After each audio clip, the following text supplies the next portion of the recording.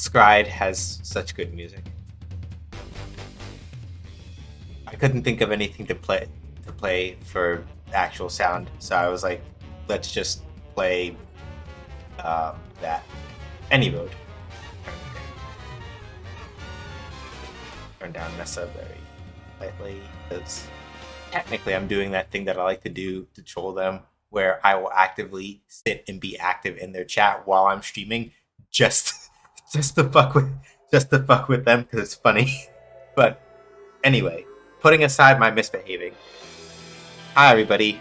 Happy Sunday. I hope the day was restful and productive for y'all.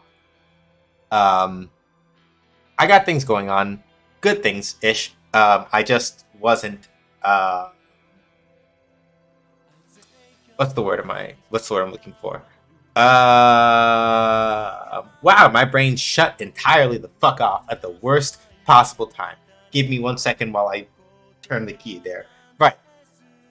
Happy Sunday. Hope the day was restful and productive, etc., etc. You can tell that I really should have been getting some sleep, but I was working on a thing like really late last night and didn't. And so the end result is that while I'm relatively okay. Like, I'm not like tired out, but I probably also have to make sure that unlike the last 3 times I have streamed this game, I need to actually probably stop on time today, or I might pass out at the desk. So, things to talk about, I guess. This is, so be clear, right? The charity fundraiser that we're doing for the Marsha P. Johnson Institute is going to stay open through the end of Black History Month. But this is the last time that I'll be streaming in February. So this is the last stream that we'll have an opportunity to see if we can reach the milestone. So I obviously have like more milestones past this first one, but this first one right here, after our initial goal, our first milestone is Totsugeki 64, which is a ROM hack of Super Mario 64, except with May from Guilty Gear Strive, complete with all of her abilities, like riding a dolphin, for example. If you would like to get the link to pass along to somebody, if you can't donate yourself, then if you just do !donate, it will drop that off. If you want to see what the incentives and milestones are, we have commands for those. As well. Aside from that, I don't think I have much else for now. Well, no, I'll re-announce a couple things. So, after we're done with Validate, right, our Sunday streams are going to go back to Legend of Legaia. I may see if I can pull off, like, maybe, and after we finish Legend of Legaia, I'm thinking really hard about what it is that I want to do next for this year. I'm very strongly tempted to try doing the Year of Breath of Fire, which is basically maybe not end to end, because I know that like on RPGs I'll burn out if I'm not really careful, I think. But I would say there's a non-zero chance that after we finish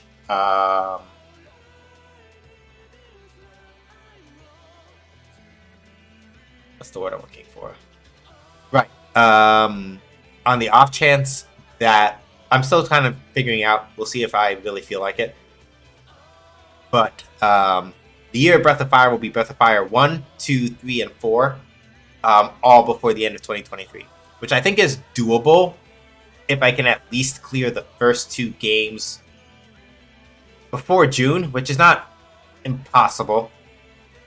Or maybe not within the same calendar year, but within at least like the same like date-to-date year, I think is probably more important.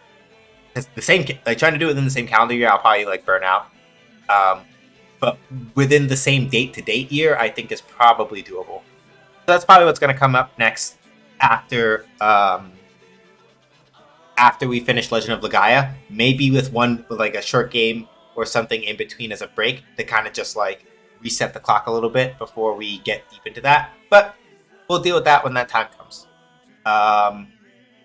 Today, we're just going to play another route invalidate, or at least as much of one as we can. I don't think I'm going to get all the way through one tonight. I'm looking forward to it, but whew.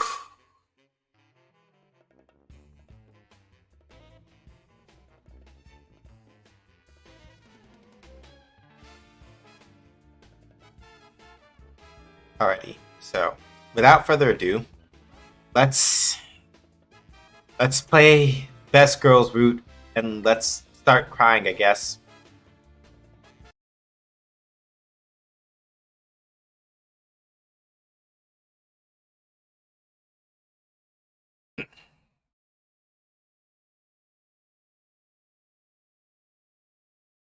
Not he is.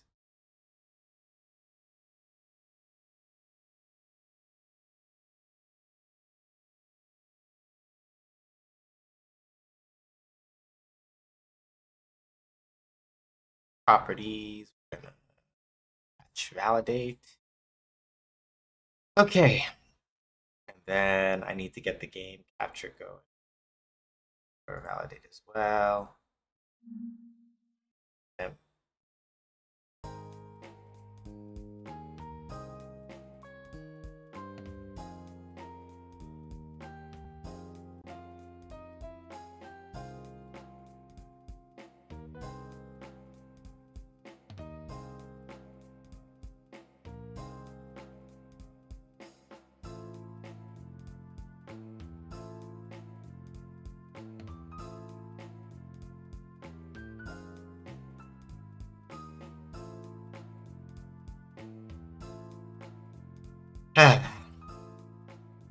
so, as a general warning for validate, before we get much deeper into it,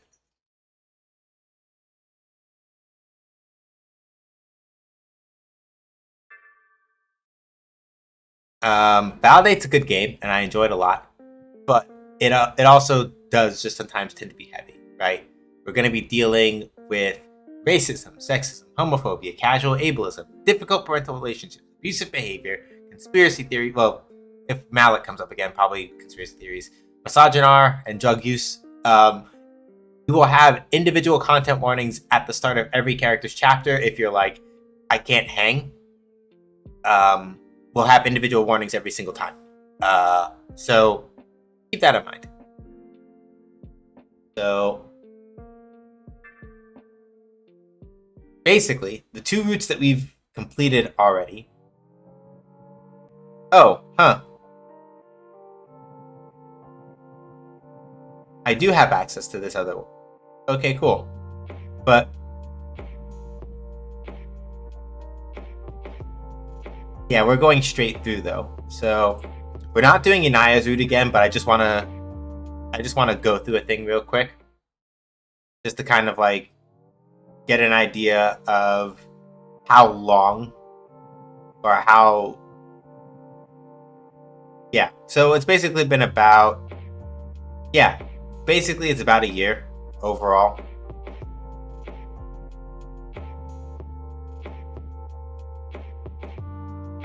Like Inaya's route takes place basically over the course of a year, as does Malik's. About the same.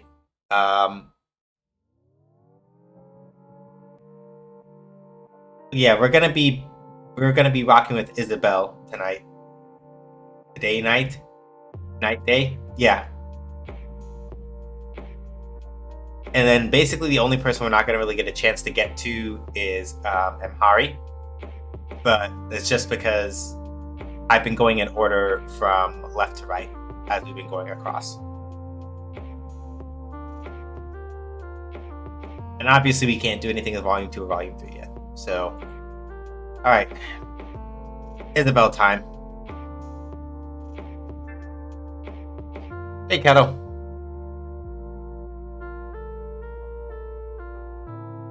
Alright. Let's see here.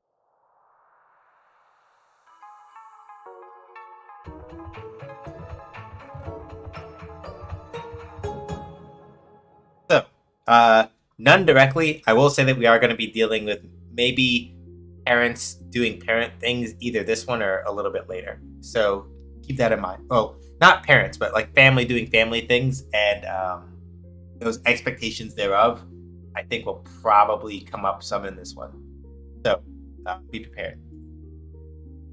The lights are low. The soundtrack is set. No, it's not Mariah Carey. Act 1, Scene 4, The Lament. Name, our heroine, sets foot on the stage. A single tear falls down her cheek. After an intense argument with her presumed to be savior, Name laments. Remorses? No, that's not a word. She, gets sad? Whatever. Oh, if only I had never spoken. Now I regret everything. This is probably the shittiest line you have ever written. You erase that. Hate myself. Nice try. It's supposed to be in character.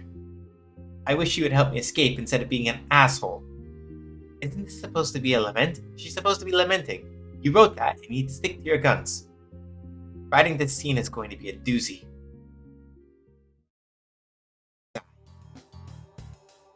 If my knight knows I rely on him, why is he treating me this way? He should respect me. Just because I need help doesn't give him permission to think less of me. I'm a person too. I have my own aspirations too. Just because I,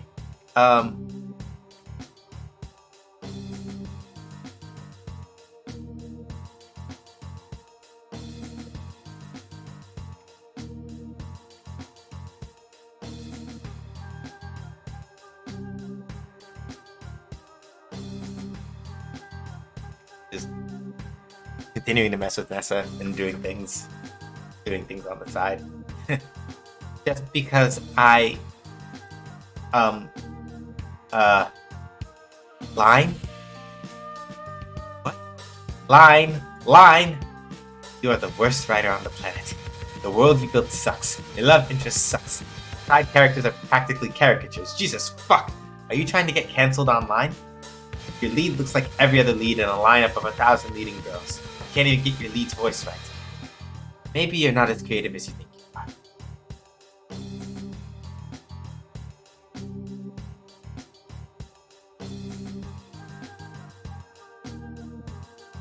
Lime? Oh, it's a lime that you want, abuela? I can get you one. So, Lena Morgan, college student and Isabel's sister.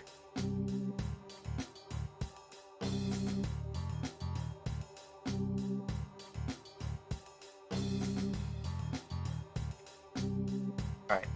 Please let me progress. Thank you. Hearing your sister right outside your door startles the fuck out of you. Necesito una lima? What did you think it meant?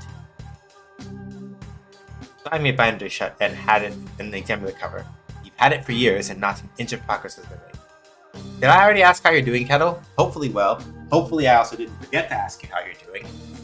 Sometimes brain goes like, and I forget these things.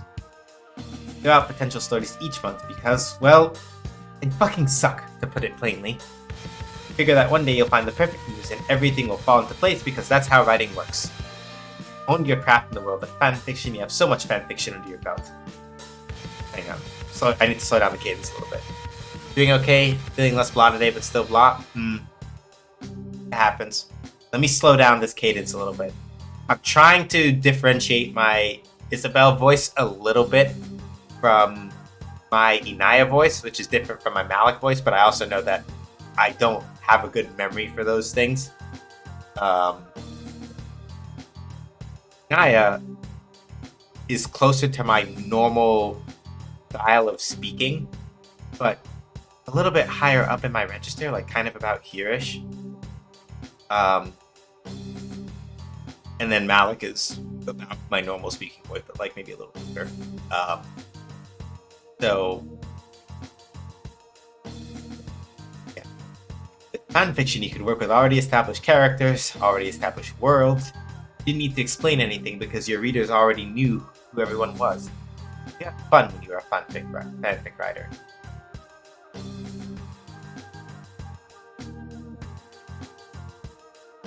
You'd like to call yourself an OC fanfic writer, but you have to be honest with yourself, your OCs suck. Those fics never worked out, and now you understand why. Building things from the ground up is not really your thing. This original shit is for the birds.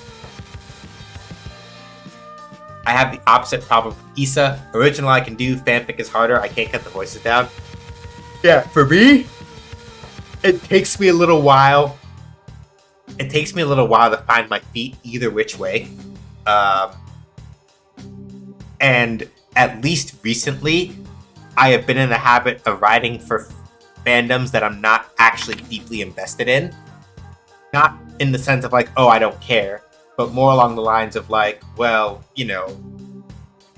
I wrote a fanfic for this particular thing because I was watching a couple episodes in passing and it moved me deeply, but I haven't like watched it for like years or anything like that. And I've been like a fan like long time, like in that particular sense. So the end result is that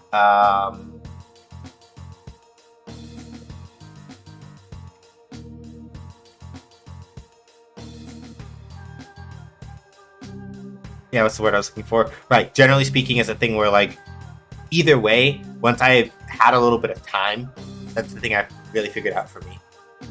For me, it's like a matter of time, but the less familiar I am with it, the more I have to like redraft it over and over again until I think I get close. And even then, I'm just like never 100% sure. Maybe I should try that. IDK, I'm not finished about a lot of things, and when I am, I go all in. Oh, you mean just like trying to write for fandoms that like passingly, as opposed to like things that you're like deep in, or vice versa?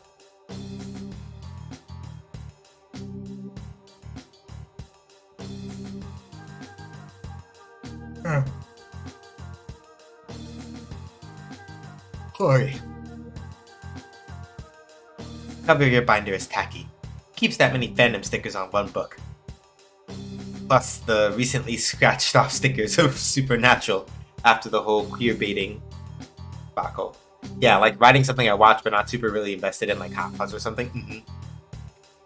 15 years and this is all you get? Bury your gaze? Can't support problematic media like that. Not after TJLC.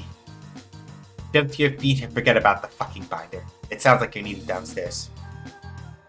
As soon as you set foot outside of your room, the chaos of the house envelops you. Everyone is getting ready to go, and you should too. Kitchen, your sister, Helena, is getting her hands smacked, while your youngest sister, Verinia, is laughing. Helena is a good cook when she wants to be, but Abuela knows best as always. That's a head count of 3. Dad comes downstairs with his briefcase half open. While you take it from him, Helena hands him a lunchbox. Organize what's inside to the best of your ability, and then seal it shut, properly this time. Takes it and gets moving. Gregory Ariel Morrigan, a bank clerk and Isabel's father.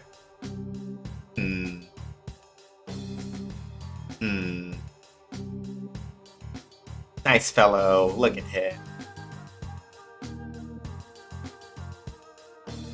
Have a great day, Dad.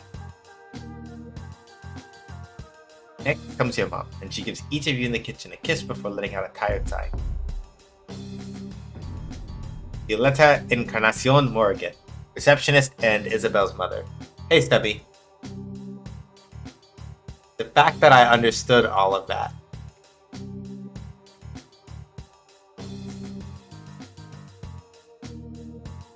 Oh wait, hang on. All of which now? Part of it is also that my attention is, because I'm not doing the usual thing where I split my attention as keenly, sometimes I may miss a couple things. ADHD brain is kind of on full burn tonight, so forgive if I wind up asking you to repeat yourself a lot. You hear all of that? The music from Enrique's room? Oh, the fanfic stuff, the TLJC Supernatural stuff. Okay, yeah. Supernatural I knew about, but like, I was like, TJLC, I'm like, You hear all that? The music from Enrique's room? Don't you think he ever gets tired? And it's awful music.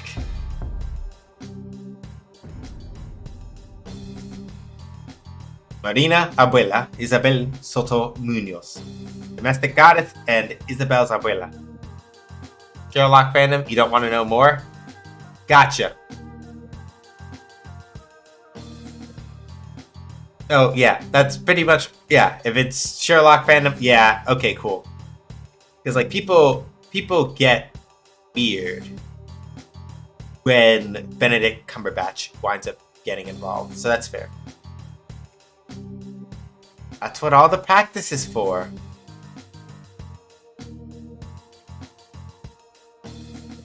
Enrique comes out of the room as if summoned by his name.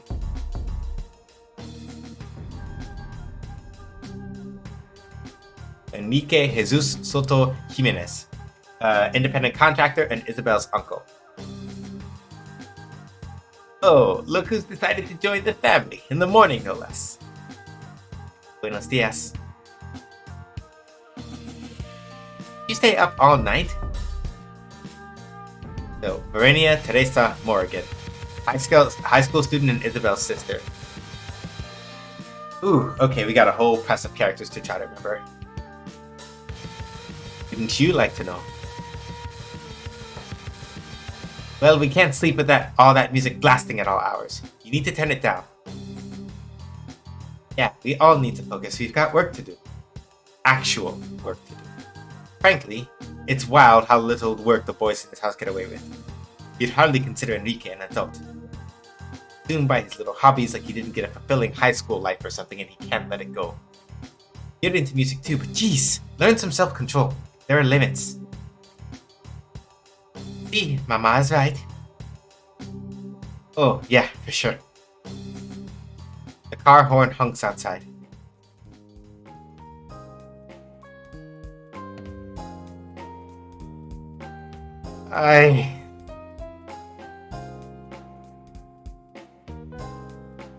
Have a good day at work, Mama. Oh boy, I know that feel. The girl's doing all the work while my brother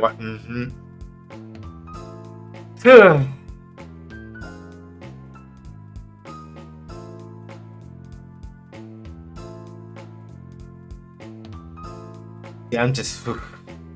Your mama takes her things and does a light, weird shot thing to join your papa in the car. Abigail leaps off the couch and loses her balance in the process. You can't tell if she is genuinely about to fall or if she's doing it on purpose. None of you are close enough to catch her anyway, so you all stare at her. Abigail Ruth Morrigan is a jeweler and Isabel's sister. But yeah, I was an only child, so I couldn't quite pull that off. Really, like my mother would sooner have me not literally by my neck, metaphorically, not literally, because that's not the kind of person she is. My mother would metaphorically have me by my neck if I tried that with her. She regains her balance. I got it. No need to stare. I know I look like... My ride is outside. Have a good day, baby. Be safe. Elena passes off her lunch and she's on her way. A beat of silence passes before Abuelita has to say something. I can't believe she let that man get her pregnant. And they're not even married. No matter what I say, children never listen. Varinia, go check on your brother. Yes, ma'am. Oh, Christ, I'm gonna be late for class. Hey! Do not use the Lord's name in vain. ¿Qué es tu problema? Ya no diré eso nada más. No lo diré de nuevo. Niños.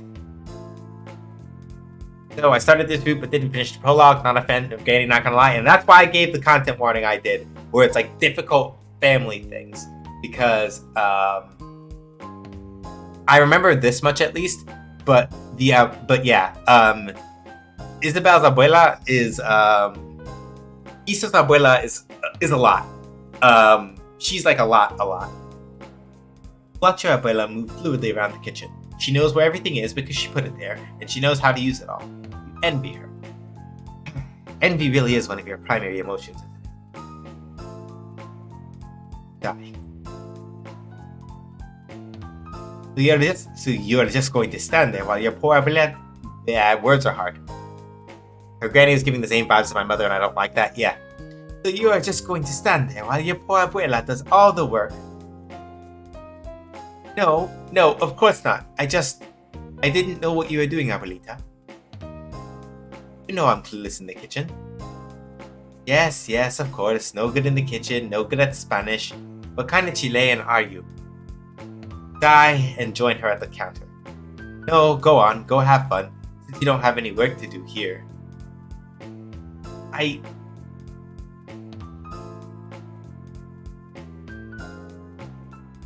Helena dropped several things in the living room, and it makes the perfect opportunity for you to abscond. Un momento.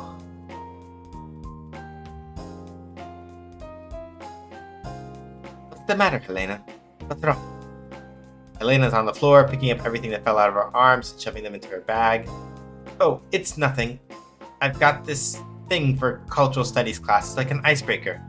I told them that I'd bring a mock harvest count to talk about the Grape Harvest Festival. And I can't find it! You haven't seen her crown, but you'll be damned if you don't help her find it. First, you check the usual places Helena happens to leave her things in the house. She's right behind you as you conduct your search. It's not in your room, not in her and Marinia's room, not in the living room. Aha! Find it right beside the front door where she put it to make sure she didn't forget it. You hand it to her and usher her out the door. Thanks, Isa. You're a lifesaver. Have a good day. Isa, can you help me find something? Yes. Anything for you, little sister. Name your price. I have a thing for class. I'm supposed to present a thing about La Fiesta del Fuego and I can't find my... Fiesta del Fuego? Yeah, it's like a festival in Cuba, like a really...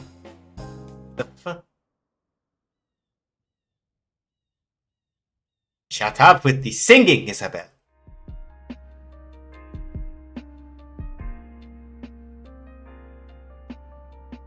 The way your grandmother looks at you really does sting. Always disappointed.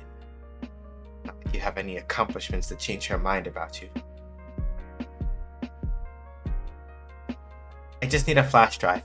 I can't find the one I saved the project on. I last had it in the living room. Maybe it's in the cushions. Yeah. You and Verinia search the cushions for barely a minute or two before you find her flash drive under the couch and tuck it into the side pocket of her bag. Thanks, Isa. Keep a better eye on it, okay? And have a good day at school. Last but not least, your scrappy little brother. Every day you hope he'll come downstairs by himself, but alas, he never does. Catch up the stairs to meet him halfway because of course you have to. Lying in bed, as you expected. Peek through his curtains and the sun shines directly on your face. Warm and welcoming, graceful. Feel a tune coming on and prepare to sing your little heart out like a nightingale. Lito, Lito, wake up. Tulio groans. Truth be told, he's not running all that late, but you still throw his curtains open. He grabs his blanket at the same time you grab the other end and pull.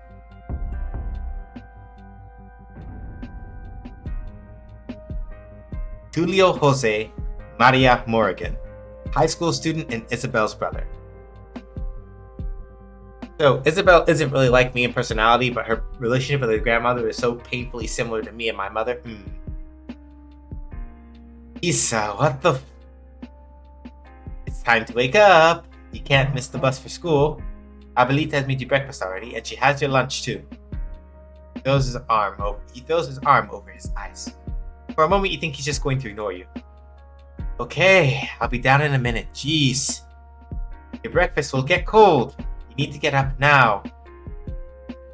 Fine. Can I at least get dressed, please? Or do you want to supervise that, too? No! Gross! I better see you getting out of that bed, young man. Sighs, but he does sit up, and that gives you enough confidence to go back downstairs to wait in the living room. Look through your work in your binder, hopefully quietly enough that your grandmother won't have some shit to say. Confidently say there's nothing special inside of your binder, or even on the covers of of your binder, really. But you know what they say, if it ain't broke, don't fix it. Besides, Abuelita would be pissed if you went to the store and didn't get anyone else anything because you were fussing with your binder and didn't have time to. You're an adult, and it's your hard-earned money. If siblings needed something, they could damn well go to the store themselves. But God forbid you better use any of these excuses. It's best to avoid that kind of eggs altogether. Or was it worms? Cake? At long last, Tulio comes lumbering down the stairs in a way that only teenage boys who play basketball are known to do. You know he got ready, but the two of you have very different definitions of ready. Tulio Jose Maria, you're a mess. Make sure everything stays in your bag and your hair is all over the place. You're running late. To help with his bag, and like you expected, he pulls his bag away from you. Okay, yeah, I get it. I was tired. He dodges again when you try to fix his hair. Why does he have to make things so difficult? So damn obtuse, it's like he was built to get under your skin. If it hurts him so much to make himself presentable, he can at least let you fix him up a little. You can't let him embarrass the family. Not any more than you do.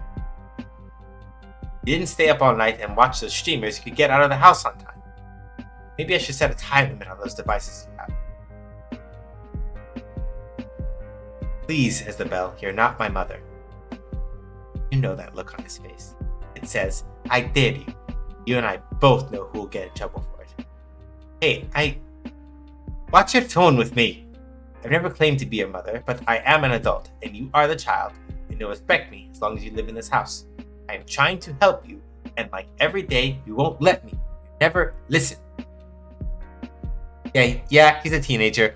That's the hard part, right?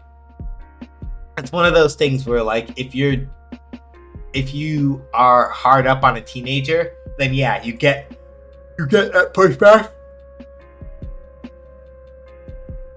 right? Like, if you're hard up on a teenager, right?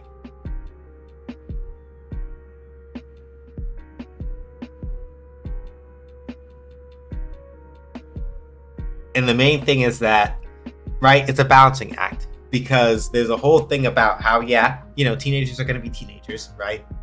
And there are ways to talk to teenagers to try to get them to understand that, like, things are important, of course. But it's also a thing where, speaking from personal experience, this is just me talking for a second here. If you are a marginalized teenager, sometimes, okay, I'm going to put it like this. This is absolutely, completely bullshit that this is the way that it is. I don't like that it's this way. And I know that it isn't fair to put those expectations on people. But if you're a marginalized teenager, there's some shit that you really can't get away with, right? Because there's going to be a point where the level of backbite that it gives you is not a good time for anybody.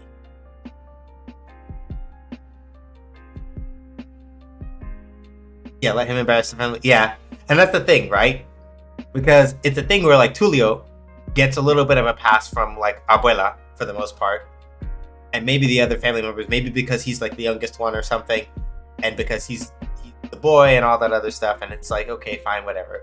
But, like, he can't afford to keep doing that for forever, which is a very difficult thing to say, and I don't like saying it. And it's not even like a matter of like, well, it's not fair, because as a teenager, he should be able to be like a little bit irresponsible because, you know, he's a teenager, right?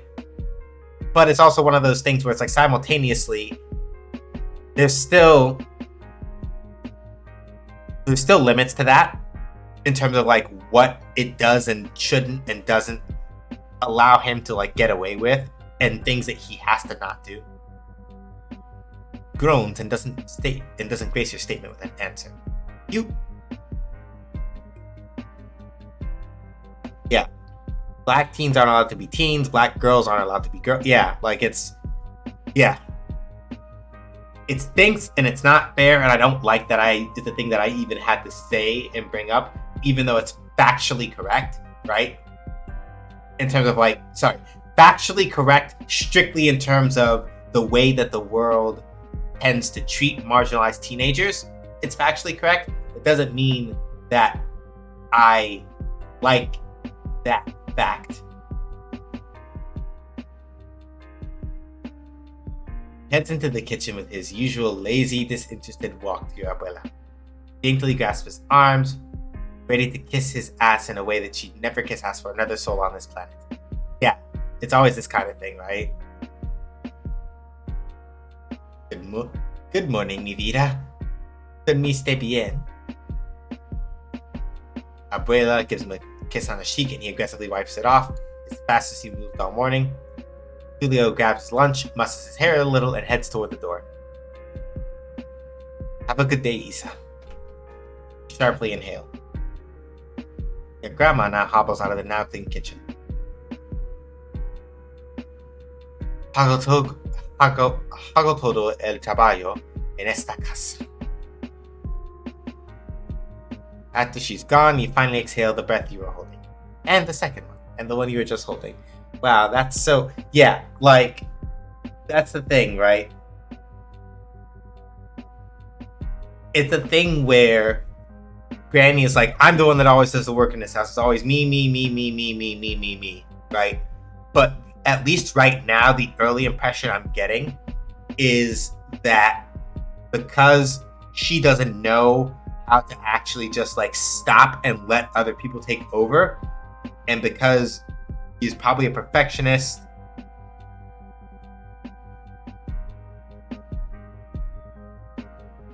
right?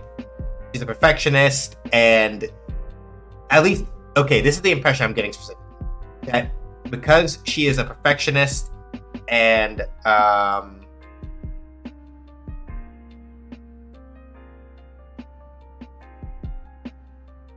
yeah, a perfectionist and a control freak, basically. Yeah, exactly. That it's like, I do all the work in this house, none of y'all do anything right, and then it's like, well, when other people try to do things right, you criticize them for it, and you can't unbend enough to just let them learn, right? Case in point, the reason why I say that, and a reason why I'm thinking that primarily, is that the way, like, that whole little bit that they just had earlier in this chapter, where Issa was like, or where Abuela was like, you know, some kind of, you can't do this, you can't do that, some Chilean you are, right? It's like, you don't have to do that.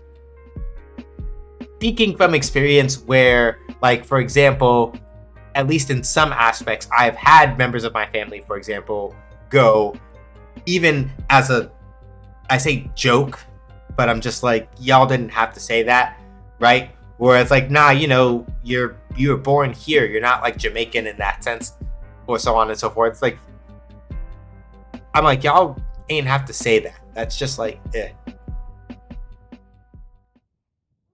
Christ. You head back upstairs to your room, sit back at the desk, and crack your knuckles to put a little more work into your script. Right. What the fuck were you writing? You don't even know what was going through your head when you wrote any of this down. You erased a bunch of it. You know what? You're not pressed for time, but you might as well head out for work. You and I both know you're not going to get anything done on this damn script. Get your shit together and head out to the bus stop. You're not sure when the next bus comes, but it doesn't matter considering how early you are. You can honestly take the wrong bus to the opposite side of town and still make it to work on time. It's a little more chilly than you thought it'd be. You don't want to go back home. You never do.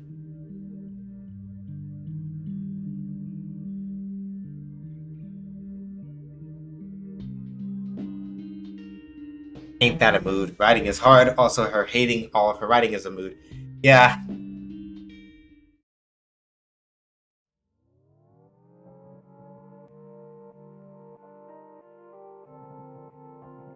Ooh. Ashley. Yay.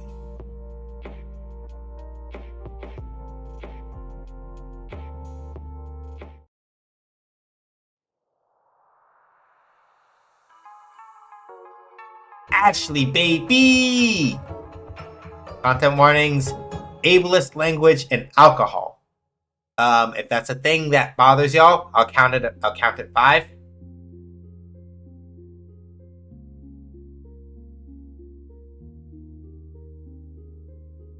5, 4, 3, 2, 1. Go.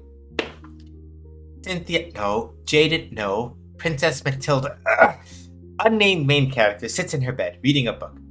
Puts the book down. Why is she reading a book? What scene is this? What act is this a part of? Why do you keep fooling yourself into thinking you can write? You can't even start from the beginning and maintain a clear narrative. What are her motivations? What are your motivations? Who is she? Who are you? What can fill this blank space of a character for your story? If you can't write a single fucking character, how are you supposed to write the whole fucking play?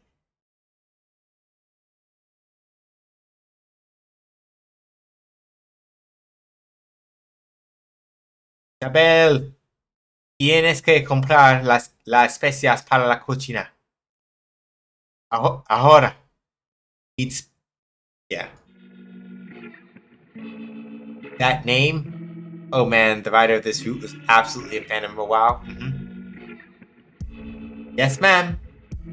Answer Abuela eagerly. Any other reaction met with criticism. You would straighten up your attitude with a number of things. Weight, your hair, your job, your blemishes. Anything that's less than perfect. Just aren't in the mood. So instead of asking for one of your siblings to take your place so they can continue working, you get to the grocery store. Get ready to go to the grocery store.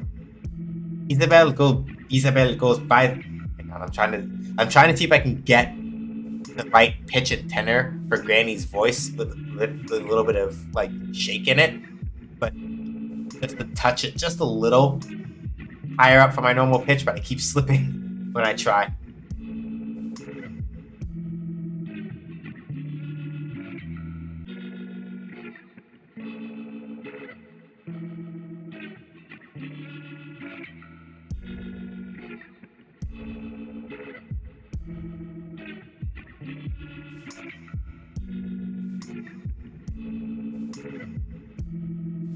And I gotta. Never mind. I hear my mother, but with a Chilean accent. Isabel, go buy the spices for dinner tonight, is what she asked you. It's about 12:45 p.m. when you grab the list of spices your abuela gives you and head out. You feel a little irked at being asked to go out, but there's nothing you can do about it. You can only hope to lighten your mood while you shop. And cheer yourself up you do while you shop at Buyer's Market. Yeah.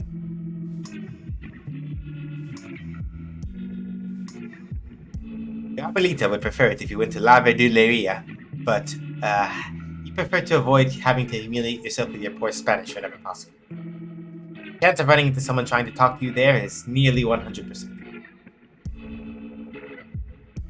Make little songs for each of the spices. It probably makes them feel as warm and happy as you do. So are all the dates Ashley at the store? I don't know. Dika, come into my basket. Lost in high notes when someone calls out to you. Excuse me? Her voice sounds sweet with a tinge of insincerity.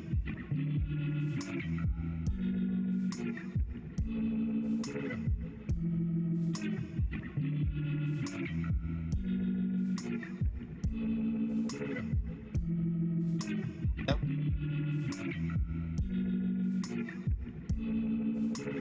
I was like, I saw that, and I saw Issa's face go cranky, and I'm like, I'm like, considering that we're looking at like Ashley's stressed out sprite, I'm like, let's not escalate that. That's alright. Walking in on you singing can be pretty astonishing, breathtaking. Did my singing bother you? Not really. I was just confused. Sorry, I get like that sometimes. I guess it can be a little annoying. I'm a theater teacher, if that explains anything. Lol, Issa's not as sweet as she was in the dates. Yeah, and this is the part that I really like about Validate also, is that now that we're getting to... right, we're going to get at least... I think we're going to get at least, like, 2 dates. That... At least one That's now from Issa's perspective that we saw on the other side, so we can get like a different perspective on it. Yeah, it explains a lot. Ouch. Now, could I just get... Did you want some paprika too? I was actually looking for the vanilla extract. Vanilla extract, vanilla extract, vanilla extract. Oh, okay, cool. It's right over there.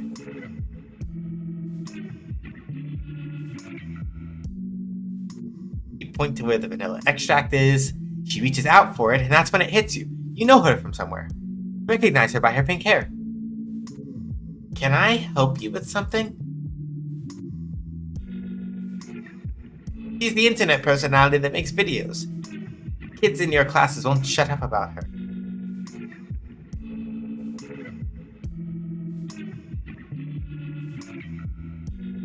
I'm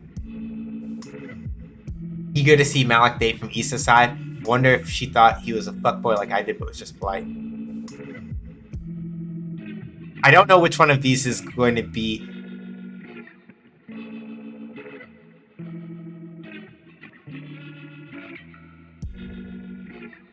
Okay, He's that really mean gamer your brother watches. You'd stop him if you could, but anytime you mess with him, your parents tell you to leave it alone. Ashley. Nope. Not stepping in that. Not doing that. I saw that and we're like, nope. Again, when Ashley's sprite is in this messed up mode, I'm not touching that. Nope.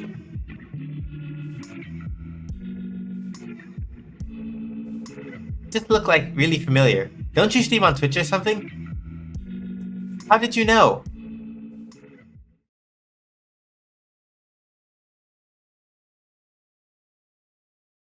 Oh, my kids really like you. Well, not my kids, but the kids I teach. Well, I will absolutely pick the worst options because I like drama. Yeah, I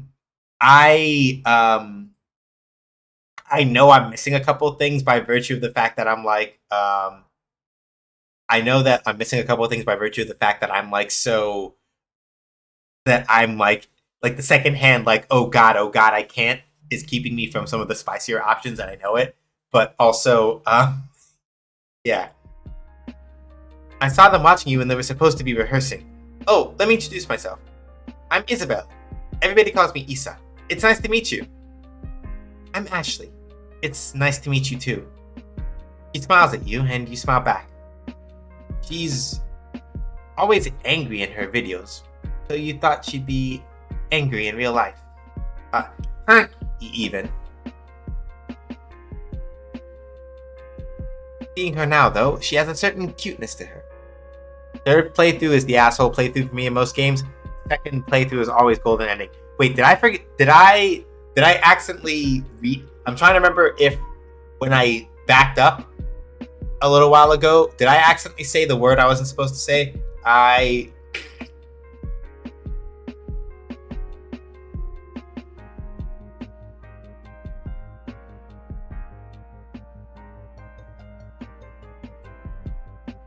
Yeah, but for me, like, it's hard for me to be a jerk in video games. I don't enjoy that. Okay, if I did forget to censor it, my bad. I might have just read it reflexively and wasn't thinking about it. Sorry. Seeing her now, though, she has a certain cuteness to her. A sheepish cuteness that is growing on you with every passing moment. She seems like a good person, at least from this first meeting, and you could maybe even see her as being a more recurring figure in your life. Not that you mean anything untoward. Maybe. I'm sorry if I bothered you with my singing, though. I was hoping things would magically come for me if I just sang them my way. Depends on the game and characters. If I hate them, being mean is just... Yeah, like... Oh, yeah, yeah, that's true. Like, basically, if it's a thing where it's like, I gotta, like, sit down and, like, beat the absolute, like, shit out of somebody, right? Then, 100%, I'm down for that. I'm down for bullying, like, I'm down for bullying certain people in games, sure. But, like, going out of my way to be an sass to people is a thing that I have a hard time with, even in video games. I don't enjoy that.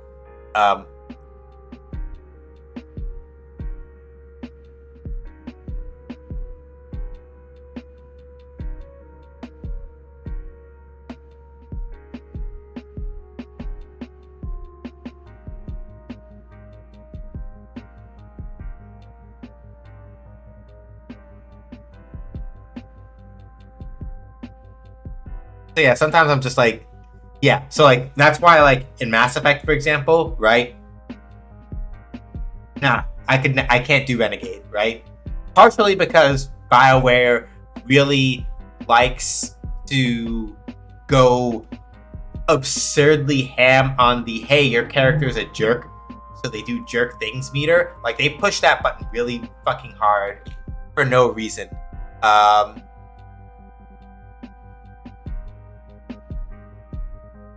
The golden ending usually involves forcing karma on the characters. Yeah, playing Renegade Shepard is terrible. Not only because it's very edgelord to me, but because I don't still hate being mean to people. Yeah, it's a lot.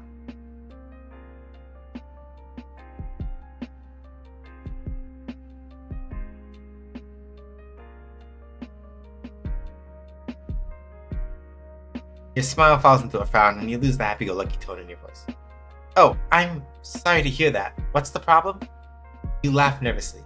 What are you supposed to tell this cute girl you just met? I feel like my siblings don't value me. My abuela judges me constantly, and it makes me feel like I can't live for myself. I wish my family would respect me more at nearly 30 years old. 30 years. 30 years, and what will you have accomplished? The kids in your scene study groups have more potential than you do. You're sure they'll accomplish their dreams, leaving you in the dust. Let's be honest, you still live with your family and are just dependent on them as they are on you. You'd be lying if you said you felt comfortable even entertaining the thought of moving out. You don't know if you can handle living alone, and that makes you pathetic. You're no better than middle-aged men mooching off their mothers and living in their basements. You don't want better for yourself. Take a deep breath. You are not a failure. Not a failure. Just work and family stress. I sing whenever I need to let some of that energy go. Has anyone told you that you're, like, really kind before? Not really, no. I appreciate it, though. I kind of make a living being a hurt to people, so it's nice to see my good side being noticed. I mean, that's how she's living. Yeah, like, there are some respects in which it's very difficult.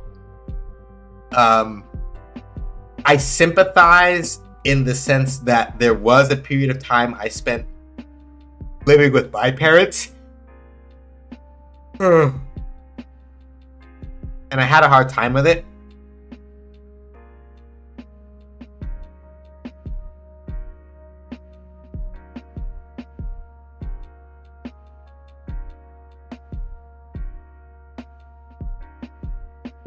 Yeah, I definitely did have a hard time with it when I was living with my parents. But part of it is just that it's like, and this is sort of the thing that I think she's also running into. Hey, Libra analyzing a Libra. Who could have guessed? For me, it's, at least from what I'm seeing with Issa, right? Because she has no space to just like kind of take things at her pace, right? Because that's the thing that sort of like I needed, or that I noticed was really helpful for me once I moved out and once I started living on my own. That was even tricky with like a roommate. There's a certain degree of like, and I'm not saying this to say like, oh, I can't compromise with people, but there's a certain sort of value that comes from living on your own, only in the sense of like, I'll put it like this, right?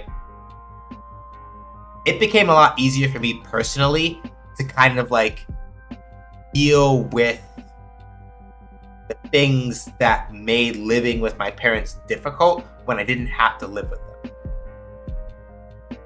And what I mean by that is, right,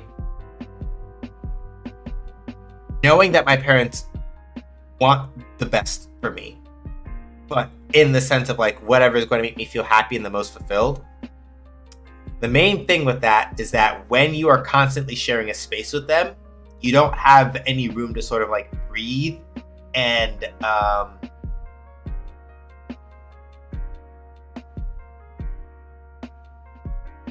you don't really get a chance to kind of like breathe and do the things that sort of you need to do to sort of figure out yourself, right?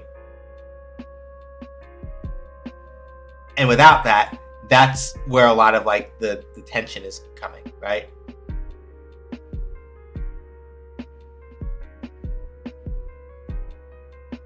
Yeah, living on your own is the dream, but with the yeah. And it's just what, right?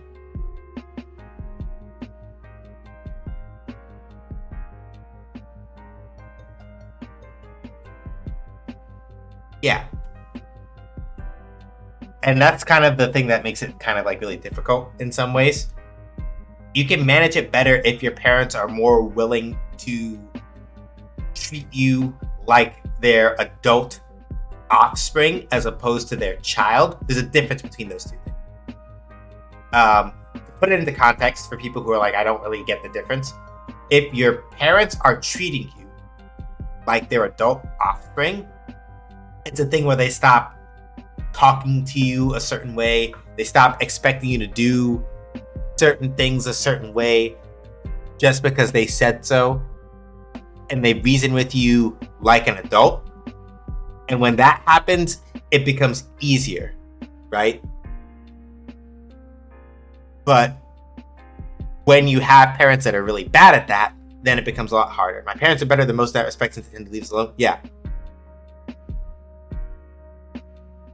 What a funny thing to say. You can't help but smile. Well, I'm glad I could help. You did. Anyways, if I could just grab the vanilla extract. Yeah, of course. Sorry, I was in your way. May I ask what you're cooking? Both of you descend in her way while bombarding her with more questions. You really want to smack yourself on the forehead, but you don't need to give Ashley another reason to think you're a weirdo. I don't really know yet, to be honest. I'm just going to sleep for a few hours, stream, and figure out dinner after I sleep again. I just happened to remember I was out of vanilla extract. Do you bake a lot? A woman who can cook. Imagine, you, Isabel Morrigan, the woman who can cook. You need to give yourself a chance. My mother is the one who treats us like little kids, is the one who most treats us like little kids, so annoying. Yeah. Suffice it to say, I understand insofar as I'm pretty sure my mother will never watch this, so this is fine. I'm not gonna have her call me and cuss me big bees. How you doing, bees? What's up? How are the things and the stuff? How's your Sunday going? But yeah, like my mom's her main thing is that she doesn't like necessarily treat me like a kid, in as much as there are certain things that she knows I don't make a habit out of that she will remind me of. And then it's a thing where it's like, but I already was taking care of that. You didn't have to remind me to do that. And it's just like, sometimes she does, and it's like, okay, that's fine. But other times, like, I literally already did that. I'm like, 31, you can please stop. Now I'm calling your moms right now and telling on you. No! You can't break the code, bees. You can't snitch on me like that. No! No! I'm doing okay. Thank you for asking. I'm trying to figure out what it is I'm gonna eat for dinner. I should probably not order out, but I also don't feel like having meatballs right now, so I might do it even though I shouldn't. First flour, now vanilla extract. The next dates will eggs, butter, and cocoa powder. Yeah, I mean, it seems like somehow whenever we run into Ashley, she's always buying baking supplies. You need to give yourself a chance. I do, actually. It was pretty obvious from my basket, huh? Not bad trying to learn new speedruns? A little, but that's a nice hobby. I don't really cook or bake on my own that much, so I admire that. Oh, thank you. Keep scoring points, Issa. Yeah, Mostly my abuela takes care of those things. Everyone says I should be a little more self-sufficient, but I have a lot going on. Theater's kind of my life, you know? It's where my career is and where I've made most of my friends. I get it. I feel the same way about games. That's why I've made most of my friends. I feel an odd sort of connection with this woman. But like any speedruns in particular that are like really popping off, where like, yeah, this is the one. I need to probably get back on trying to improve my Freedom Planet 2 times. I really should work on that, and I haven't. But part of it is also just that, like, I haven't had time energy to like really sit down and kind of like grind it out. But I should probably at some point work on that, because the only other game that I immediately planned on speedrunning, I think Berserk Boy might have a demo out right now, and if they don't, then it's like I kind of don't have a thing to study. I feel an odd sort of connection with this woman. You are the same, kindred spirits, if you will. You haven't felt this eager to make a connection with someone in a long time. It's been almost 10 years. That makes sense.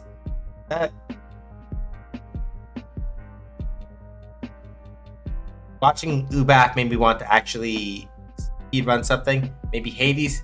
Never speedrun anything, however. Yeah. I would say the critical thing, especially if you're starting, because this is the thing I have to like kind of like talk myself out of the first time.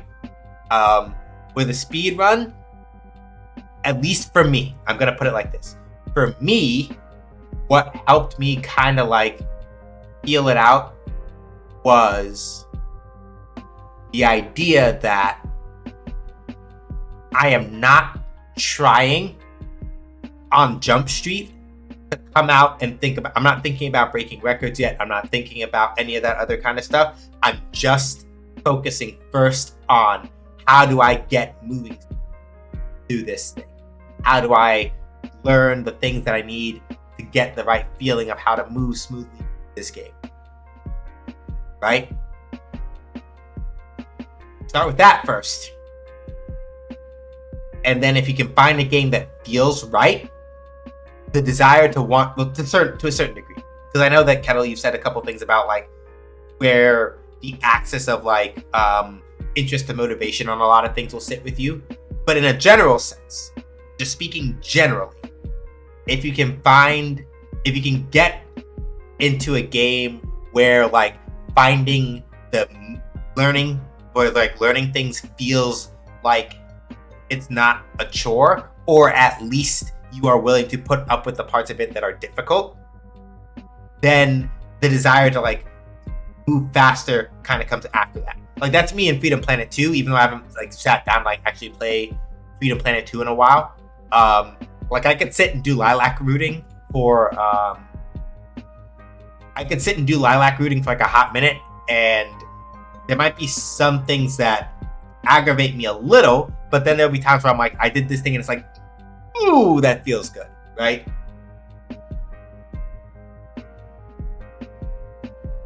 And that is kind of like the important thing, but nothing really calling me. Hopefully at some point something will come up.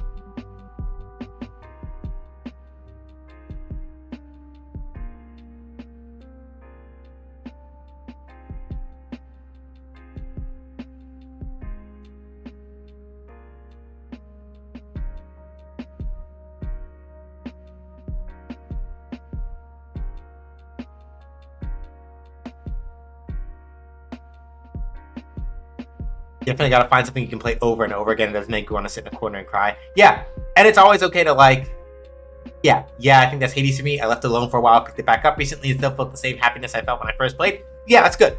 And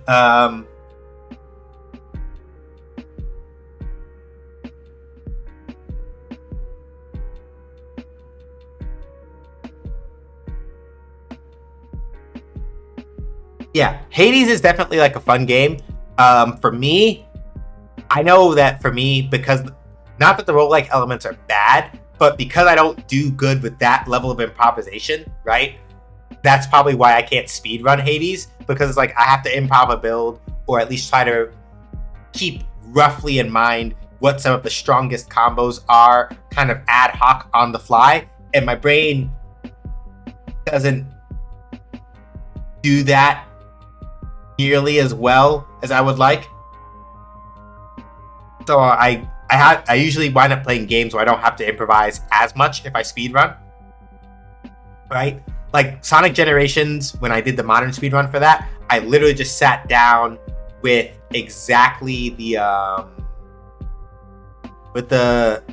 sat down and literally did what's the word I'm looking for? And then we're gonna get back to playing in a second. Yeah, like when I did Sonic Generations, right? I basically equipped one set of equipment and just went straight with that and never changed that. But with like Hades, you'd have to for me at least, right?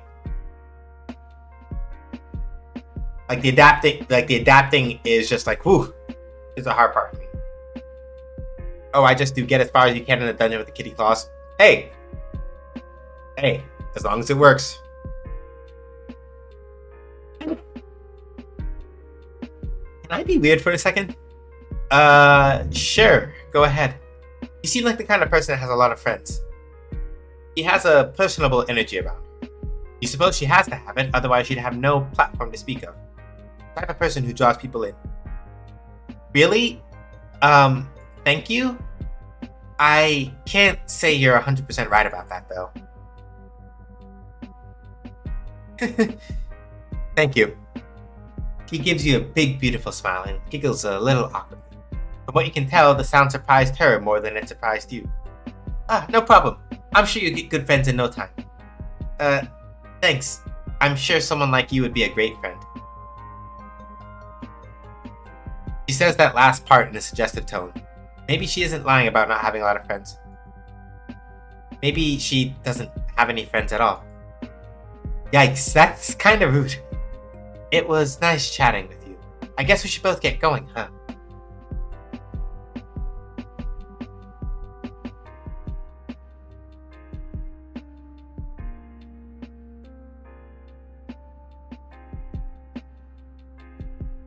Issa brings out the best in people, I'm noticing, despite her own insecurities.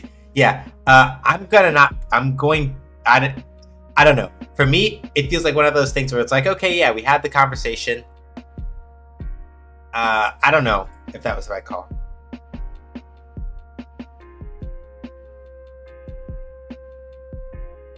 You can't stand here in the middle of a supermarket breaking ice with Ashley forever. You have a real job, siblings to take care of, course plans to finalize, projects to grade.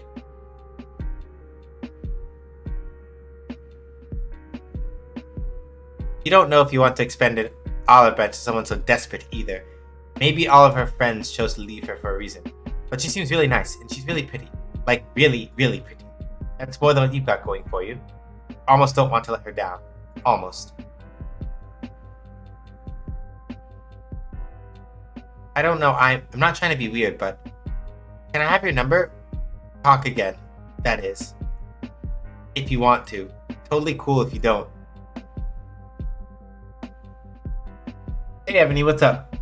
Oh, yeah, sure. You figure she might not be that bad. And if you're wrong, you'll haul ass and red flags start to show. It's fine. This is fine. She seems perfectly nice. But it's always the prettiest girls who are complete hanks. Give Ashley your phone and she puts her number in.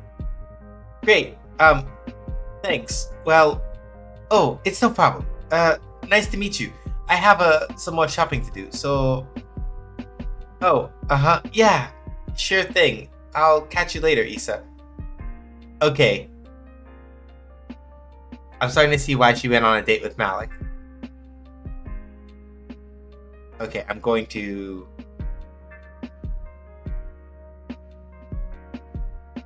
I'm gonna put one over here. Okay. I don't know if I like the way the energy of that interaction. Something about that seems not bad, but just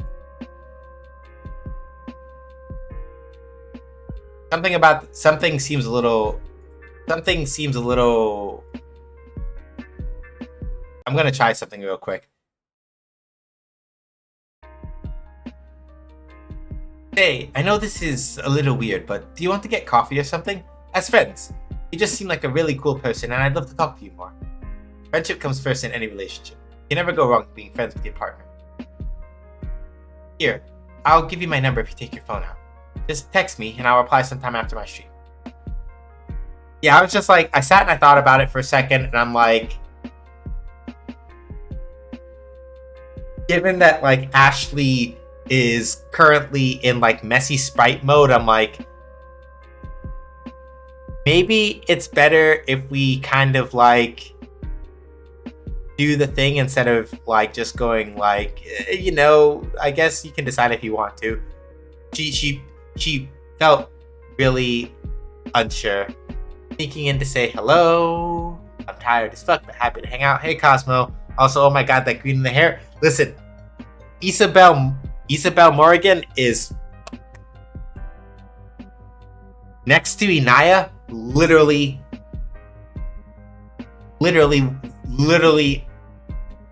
Okay, I'm gonna put it like this.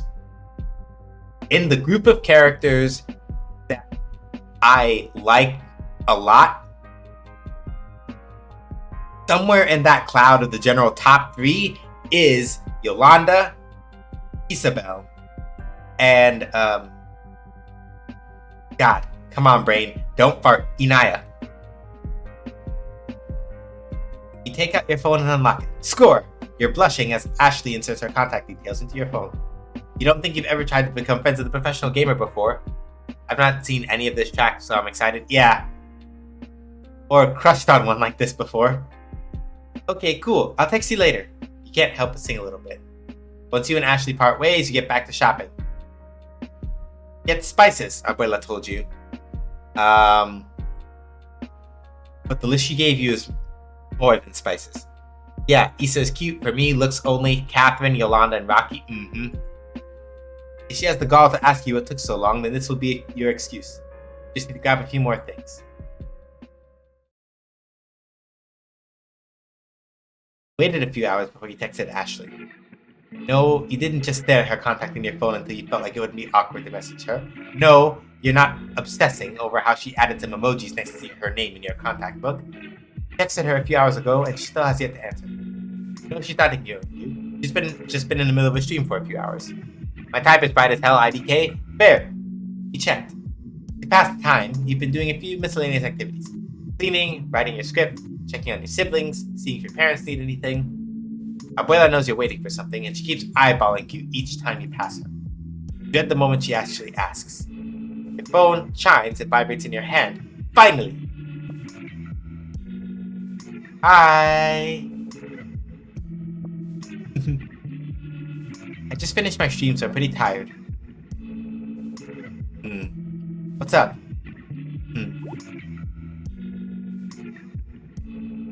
Good. Just finished working on some stuff for the kids today. That was fun. I haven't seen Catherine, but I agree on Yolanda and Rocky for sure.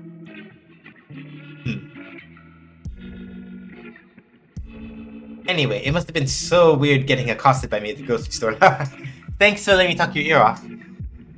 Getting.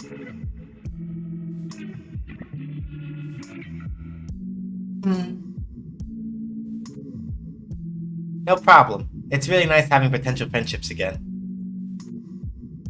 Can she sense your intentions? She getting uncomfortable? Great going, Kisa. Yeah, me too. So, about that coffee? Do you still want to do that? Definitely. Yeah, how fucking cute the happy face is. Oh my god. Yeah, no. Issa is just, I usually stream every Tuesday, Thursday, and Saturday. My best days are Monday and Wednesday. Oh, yay! Monday works for me too. It's a long weekend.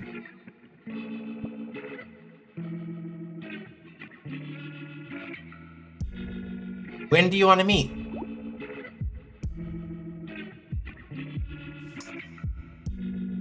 How about noon? I know this super duper cute cafe near the grocery store. It's called Angel Bakery and Cafe. Have you been? Yeah, they have good pastries.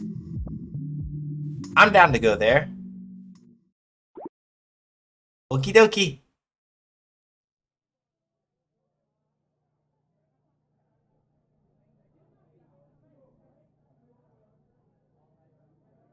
Lisa is adorable, and I like that she's not completely sweet and nice. There's some bite there. Yeah. Mm-hmm. Your hands feel dry as hell. You took the bus to the cafe, which is normally pretty swell, but today it felt extra dirty. People were coughing without covering their mouths or doing it with their hands, and they were not those little kids running up and down the aisle. To be clear, in case anybody is like feeling a type of way, my understanding is that as far as Validate is concerned, the you know what never happened because of the time at which it was being written. So far as I'm aware, in Volume 1, the you know what is not a thing that was happening. But yes,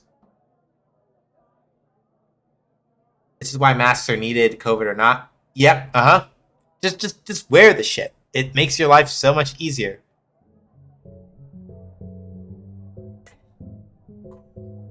White people. And now your hands are all dry. You're running low on hand lotion in your bag, but you have enough to moisturize your hands in the aftermath of all the hand sanitizer you put on. Ashley is a few minutes late, but it's fine. That just gives you time to hype yourself back up after fighting all that bacteria and bad energy on the bus. It's not long before you see Ashley come out of an Uber nearby and make her way to you. Very simple mask helps so much. Yeah, masks should be destigmatized. I don't want to raw dog the air ever again. Hey, sorry to keep you waiting. My fucking Uber was taking way too long. Her smile makes your heart speed up a little. Maybe you can work this out. Smile at her and wave. You hope she doesn't actually take it as her leaving you space. No problem. Come have a seat once you've ordered something, yeah? Find yourself singing again at the word have. That frees up some of your tension. You get some funny looks, but it doesn't really matter to you. Ashley sits at the table after placing her order. So, why me? What? What do you mean? You have no idea what she's asking you. Has she figured out you have a crush on her? Is she just asking why you want to be her friend? Your head is spinning. I mean, why would you hang out with me? You mentioned you spend a lot of time with theater people, and I'm not really that type of person. Why ask me out to coffee? I don't know what the right answer is here. I don't know what the right answer is here because I'm afraid to come on too strong and kind of weird her out because I can't. Yeah, like the main thing is that I'm like, unlike with some of the other routes, it's one of those things where it's like, yeah, I think better. Yeah, I agree with y'all. Also, hey Rainy, because I was curious about you. Does that sound weird? You had no choice but to be honest. She just has an energy about her that draws you in. She shakes her head in answer to your question, thank God. You hear the barista call her name from the register, but you don't think she hears it. Maybe you just misheard? Shortly after, someone brings Ashley's drink to your table. Thanks. Oh, did you not hear them calling your name? Sorry, I was just too focused on you. Damn it! So you should have said something to her after. Focused on you, she says. Oh, okay. He let out a breathy laugh. Well, you should pay attention when people are calling your name, but I'm glad you're interested in what I have to say. Can I ask you something weird? Yeah, like... I'll put it like this. Ashley is a bi mess like me. So cute. Yeah, so every other time that I have seen a tweet from Danny Lalanders, who's like, I want to say the producer and like probably like one of the lead devs for this game, every time that Danny has tweeted or answered a question about like what it or the social media manager, every other time Ashley comes up, people are like, no, Ashley's straight. And it's like, but there are so many things that keep happening in some of the promotional material and otherwise where you really just go like,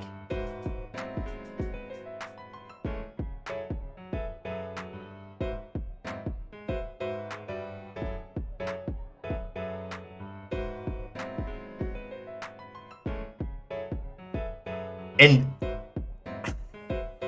Suffice it to say, Cosmo, I'm thinking of somebody specific from a conversation that we had last night, or whatever it was. Yeah, it was last night.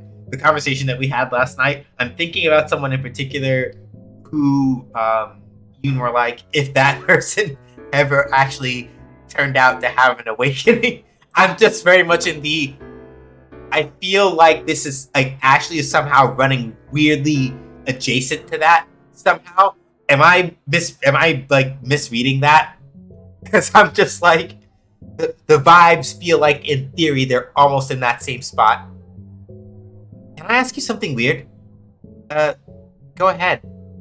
Are you like hitting on me or something? Wait, I'm trying to remember who that was about.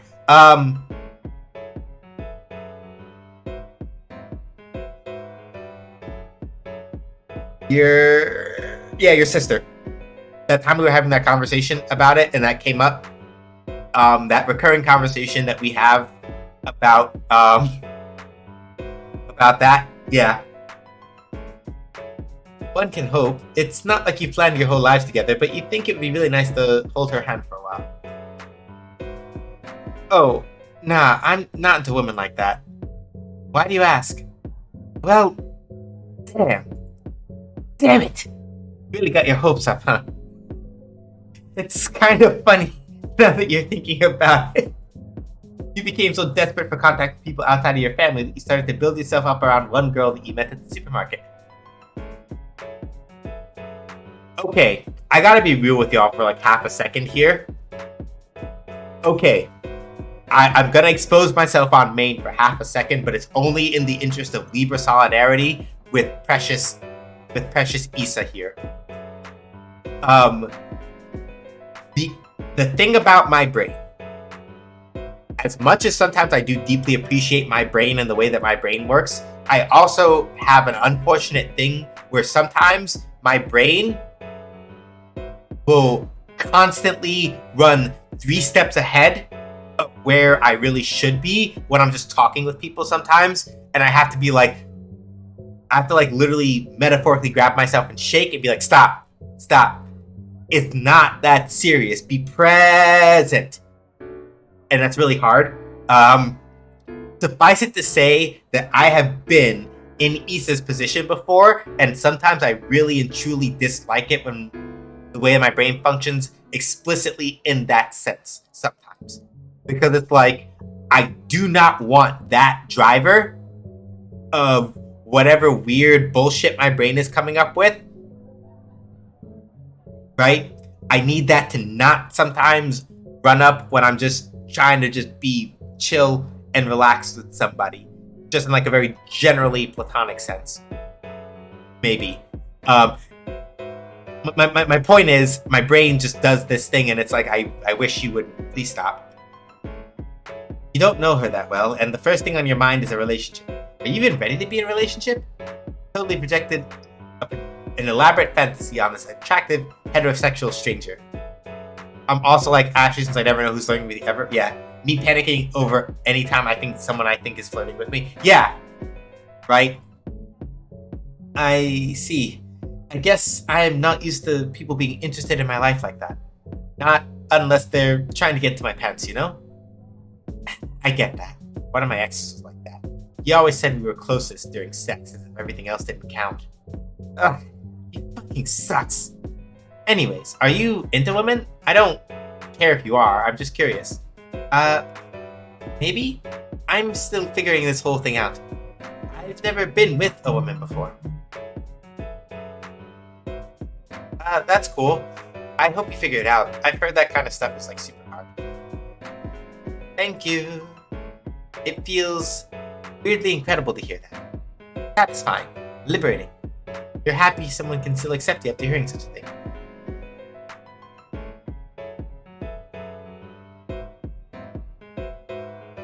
You have no idea how your parents might take the news that you're interested in women, or even worse, how your abuela might act. You can practically taste the impending criticism should you ever bring this up with your family. Ashley, I think, is supposed to be an analog to Malik about the queer identity revelations. Yeah, it might be. I could see it. What if your siblings think you're gross? It feels warm and comforting to have just this one person accept you.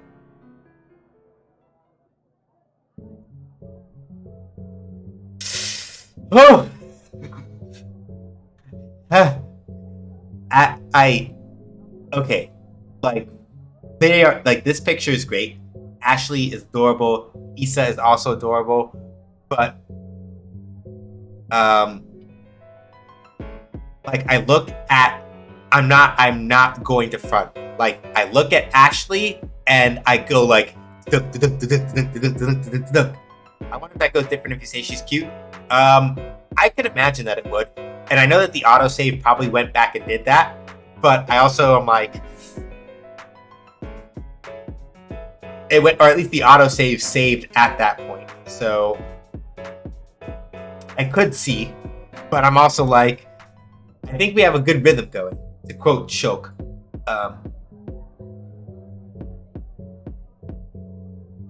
That easy acceptance, so nice. I relate heavily to Issa and them. Yeah, it's nice when people do that. So, what do you do other than game or bake? Usually, I'd hang out with friends, but they all sided with my shitty ex-boyfriend.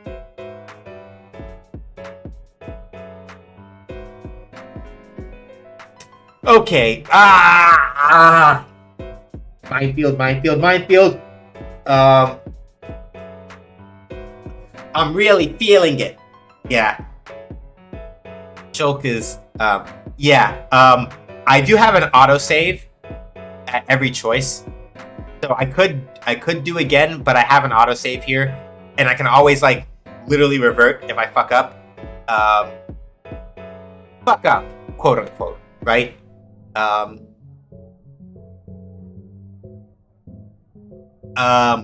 I feel like it's like, you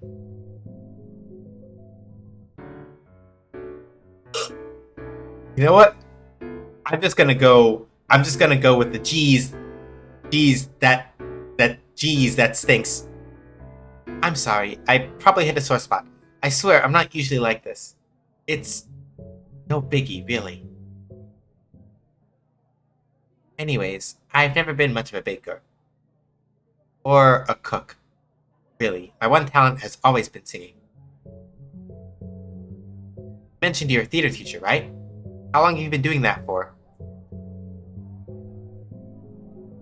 Yeah, it's also fair to just not trust autosave. Um, I can probably rewind and make like a hard one just in case some shenanigans happen. Hold on. Yeah, I can literally just make like a hard save right here. So we should be good now. I'm gonna still go with the same option I picked.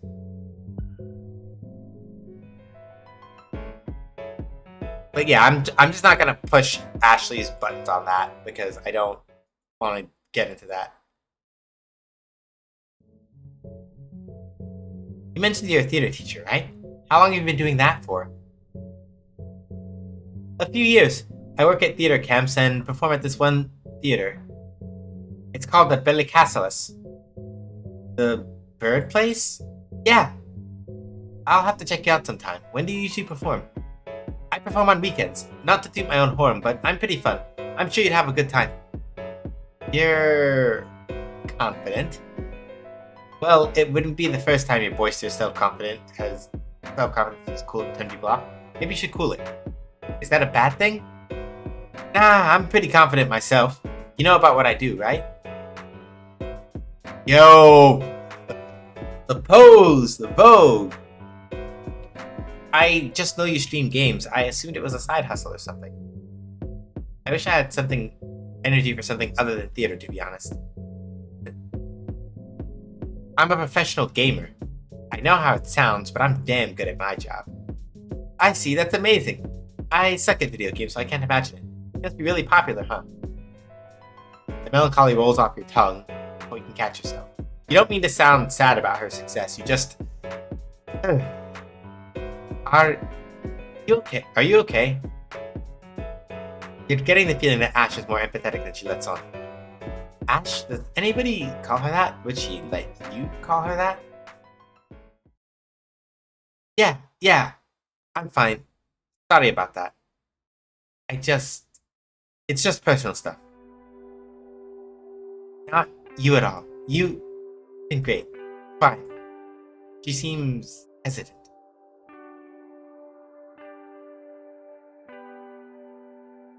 Want to talk about it? Just kind of feels like I've given up. I had dreams of being on Broadway, and I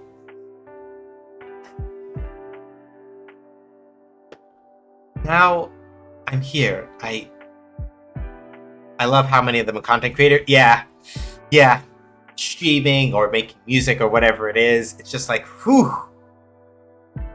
Okay, Isan, stop being my literal fears as a theater major. Nope, you came to validate. Ain't no stopping the feels train now.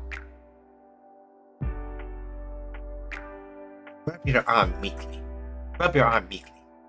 How out of character for you, Isan? Really, your personality is just a character you play at this point. A role you play for others. Your eyes are burning. I'm fine. I'm fine here, but it's cool to actually see people actually achieve their dreams. I share have dinner with friends that cannot be deep into my field. You came here. You made this decision. Take a deep, steadying breath and put both hands around your drink to fiddle with. I just wish that could have been me, I'm sure you can too. They say it's never too late. But what you're doing now isn't bad on its own either. Inaya root messed me up, so I'm relishing the break. Yeah. I'm...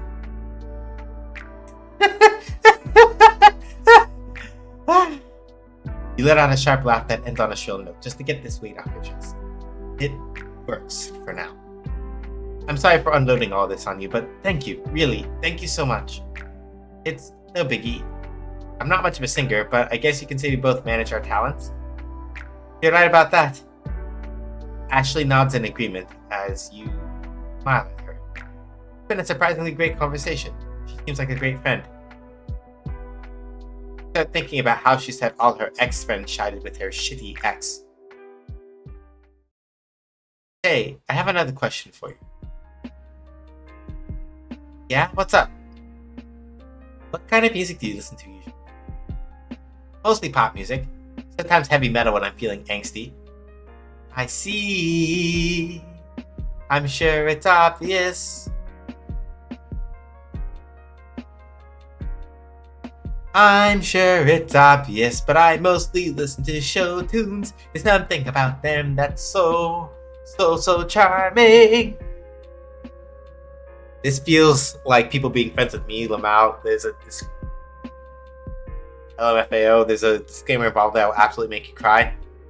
Yeah, you've put me there before. This happened. So, why do you like to sing so much? Oh, I think it's just how I am. I've been singing ever since I was a kid. My dad has always sung with me too, so I guess I just picked it up from him. I sang in church, then I got to be plays and musicals, and now here we are. There's a little rundown of my singing life. I'm happy you're interested. Most people I talk to have their own theater stories, and mine isn't really outside the ordinary. It's nice to know that somebody outside of those circles actually, cares. Yeah, I'm not on that level, but I just have some things I pull out of my back pocket that most people don't take at. I am proud of my sniper shots.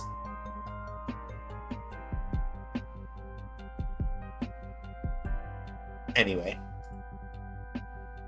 that's enough about me. Jeez, I just keep on talking about myself, huh?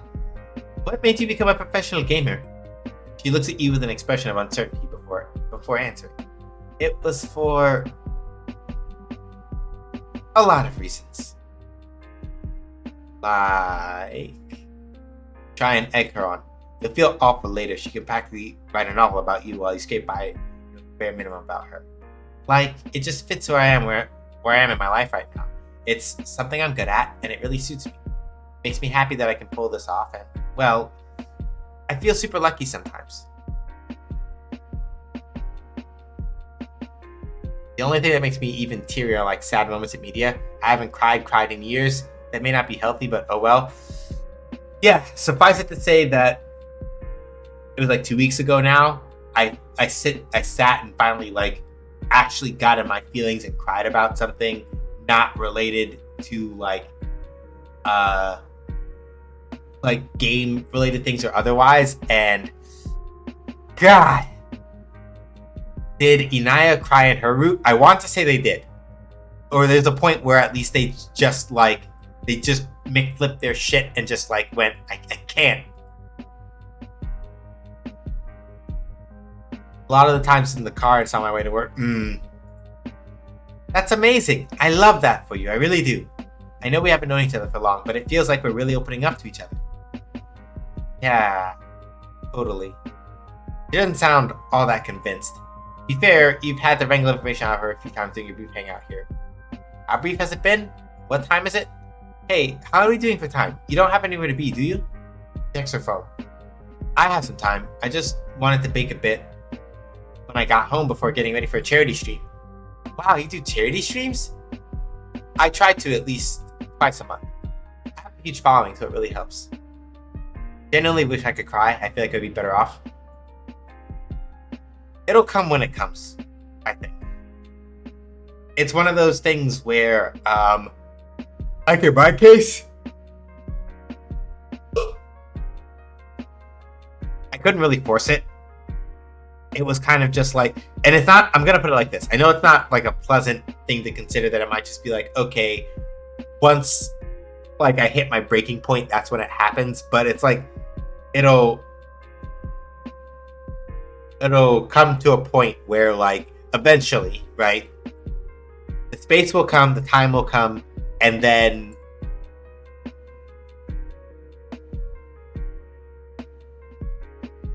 charity is something that's pretty important to me. I cry easily because it's one of my defense mechanisms, and frustration when someone's yelling at me. Yeah. My mom used to create these care packages and send them home to Ecuador when I was younger. Even if we don't really vibe, I still want to follow her tradition. Wow, that's so amazing, kind of her. She has a platform and she should use it, right? But ultimately, it's her choice. Why are you thinking so hard about this? That's so cool. Really cool. Hey, it's whatever, really. No, that's great. Not just anybody can do that for others, you know? You're so right. Like, so right. Thank you. No problem. That really is just super cool. And obviously heartfelt. Honestly, the way she says it makes you think she's never told anyone about her personal connection to charity. Or maybe she has, and you're projecting your hopes and dreams onto this very heterosexual woman again, because you can't help yourself. Maybe if it was someone different, you could, but... Wait, what were you talking about again? I should get back around 1:30 for lunch. It's the first time in a while that my sisters, my brother, and my parents are all home. Or home-ish. I'm obviously not home right now. My abuela keeps insisting we take some time to eat with her, and I want to do that. Family's important, you know? You love to stay and hang out with Ash some more, but you rely on public transit, and you're pushing a lot. I understand. I don't get to see my family too often because they're out west. How many siblings do you have? 3 sisters and a brother. It's a lot, but we make it work. I had years where I couldn't, but I eventually got to a therapy place where I could again. My defense mechanism is shutting down, which probably plays into why I can't cry. I do need a therapist, but I need a job and money for that. Thanks, shitty US healthcare. Yeah. In my case, I can definitely say that, like, there have been, like, for me, a lot of it... Pardon me. Yeah. I've been in that place before, too, to a certain degree, where it's like, if I'm feeling something, I'm feeling it really hard. Or if I'm like, I don't want to deal with my feelings right now, I'm going to repress this by playing lots of video games or throwing myself into work projects or things like that. And it's just like,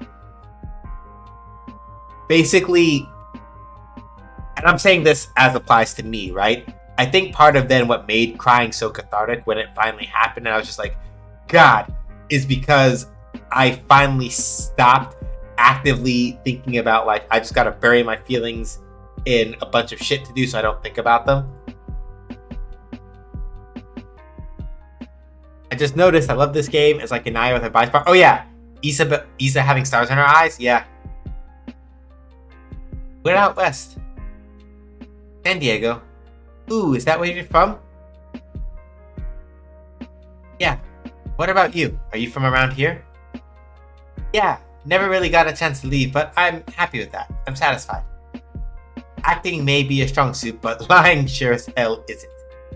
Yep. That is the most awkward thing you've said today. Like you have a reflective sticker on your forehead that says, clown. Please don't ask. Please don't ask. Please don't ask. Please don't ask. Please don't. Okay. Okay. That's great to hear. Do you have to leave? You look a little anxious. Yeah, I do. It was great talking to you, though. Thanks for coming out with me. Can we meet up again? Yeah, totally. You can text me whenever you want. Anytime. Are you sure about that? Not to brag, but I can be quite distracting over text. Is that so? Well, I always have a lot to say. Some people think it's too much, but I like it. That's totally fine. I just send a lot of memes and emojis. I'm not too hip with meme culture, but I'll do my best to understand them. I love Ashley, that is all. Yeah, she's literally just the best. Speaking as someone with a neuroscience degree, how many studies are going to have to show how directly mental health impacts physical health before they finally consider mental health to be part of general health care? Step one is that we will basically have to take capitalism and rock bottom it. Step two is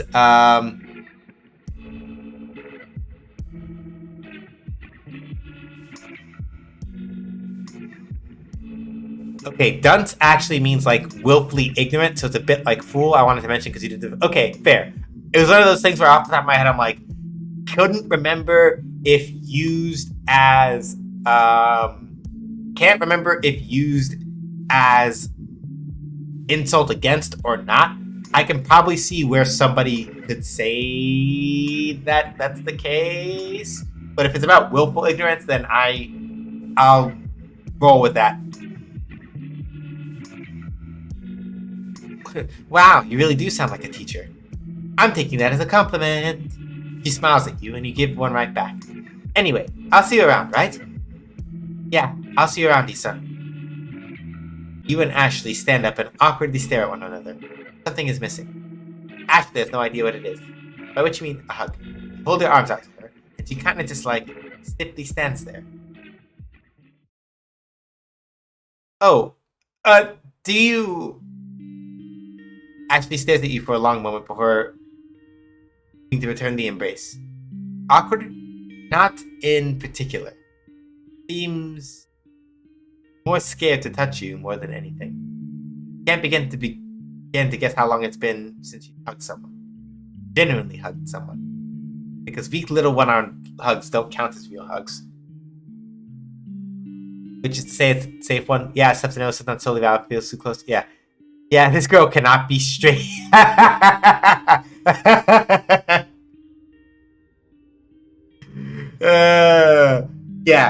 Hugging, I'm getting more used to being willing to both give those and take them when they're offered. It's not even a thing where it's like, oh, I don't like people touching me. It's just that it's like, I don't know. Like, it doesn't register in the SJ brain sometimes, unless people ask for it. She did mention earlier that she'd lost all of her friends. You're going to be her new friend, a better friend. Neither of you pull away for what feels like forever. You need this. Maybe the both of you. Feels good. Really good. Let her go before things start getting weird. Like, what if one of you starts crying or something? That'd be so embarrassing, actually. Hopefully she needed that as much as you did, or else you'll feel super awkward. Before you forget, you sent Ashley a flyer to your next performance. You hope to see her there. The thought is kind of exciting. Sure, it's not the relationship you thought it could be, but having a new friend is refreshing. Things have a way of panning out so that you learn the most from them, right? Isn't that how all of this works? Not having a girlfriend isn't the end of the world. Or a boyfriend, for that matter. You don't need to be in such a rush to settle down when what you want is to experiment. You've got your entire life ahead of you. You can't be a failure yet. You're still at the very beginning of your story, no matter how shitty your brain makes you feel sometimes. You're just starting out, and now you have a cool new friend. Someone who will be supportive of everything you do. You can't help but smile to yourself. You need to let more little things make you happy. Yeah, all the small things.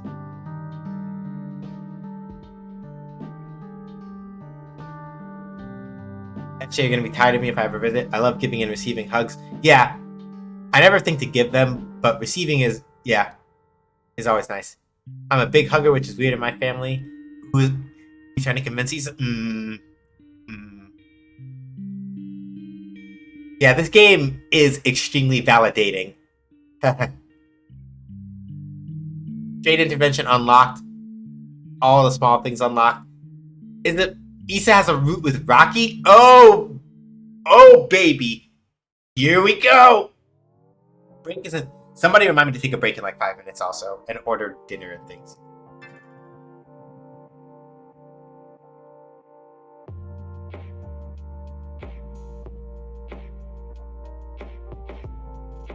Rocky, baby! Why not break now? I wanted to do secondhand embarrassment and masturbation. Oh!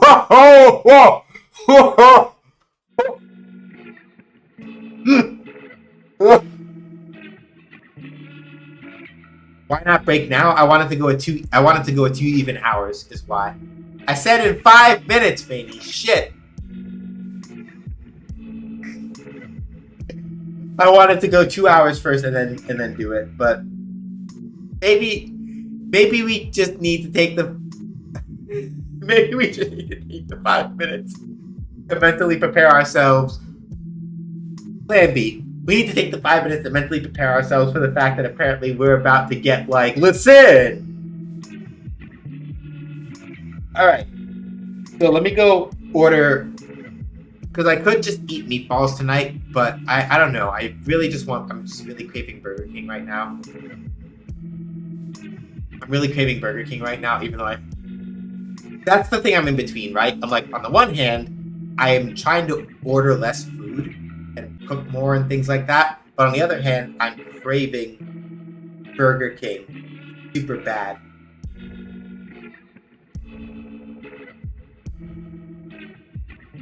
Devs on Discord said the next volume was gonna get even more spicy. Can't wait for that. Yeah, like we're about like they really said let's Beyblade in this motherfucker. They're serious. Anyway, all right. Yeah, I'm gonna go on break, go use the restroom, shake it off, walk a little bit because I've been sitting for much longer even before stream started than I probably should be. So I'm gonna go get up, walk around a little bit, order Burger King, and get that going. Be back in like 3 to 5 minutes, give or take. Stretch, get something to drink, do some things, get comfy. We're about to get wild. There's a reason I partly wear the parch badge. I'm more upset that SJ missed it. I didn't miss it. I just didn't read it out loud. I went, I looked, and I'm like, oh, huh. I saw it. I didn't say anything because I'm like, you have a point, but I also don't know how to respond to that. Like, they're correct. I'm just like, I don't know how to respond to that because they're not saying anything that's factually incorrect. I just don't know what to say. Anyway, taking 5. Be right back.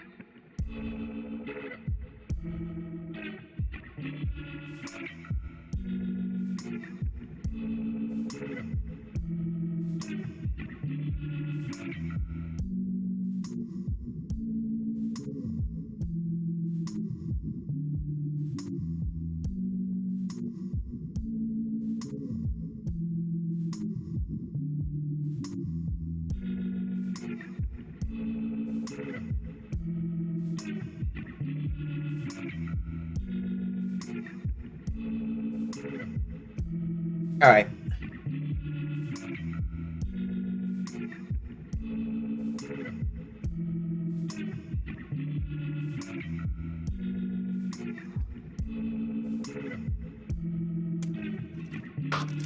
I'm back, everybody.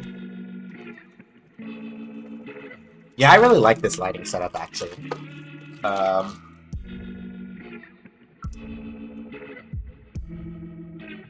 So basically, like I was saying earlier, well, I'm back. But yeah, you can't see it, but I broke the shade of my lamp recently, so I've had to I was messing around with like alternate lighting, and it turns out really that despite the fact that the other light is like way over there, and I only have like this one over here, this works like just these two lamps and not having one behind me actually works a lot better for lighting than everything else does. So I think we're gonna stick with this probably.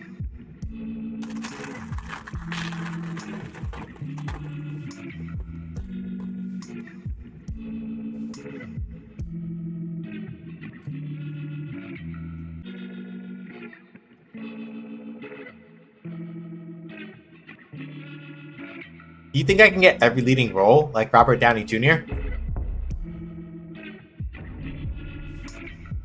Too young. A middle school student, and Isabel's theater student. Okay.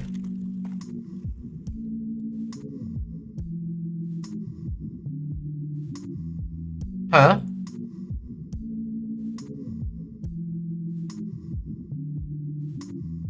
Like if I become a huge actor, I want to get paid as much as he does. RDJ money is hard to get. Yeah, me too when I grow up. That's the spirit. But what about other stuff? Other stuff. Yeah, other theater stuff. Like that new guy. What's he doing here anyway?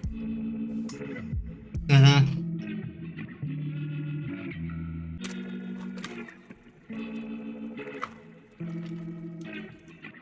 Yeah, RDJ money, yeah. Because that man had a hard road back to that. With all the stuff that happened like partway through his career, where it was alcohol, but I can't quite remember. But yeah, like addiction and all the other stuff that he had to sort out in his head before Hollywood was willing to take a chance on him again, such as it is.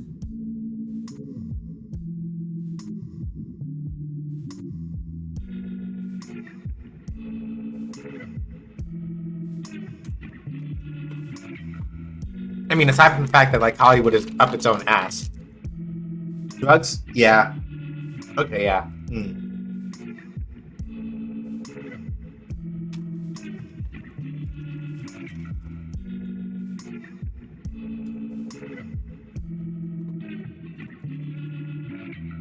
Yeah, I remember him from Ally McBeal.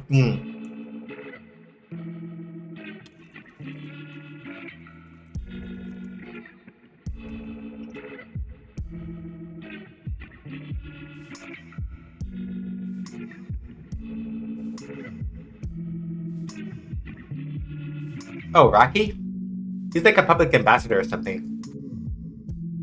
He doesn't get much internal theater work though. You know, like a lot of RDJ's roles are so acclaimed because of improv.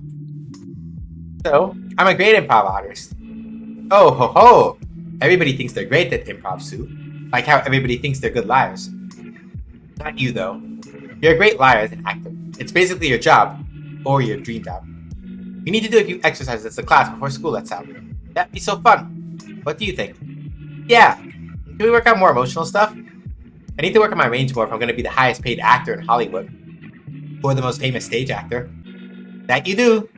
Yeah, we can do a few emotional range exercises. That really fills the time. Look, Agenza really needs to work on her fake crying.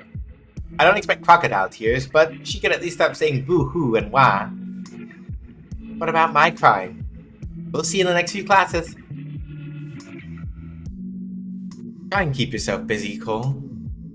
It's supposed to be candid. It needs to seem natural. That's how these ads work. Welcome back, Cosmo. You came back just in time as Rocky arrived.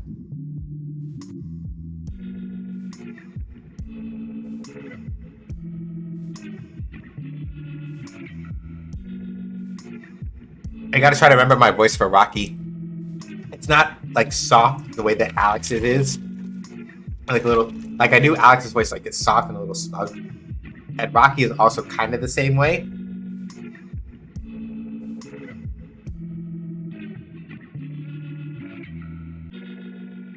We're not quite.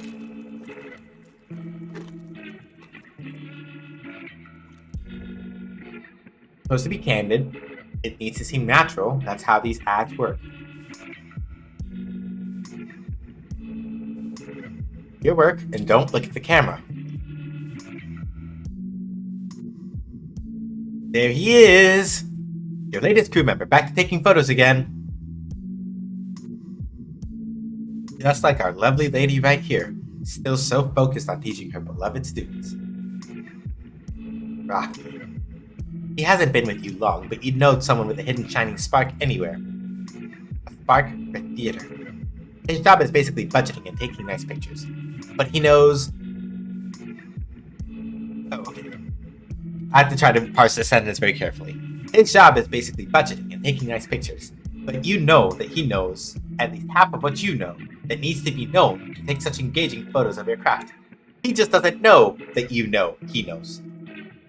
But it makes your heart sore to see him so invested in the publicity of the little shows you guys put on here. You're done with big shows for the years. You have important things to work on. Your license, your script, saving up for a car, etc. So he's not doing the high-end stuff yet, like in Malik's route? Yeah. I don't think so.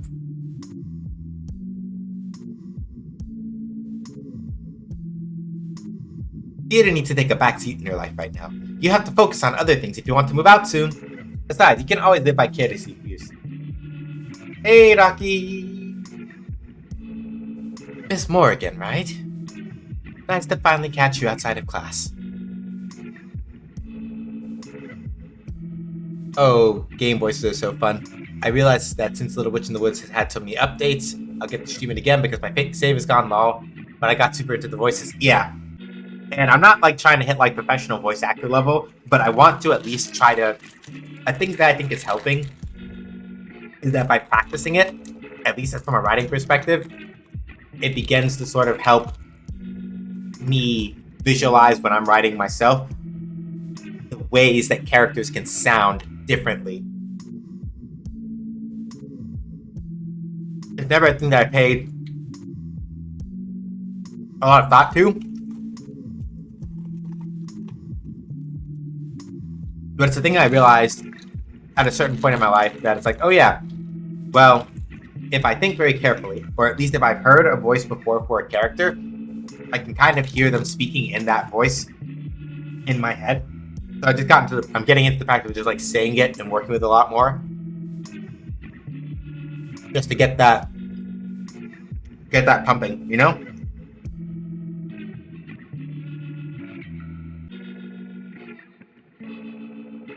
Issa is just fine. Love of the craft, huh?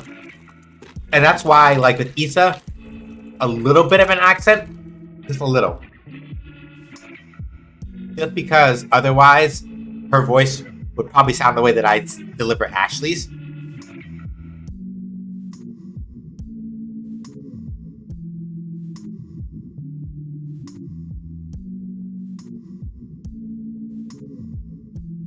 I love people who can do voices. I can't do accents if you paid me. Yeah. Well, I'd say I'm no stranger to theater. Yeah, I could tell. I have an eye for this sort of thing. You a theater kid? Who, me? I wouldn't go so far as to say that. Most of my contributions were behind the scenes anyway. Management mostly, though I've done makeup before.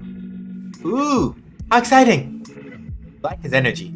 It's almost like he's returning your energy. You know what they say? Anyways.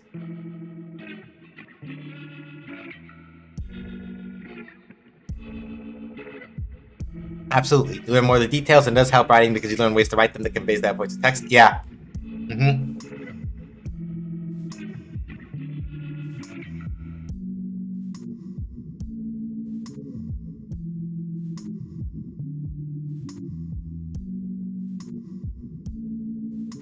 Hey, if you ever get bored, let me know. Maybe during a break or something, you can come and see my class have at it. It's super fun. I think he feels sidelined. You would feel sidelined if you couldn't leave a mark on the show. Oh, that's tempting, but the work is pretty demanding. I've never been one for child wrangling either. Watch him consider your offer. He seems open to it, but he needs a little push, just a nudge. Come on. You know you wanna. You know what? Fine. I don't see why not. Yay! I swear you won't regret it, Rocky. We're gonna have so much fun together. Just you wait. I'll hold you to that.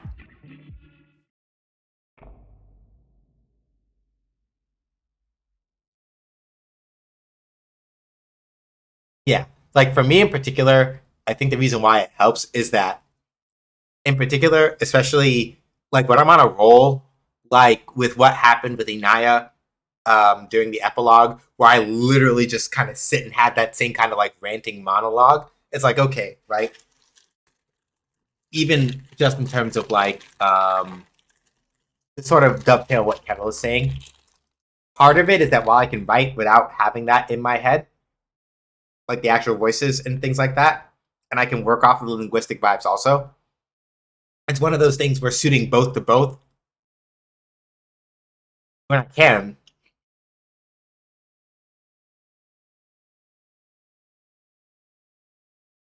mind expands.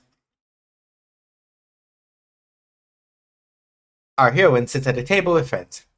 Our heroine, Marilis. Marilis is dining with her friends. Oh, baby brunch. Marilis is at brunch with her friends. Finally have friends. Yeah, you finally do. I love my friends. What if Marilis' story was about friendship? What if your story was about friendship? Your play, that is. Being for realsies, you're a great friend. Or you can be if you put your mind to it. You can bring positive energy anywhere. None of that icky, whack stuff that's held you back before. You could be the happy friend. Is it worth it? I mean, you could go through all that trouble for someone who isn't worth it or needs something else. You are going to be the very best friend, Rocky. I think there could be a lesson about boundaries and limits here. A lesson? Why does everything have to be a lesson? Why can't you just let loose and have fun for once? Maybe you're compensating for something. She has a point. I'm the type of person that's more conscientious with my friendship efforts. You don't think that means what you think it means. I keep all of my friends at arm's length, even at my darkest moments, because I feel like I have to do everything on my own. Huh. Do you feel that way? Close your binder. Okay, I didn't come here to be targeted again tonight. I know that I was like roasting Rainey and saying, you know what you came here for, but at the same time, I just. Mm.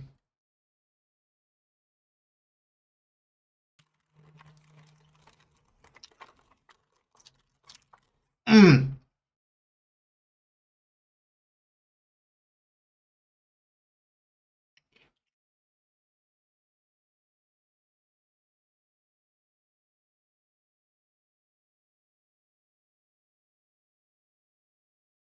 Get wrecked, SJ. No, you! Close your binder. Clap back is Swift's, huh, SJ?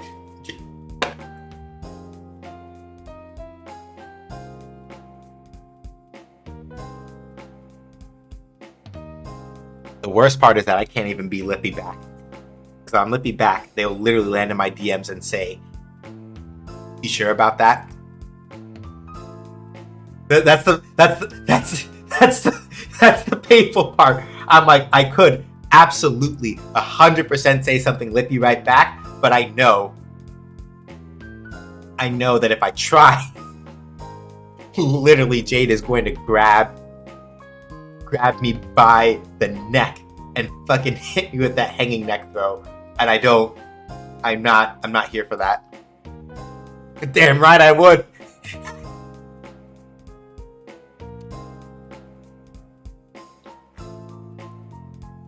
And that is why, in my head, in my category of like things that I know about my friends, right?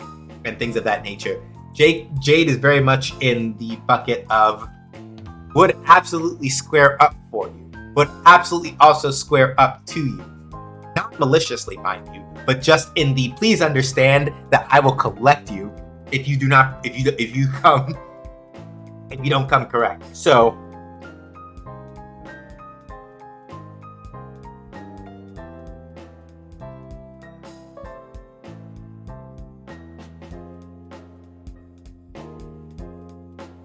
kind of like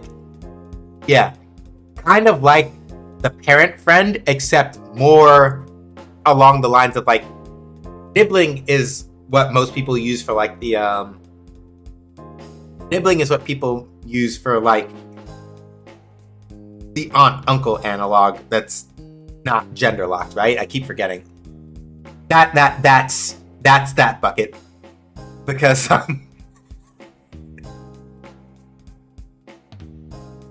it was like just spicy enough to be outside of the parent friend bucket when needed, even though some parents can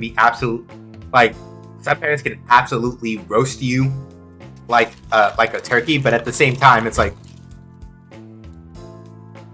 my point is I know better than to try my luck against Jade, so I'll just take the L is what I'm getting at. I'm caught by the throat. I lost this round. This time.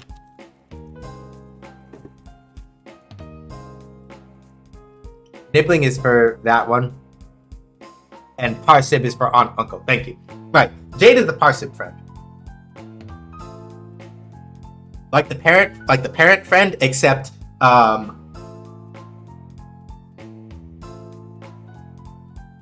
like the parent friend, except like a little more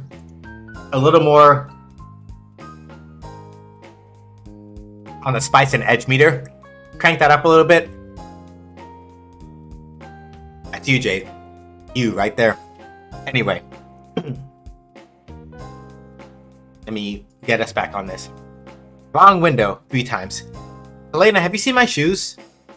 I want you to think long and hard about who you're asking. Abby, have you seen my shoes? What pair of shoes? My white Vans. No, I haven't seen them. Maybe try under the couch? Thanks. Have you seen that beat up jacket I've been wearing? The one that stinks? Yeah, the one that stinks. Haven't seen it.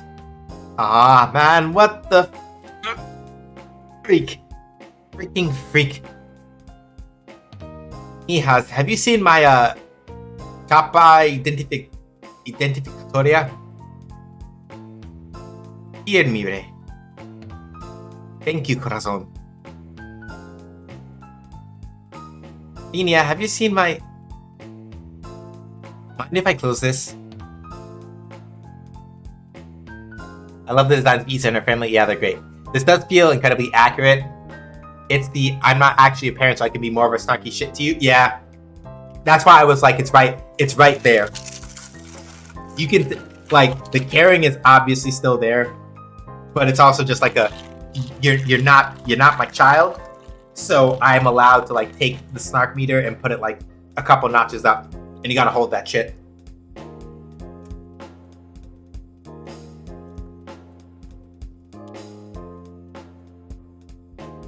The flower sibling was total Danica vibes from Beacons. I wish I'd gotten a screenshot for Ro. Mind if I close this? Please.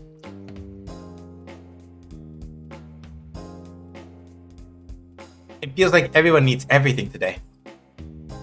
Everybody needs everything every day. I'm surprised you didn't head out there to brave the storm, Issa.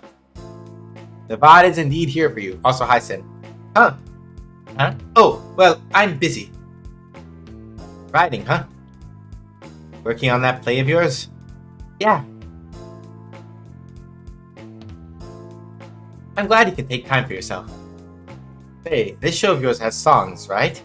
Well, yeah, I'd say so. It's a musical. So you're like a master songwriter and a great storyteller, right? What are you getting at, Kiko? Want to go over a song or two that I wrote and give your dear uncle some pointers? What's in it for me, Less snark than a sibling, more than a parent, wonderful sweet spot,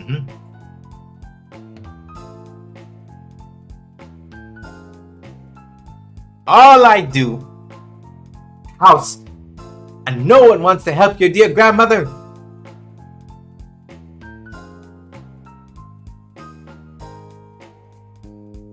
You hear her, yeah, hang on, I gotta get Issa's voice back, give me a sec.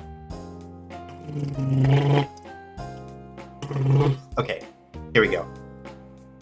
You hear your grandmother making a scene downstairs. This could be hell for everyone, but knowing her, she's probably struggling with something that's an easy fix. You suppose you'll take the burden? I should go lane her in. Good luck. Don't let her stress you out.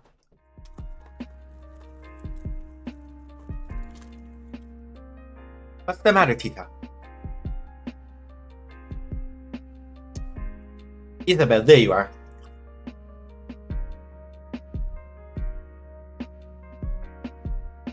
I thought I was in this house talking to myself from the way this family is acting. So disrespectful. God forbid you have your own life and hobbies in a house with this woman. This is low-key why I want to be an auntie or a parsip. I'm sure it is. What's the matter? I need your brother to take out the garbage. Well, he's in the shower, Abuela. He's in the shower, Abuela. I don't mind taking out the... There are jobs for...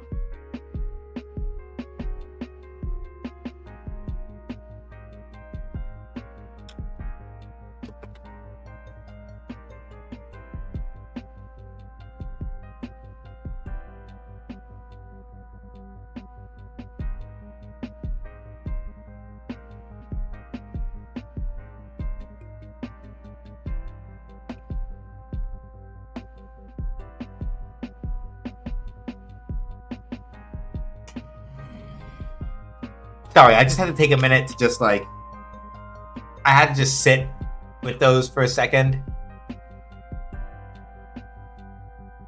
I just had to sit for a second and just mentally prepare myself on that front because I was just So, the prediction that Kettle and I were making earlier, where it's the main, Abuela's problem is that she's basically so up her own ass with both perfectionism and, control that she's simultaneously willing to complain about how nobody does anything, but at the same time won't fucking let people do things.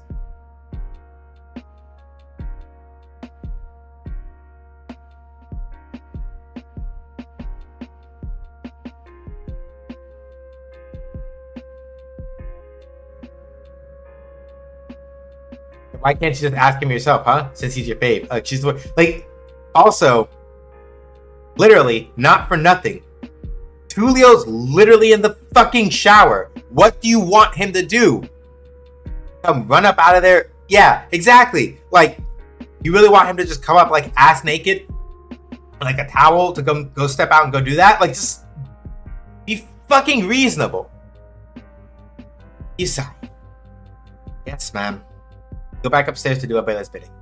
The whole thing seems kind of ridiculous, but you know how stubborn she can be. Hear the water running from down the hall. He's taking forever in the shower like he usually does. Even teenage boys have things to be stressed about, you guess. Yeah. Hey, Tulito, Abuela wants...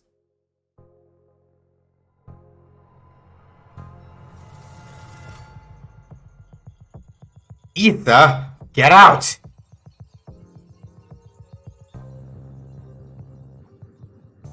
Scream. You screamed the greatest scream you have ever scrumped. Julio screams. He slams the door in your face. Yeah, you expected him to be naked. Oh, fuck!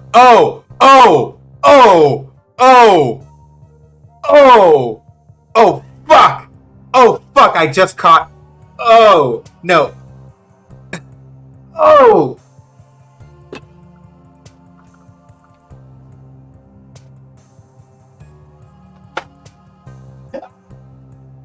No! No! No!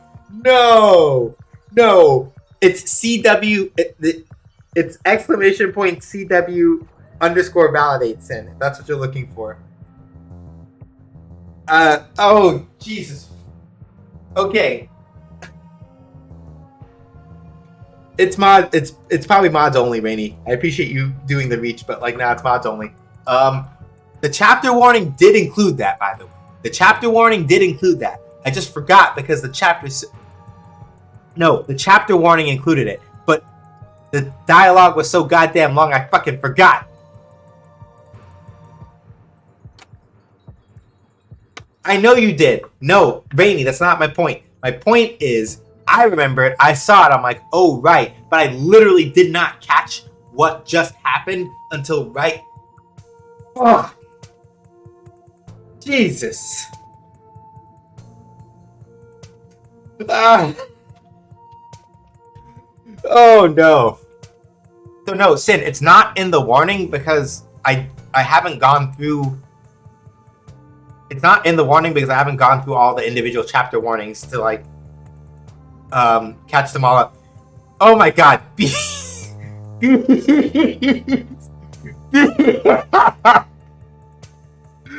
Bees, I don't even know what to...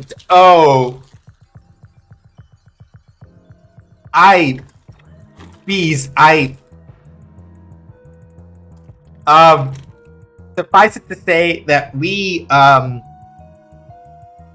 caught a young man, specifically the character who we're playing as. Yeah, like none of us can.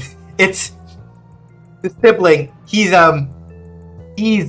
okay. This is the metaphor I'm going to use. We walked in on our sibling Tulio, right?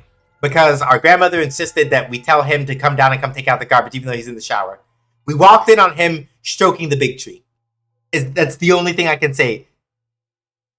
He is an Eno player. He is well acquainted with sliding in and spiking up, so to speak. Catching people low.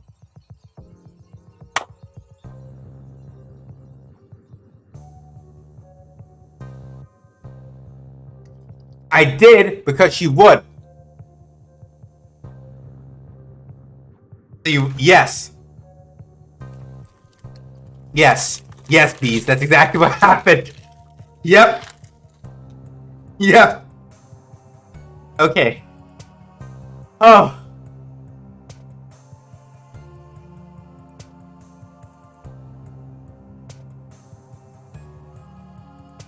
Well, he was, and his, when you were, yes, nothing, abuela. He said he's nothing, abuela. He said he'll be down in un momento. You speed walk back to your room. You haven't seen your brother since last night. You never want to see that much of him again either. Oh my god. Oh, Jesus fuck.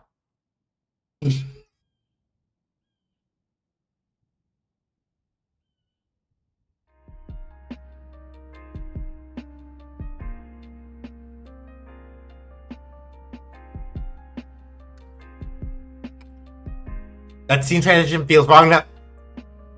Sin, throw another red card down. Throw another red card down. Sin, please. I can't. Also, hi, Vallejo. The problem with being the only boy in a house of girls, my brother can relate. Yeah.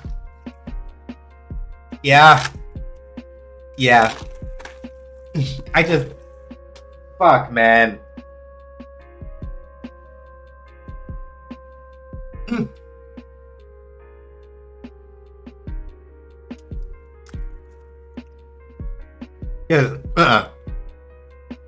We're gonna try to get through the rest of Issa's second hand. Yeah. I just... Whew. To be clear, let me be clear. I don't think that there's anything wrong with stroking the big tree. um, giving things the rub. But I don't want to dwell on that in chat for a while, because Validate is going to be going all in on that shit for a little while, probably. Yeah, Issa is embarrassed, but her brother's feeling worse. Yeah. Thank you, Sin. How easy do you think you can change your name and leave the country? Or do you do it the other way around and leave the country before you change your name? Don't hate, just...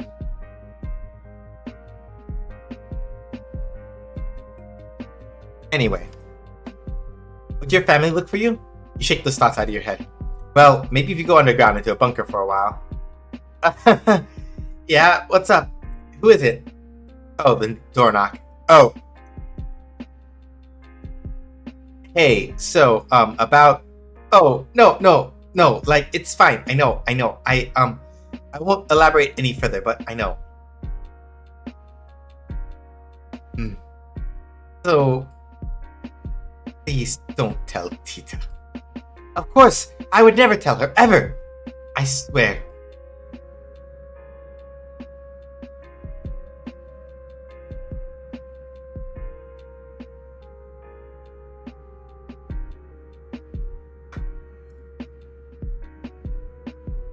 I see Tulio's feeling very much like the leftmost cat on his shirt right now. Okay, well, I love the hair in this family. A bunch of cooties. Yeah, he clears his throat. Thank you. No sweat. I mean, no problem. Your phone vibrates. Huh. It's a text from Rocky. Coffee before work? Yeah, you think you could go for some coffee. You didn't get much sleep last night with that image glued to your eyes. You spent the few hours you did sleep consumed by a sinking sense of terror of no particular origin. You don't know if the dream you had was about seeing your brother like that, or about life in general, because both are pretty fucking scary. Sure thing, excited to meet up. And dancing gif. And a dancing gif. Or is it a gif? Just stick with gif. You're meeting Rocky soon, you better get going now. You'd rather take the bus and get there too early than too late. And it'd be rude to be late to meet Rocky for the first time outside of the job. Yeah, Tulio is like Tulio, as far as I can tell, is probably like the youngest one.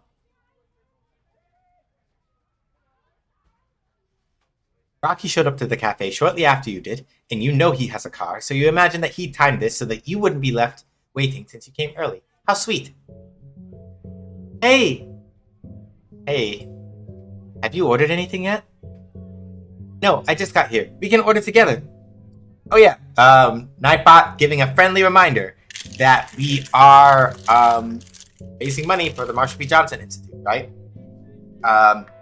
We are about $125 away from our first actual milestone, which is an unlock of... There we go, Totsugeki 64, which is a ROM hack of Super Mario 64, except with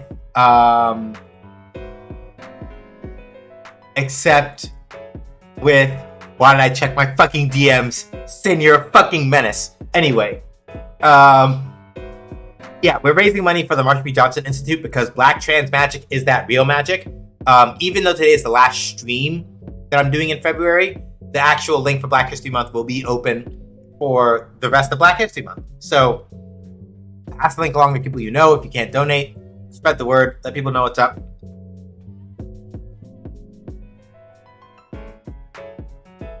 Yeah, I agree, Cosmo. He's a teenager, and like both of Issa's younger sisters are also... One of Issa's younger sisters, I think, is in high school. The other one is in college. And then Tulio is the baby. He's the youngest one, I think.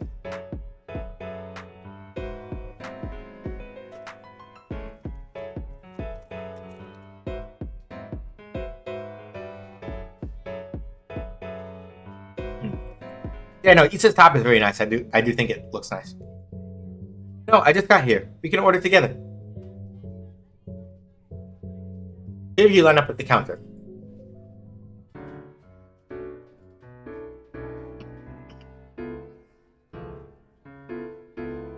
triple shot macchiato with half almond milk and half skim milk.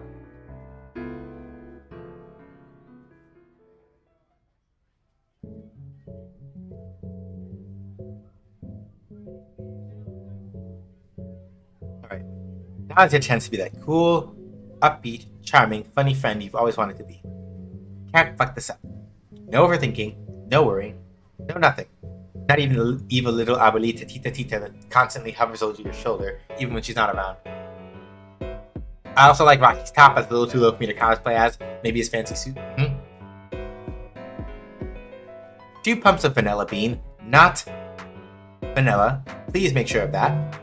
Rocky is just so cool. It'd be humiliating if you messed this up after fawning over him in your head. Even though no one else will know about said fawning. You'll know. And that's enough. An extra shot of decaf. One would say you're overthinking right now, but that's not true. It doesn't count if you're chill and calm about it. Who cares if your palms are sweating? Issa, that's not the way this shit works. As a professional overthinker,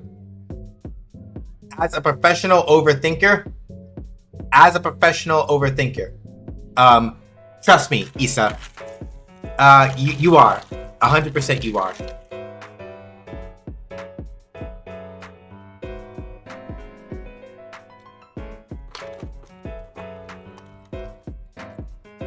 You're 100% overthinking it. Who among us has not gotten a degree in overthinking?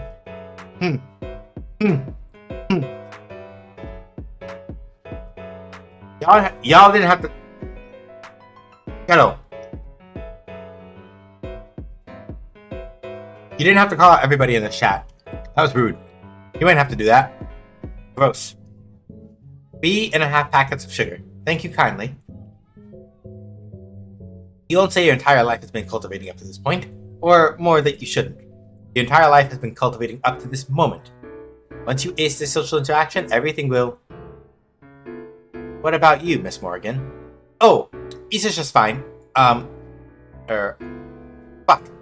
You weren't even thinking of what you were going to order. It'd be awkward now if you paused to use the menu. Every second you stand here like a fool thinking about how you weren't even thinking about what you were going to order makes you look even more like a fool.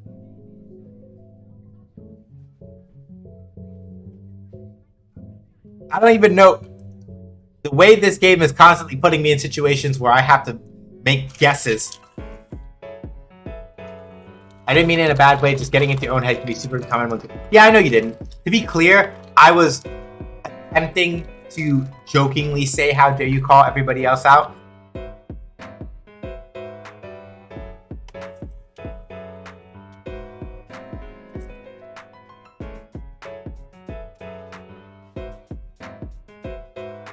As for Rockies, I might. Got to keep it real. Got to keep it.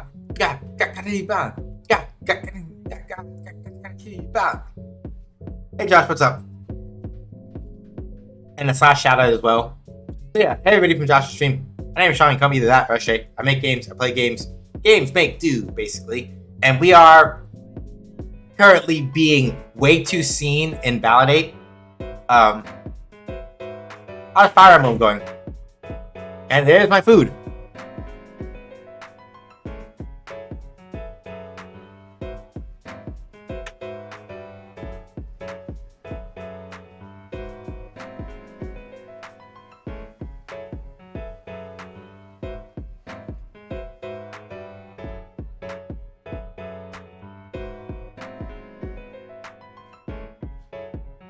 Literally, y'all came in right as my usual Sunday fare is like. Yeah, it's sometimes hard to tell. It's like way too. Yeah.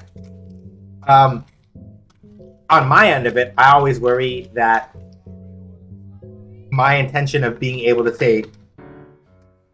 convey, I did not mean that in a actual, I have a problem with this way. I worry about my ability to get that across all the time, even when I'm talking, as opposed to over text. Because when I'm ready for it, it's one of those things where I can have a very deadpan sense of delivery. And it's like, yeah, I don't have to think. Like, it's just like, bam, easy easy bake, but so it goes.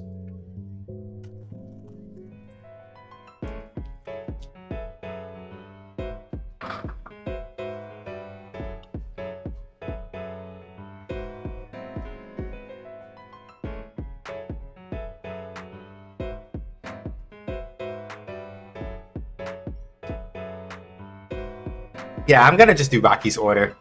I'm trusting.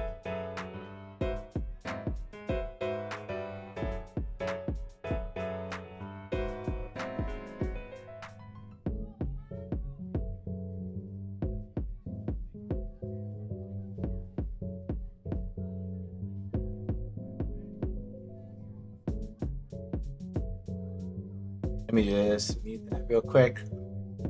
Maybe we'll see if this is somebody. Same. Actually, my bass and voice doesn't change, so I worry the more I'm not being understood. Yeah.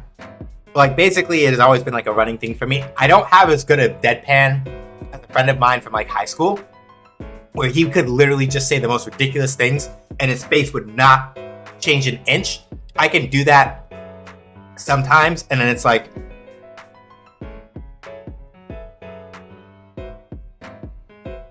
Let me know if I actually hurt somebody's feelings. Yeah, I'm not going to say this in the sense that I'm thick-skinned and nobody hurts my feelings, but it is very difficult, but also you will probably know. In the sense that I will tell you. Alright, hang on. Okay, thank God. Yeah, y'all ain't gonna catch me. You ain't gonna catch me slipping.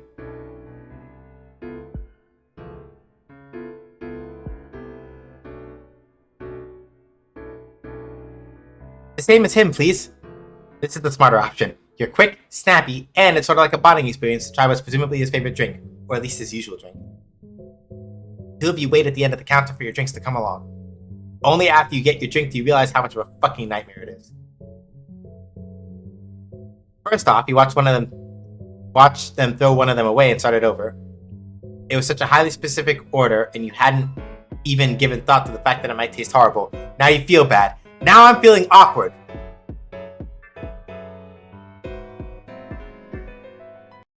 Okay, Safe Scumming is on the loose. Safe Scumming is here.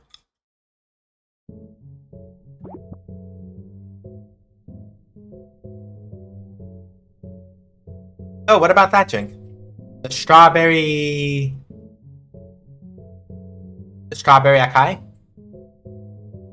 Yeah. I tried it before, but I can never get the name right. Thanks, Rocky. No worries. This is the smarter option. You're quick, snappy, and you already know it's something you like. Score! Not one for coffee? Oh, not always. I just like this stuff. Hey, get whatever you want. I'm not one to judge.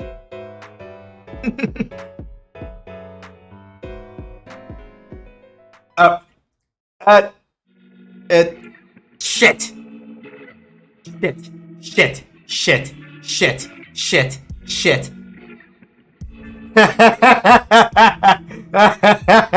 No!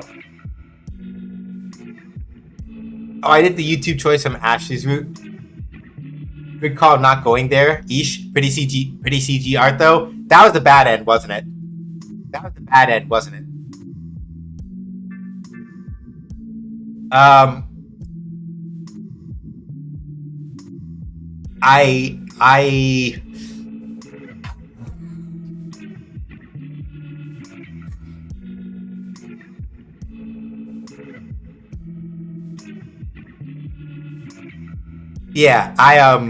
we're not doing that. I was just like, excuse.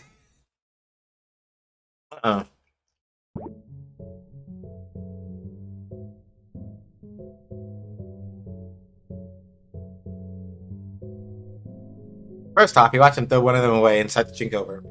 The high specific order, and you hadn't even given thought to the fact that it might taste horrible. Now you feel bad. Secondly, dear God, is that a lot of expressive. Hang on. Wow, damn.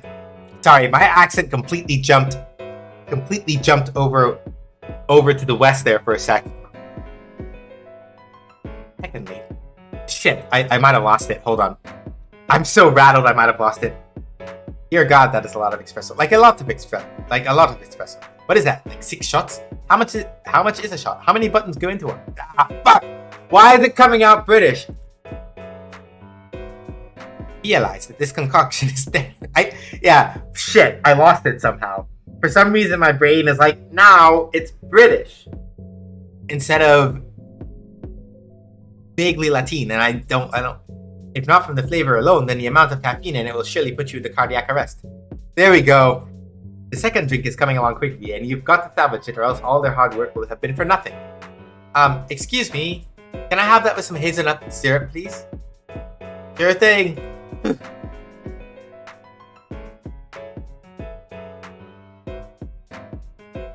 Yeah, my boy.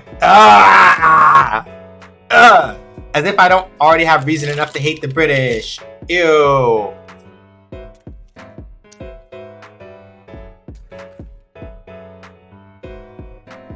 Phew.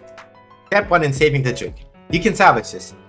Hazelnut syrup is the sweetest possible syrup you can get at a place like this. Even the most veteran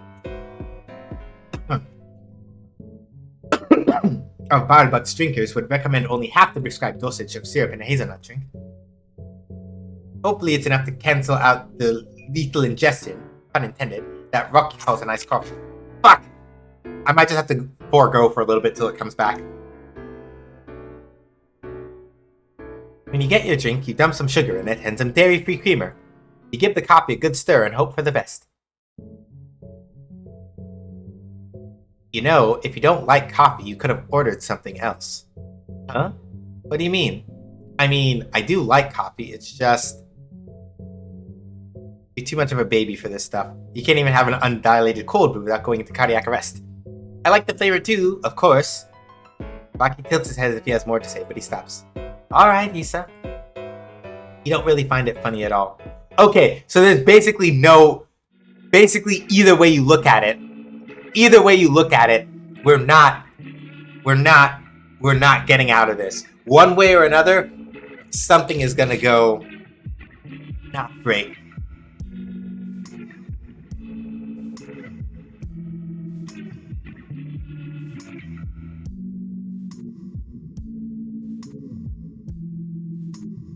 Okay, chat, your call. Do you want to step back in time one more time? The moral of the story is drinks bad. Hi, Ragamuffin, welcome on in. Rocky did say in Mount's route that is correct, and this is earlier than by the time we meet him in Malik's route, so it makes sense.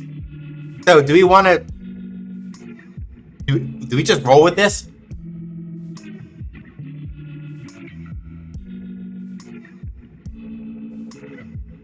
Let's just roll with it. Shit. Alright, kids, group up. You bring the class to huddle around you and Rocky so that you can lay out your game plan.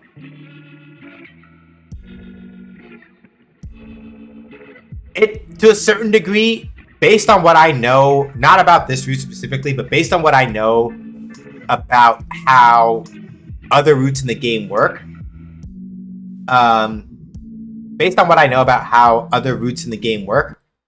it has a little bit of an effect. It's not so much a thing where it's like one bad choice will usually it's not a thing where like one bad choice will automatically lock you in unless you really fucked it up. But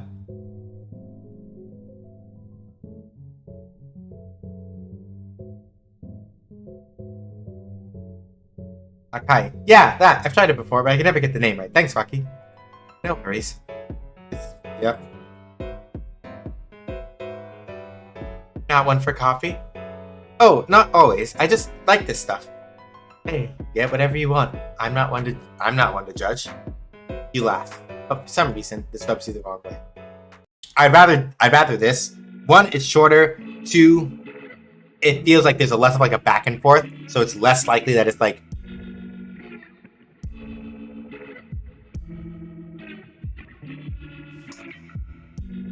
you know? How you doing today, Ragamuffin? Hopefully you're well. Welcome on in. We're glad to have you. Alright, kids, group up. Bring the class to huddle around you and Rocky so that you can lay out your game plan. Oh, and introduce all of them to Rocky. This is Rocky. You've seen him around. Hi, Rocky. Good afternoon, everyone. He's going to be helping us out today while we do acting exercises. Today, we're working on cause for traumatic effect. Thankfully, the roots are not dependent on the choice of the other, except maybe the game-ending CG. Yeah. Acting with emotion. A few kids ooh, some ah, and some even clap. Well, like 3 clapped. Namely Sue. They're the one who begged for this exercise in the first place, so of course they're excited. So I have planned a few exercises for today, and I have an idea too, if you don't mind. Wow, you kind of do mind. He probably didn't mean to cut you off like that, so you let it slide. He's probably just excited. Ooh! Ooh! Issa! I can't talk about it on stream. But I know that there are people in chat who know why I feel a way about this right now. But suffice it to say, I understand. And it's one thing if it's an accident. But if this keeps happening, Issa's going to be exactly where I was recently with a certain person that I kind of have to interact with. And Lord God, if it's an accident, I don't mind, right? But if this becomes a pattern, I'm going to be not even a little shitty, not even kind of shitty. I'm going to be turbo shitty. I'm going to be mega shitty. Like I said, an accident is easy enough to tell, and it's not that big of a deal if it's an accident. But if it starts happening more than once, I get like, especially if it's about a thing I was gonna say anyway, I'm like, all right, giga shitty now. Here we go. Hashtag turbo shitty. Yeah.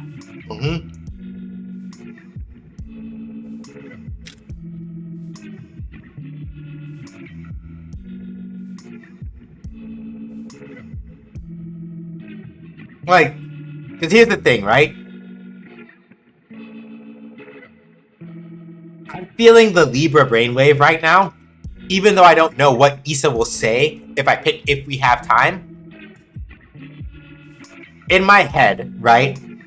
I know that sometimes when I get upset, and I'm like, yeah, I've got it under control, even then, if I'm not 100% on top of my game, yeah, the face she's making, if I say if we have time, that's like the face I make in my head before I answer your question as politely as I can.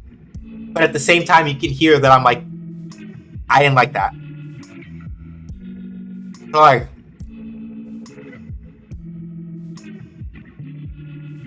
on the one hand, I know that Rocky likes it when people kind of push back on him a little bit. But on the other, considering that Issa was the one that badgered him into coming,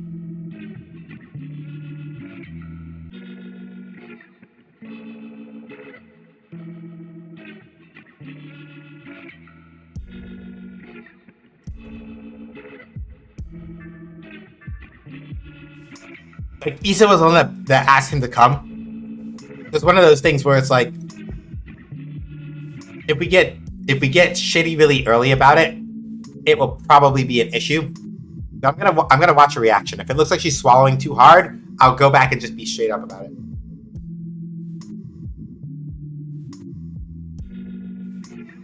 Yeah, of course. What do you have? You're the one who said he could help. You're the one who told him to have fun. So why would you go back on your word? A few exercises I drew up myself. Oh, great. You're excited, you swear. A few. Okay, nope.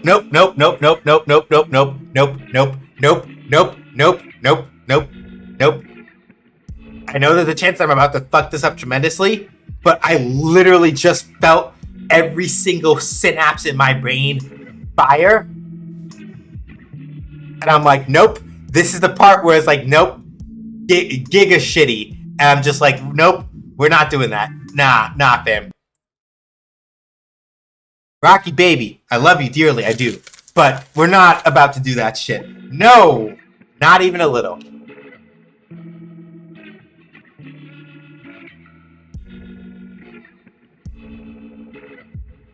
Yeah, that's cool. Just remind me later and we can try it if we have time. For now, I will set the scene. You're in bed. You got decent sleep last night. The sun is coming through your blinds, and you turn away when your dreaded worst fear happens. Your phone rings. Look at your phone screen. It's an important phone call. You have to answer it. But you hate being woken up like this. How do you feel? What does it make you want to do? You will have to come up with that yourselves. Put on a convincing act for me and Rocky, a person who hates answering an early morning phone call. Okay. And Rocky didn't get shitty afterward. So, okay.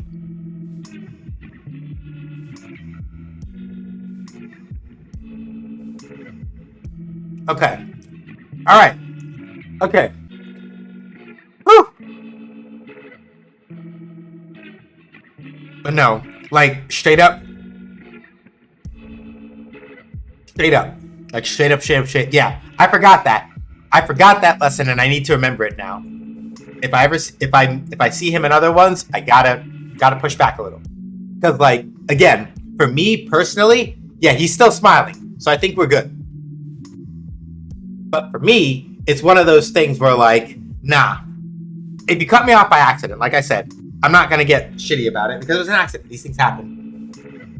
But when you do it to me multiple times in a row, when you can hear that I'm talking or trying to talk and you keep cutting me off, then that's when I start getting like,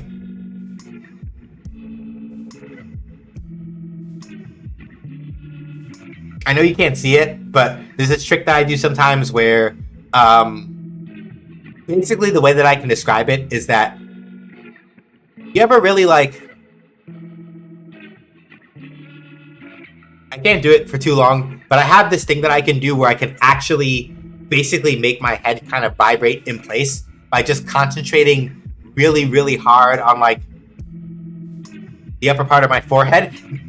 You can't hear, but in my head it makes like a sound that's like a weird shaking earthquake noise. That's how I get when people cut me off multiple times. Like,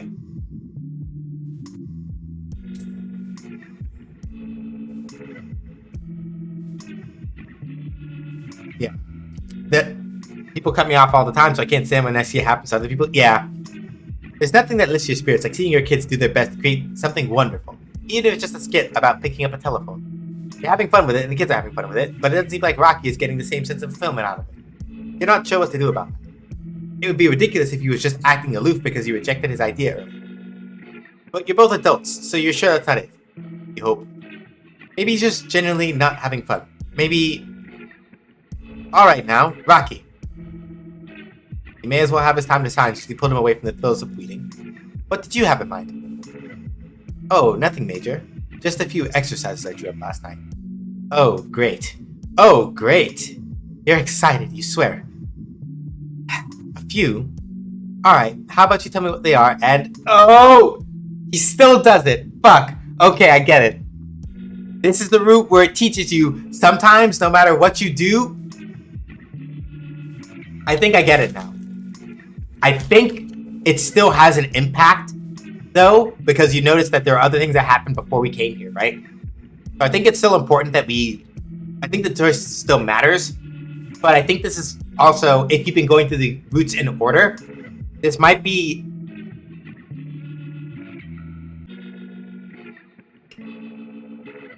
It's not the first time where we've come to something similar from two different branching points. Like, I know that with Inaya's route, for example, things are almost exactly the same, whether you take half the gummy or the whole gummy on your date with Yolanda. But if you take the whole gummy, then what winds up happening is Inaya has like a nervous breakdown or after the kiss and just runs.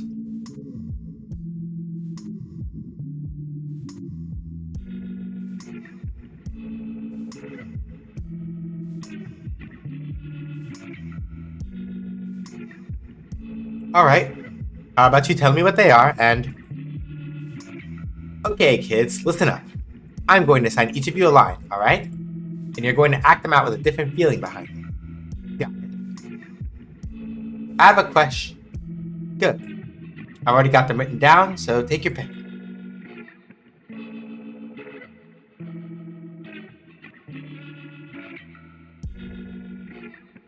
Ooh. Oh! Rocky presents them with a box full of slips of paper. Each student pulls one out, and he okays it before they take it. Some of them he even takes and pulls out another that he likes better. But Rocky, he doesn't even ask you anything once. You should be glad, right? He knows what he's doing. You don't have to lift a finger. But something about it is just rubbing you the wrong way. It's like he's ignoring that you're even here. Like this isn't your class. Mr. Harrison, I don't think I should... It's fine, kiddo. I know you're going to do great. Pats you on the back after reassuring them. Or at least you think he thinks he's reassuring them. Yeah. Like... Oh.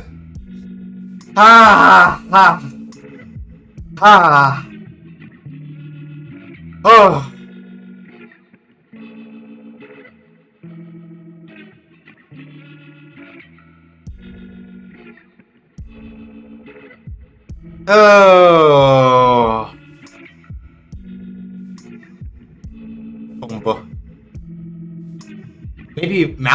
Maybe Rocky's being very honest with Malik when he said he was unkind, because geez, Rocky. Nah. We're pushing. You can't sit through another minute of this. But you don't want to be too disruptive. You just want to help Sue since they seem uncomfortable with whatever they got. Leave your seat as Rocky finishes handing out the last of the quotes. The other kids start to practice. Sue's off in the corner, so you step into the backstage area to chat with them. Hey, Sue, They thrust the paper into your hands. Wanted to see what was up. Read it. And then you read it again to make sure you read it right the first time. I don't really have to say that, right? Do I? No, you don't have to. They sigh in relief at the same time you grow. I didn't even want to do this nonsense exercise. It's not that the exercise is nonsense. Let's put an end to this whole city. Next to the backstage area to find Rocky. He's in the middle of giving Agenza a pep talk. Or, oh no.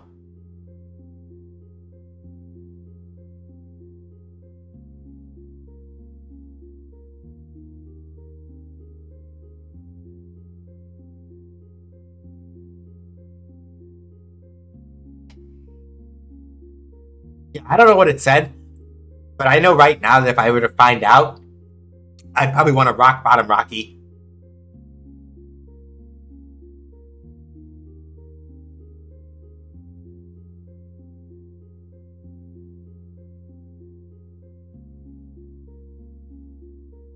Yeah, these are middle schoolers. Like, bro, you're getting way too sweaty over this. They're middle schoolers. Middle schoolers. Even if they were high schoolers, like, nah, bro.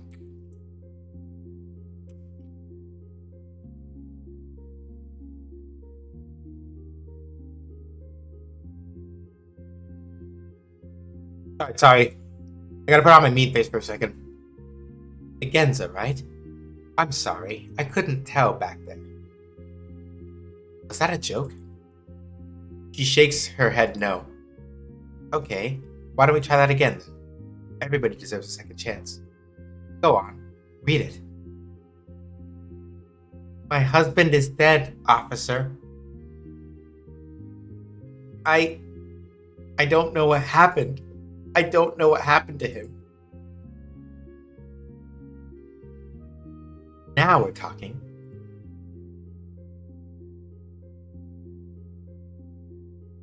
Rocky! You did amazing, Issa. Just look at those tears. She's really crying. Is she? Yes. Yeah, like, again, yeah. Like, first of all, I would like to hug Agenza very much because she looks like she needs it.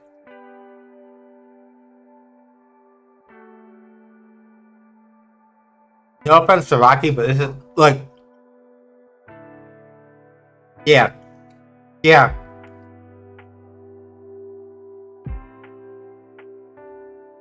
Okay, you know what?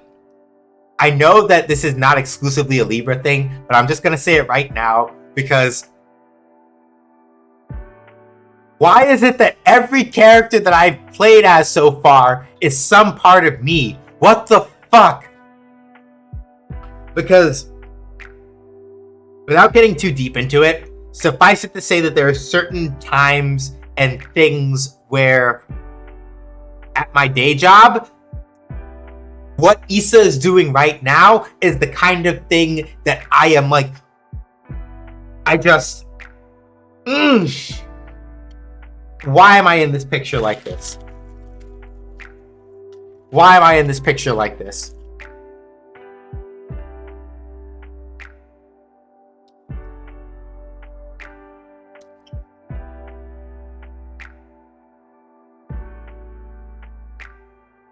Yes. Oh, wow. Well,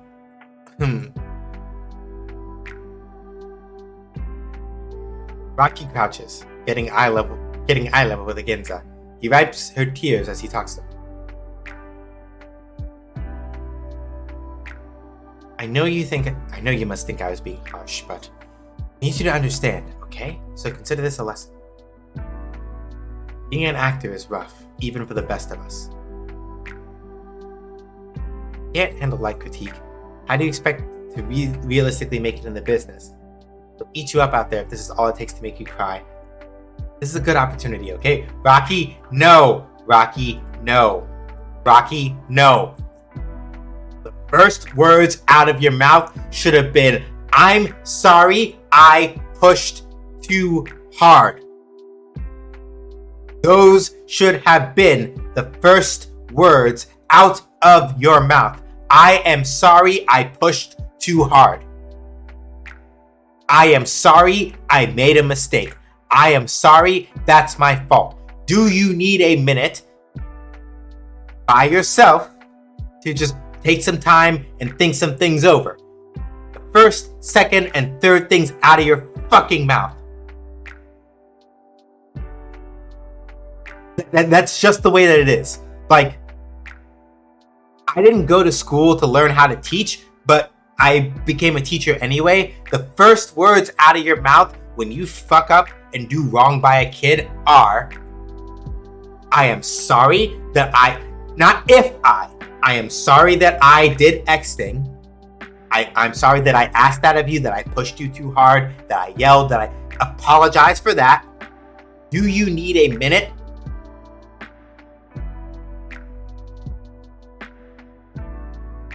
And even if they're like, I'm good, you back up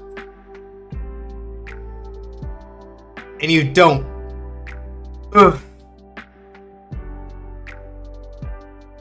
Because now you have something to think on whenever you need to judge up some tears. No! It takes a moment to ruffle her hair before standing up. You did good back there, but I need you to practice more, okay? Get back to it. Rocky, can I talk to you in the lobby for a sec?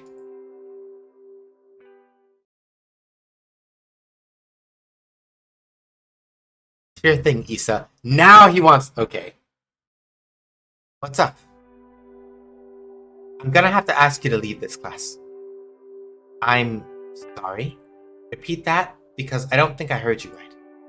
Look, I'm just gonna need you to leave, okay?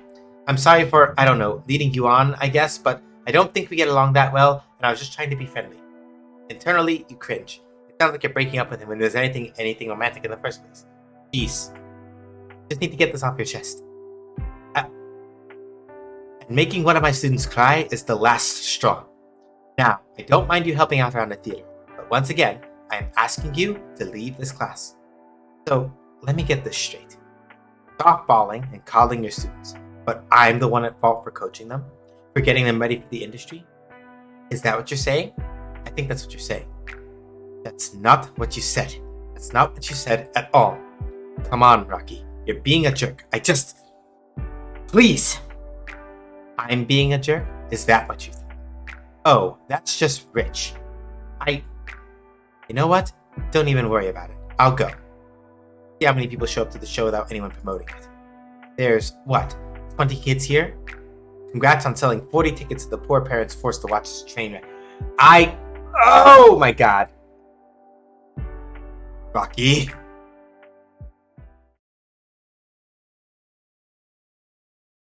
No, Issa, you asked me to leave.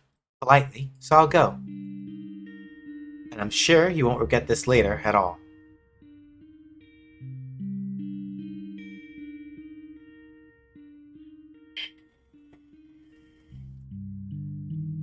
That felt terrible. Feel terrible. But underneath all of that, feel kind of good.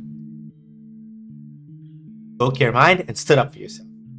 Now all that's left to do is check on Agenza and Sue. Okay, yeah, Jesus fuck.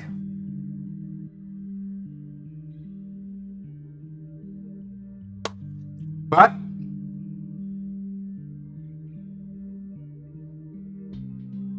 I think this is the good ending, relatively. And the reason why I say that is because Issa said it herself, right? She stood her ground and she feels confident in herself, right? She didn't stand idly by.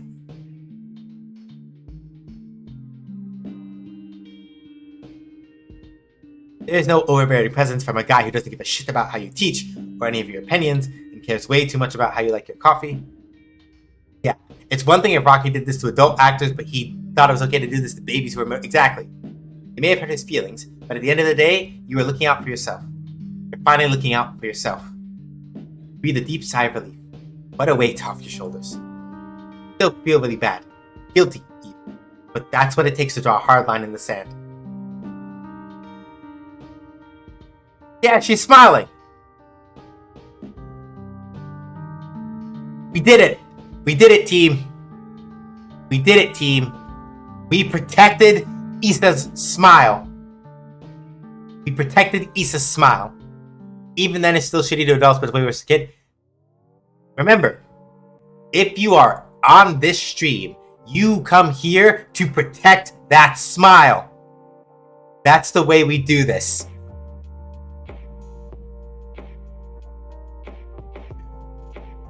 I wonder if there's another route to this.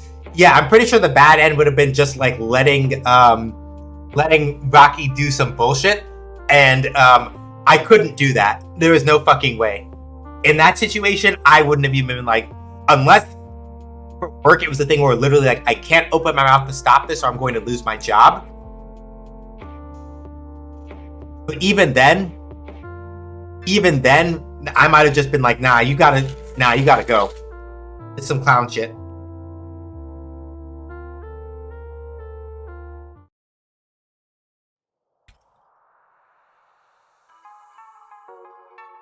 If every poem was a theater production. No content warnings. Unless Abuela shows up. Abuela is a whole content warning all on her own. Student productions are your heart. Your students are all nerves, but you're beaming. Yeah, let's get some nice warm fuzzies. Glowing like a pregnant soon-to-be mother in the face of her grandmother not approving of her future marriage, but having the internal wherewithal to not care. 7 groups of about 4 of your students are performing scene studies directed by the leader of each group. Each of the studies are written by one of the group members, and you could not be more excited. Your excitement is off-putting to some of the kids, but they're getting used to you by now. Issa is literally just me. I'm literally about to go run up in the fucking Validate Discord and go, who did y'all hire? How did Mickey read my mind? How did Mickey read my mind and put some part of me in Issa's brain too? Because what the fuck?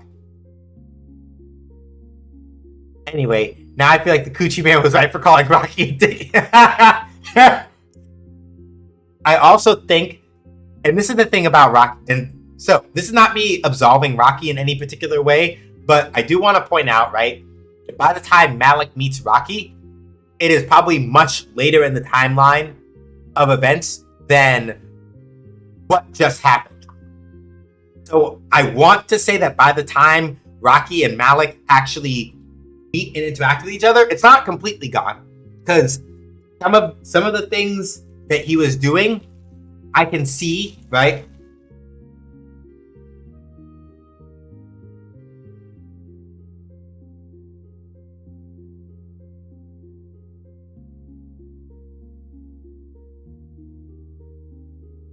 So in my brain, right, I'm just like, yeah, Rocky has definitely matured some by the time I think he meets with Malik, but you can still see some of the edges of how he behaved there and how he behaves later, but he's more self-aware of it in Malik's route. Because by the time we meet him, at that point, it's been nearly a year. And I think that's an important thing to note.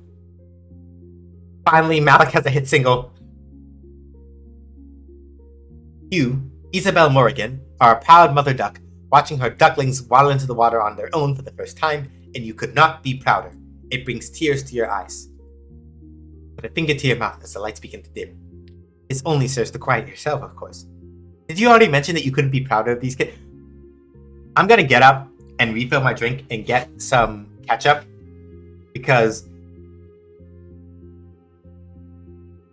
this is bringing emotions that I'm not gonna eat them. I promise. I'm not going to eat my emotions here, but I need to just get something to drink and like. Give me a sec. Give me a sec.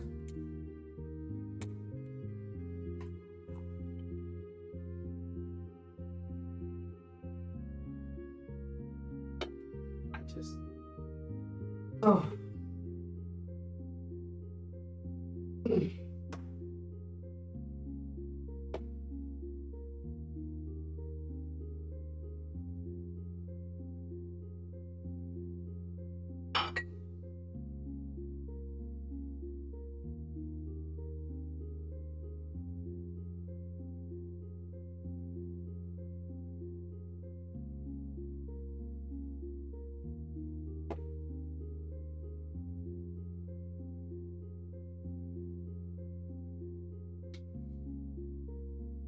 I'm Inaya, and Esha is Isa. Who's Malik, and I'm Hari.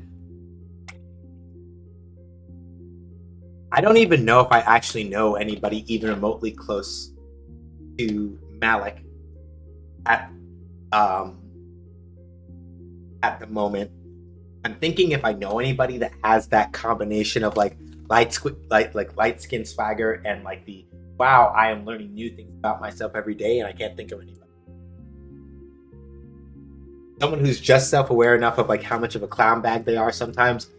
It's hard. I can't think of somebody off the top of my head. I can't do a judgment call on Amhari either, because we haven't gotten to see inside of his head yet. We don't know what she's really working with there. We only have like the vague things that we're kind of getting from roots that he'd been in. If he hadn't had character growth, I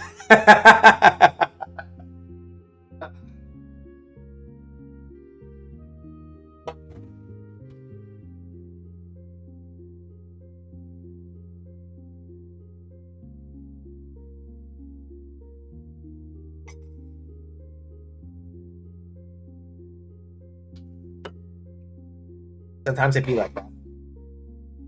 Okay, so I promised I wasn't gonna eat my emotions here, so I'm gonna be upfront a little so that I'm not like trying to like hold it back during stream and then I wreck myself emotionally afterwards because I held it in for too long.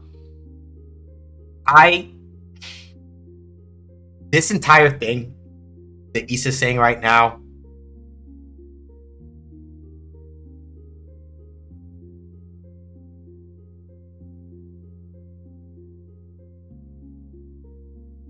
this is how I feel about my students all the time.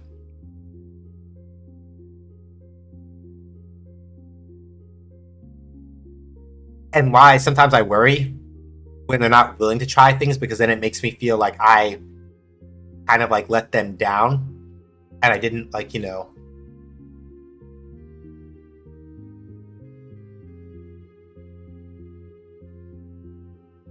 it's one of those things where like if my kids aren't asking questions, aren't being inquisitive, aren't trying things, aren't willing to be bold, that's when I worry that I failed them, because it means that I didn't make a space open enough for them to do these things, to be okay with these things, and to be all right with like just being vulnerable when it's safe to be so. But when the opposite of that happens, when we get that, when they're able to like kind of like really stand up and really be proud of what they've done and what they're doing and show it to people and own that,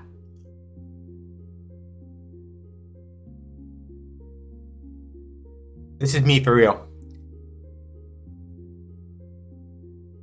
I just cry and I get excited. I cry at least a little bit on the inside. And I just get really excited because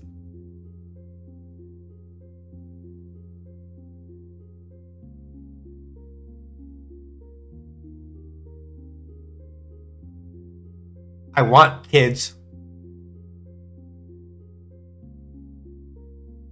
to feel comfortable, right? With being able to be vulnerable and try things and work, right? I really and truly want that for them. And anytime I feel like I'm not providing that is when I feel like I failed somehow, right? So moments like these, right? I live for this shit because it means that I did my job right. That I gave you enough of a something to believe in that now you can believe in yourself, right? To quote Gurren Lagann, to be like maudlin for a second, right? Right? Quote Gurren Lagann for a second. When they reach the point where they no longer have to believe in the me that believes in you or the you that believes in me, but they can believe in themselves, right? When they become the you, when they become the them that can believe in themselves, that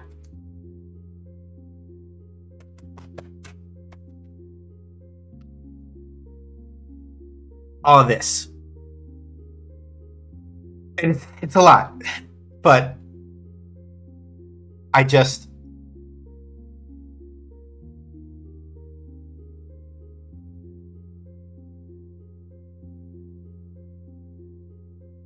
it's good to see writing that really captures that feeling.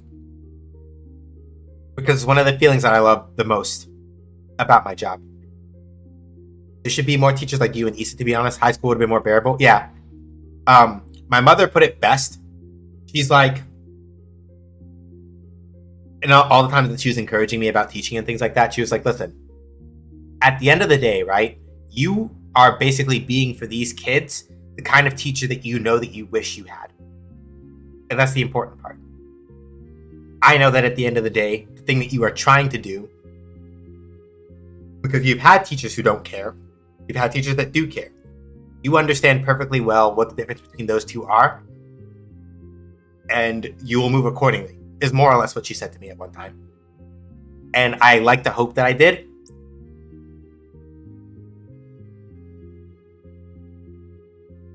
And in some ways, I definitely did. I know for a fact I did in some ways, but sometimes I still worry about it. And so this hits really hard, right? This hits really hard. Especially because there's some aspects about this that are like, you know, yeah, we're going to probably run like an extra hour or so tonight. Because Isabel's route has me in my everything. So we're probably going to run like an hour or so tonight, I think. But like, yeah, it just, yeah, the whole thing about like basically deferring your dreams to kind of just like deal with the reality of things, worrying about whether or not your actual work, if the work that you want to be able to really be doing is even going to be like good enough to measure up, right? In the same way that that Issa is literally kind of like stressing and sweating over like trying to get her play off the ground and realizing and wondering, am I even good enough to hack it? Or am I really just only the kind of person that can be that can just be a support to somebody else and that's it? Do I not have the ability to kind of like let my writing or let my work stand on its own, right? I feel that deeply, and it resonates with me very deeply to the degree that it hurts a little, but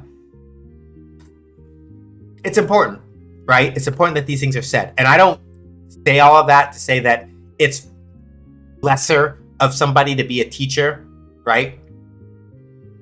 But more along the lines that it's okay to have your own dreams beyond just what it is that you can do to help people kind of move forward with theirs, right? There's nothing wrong with wanting that. There's nothing wrong with wanting to actively push yourself or to be able to say, I did this thing. I am not just somebody who can teach these things. I'm not just somebody who can bring these people to these things, but also someone who can do for themselves the things that they teach to other people.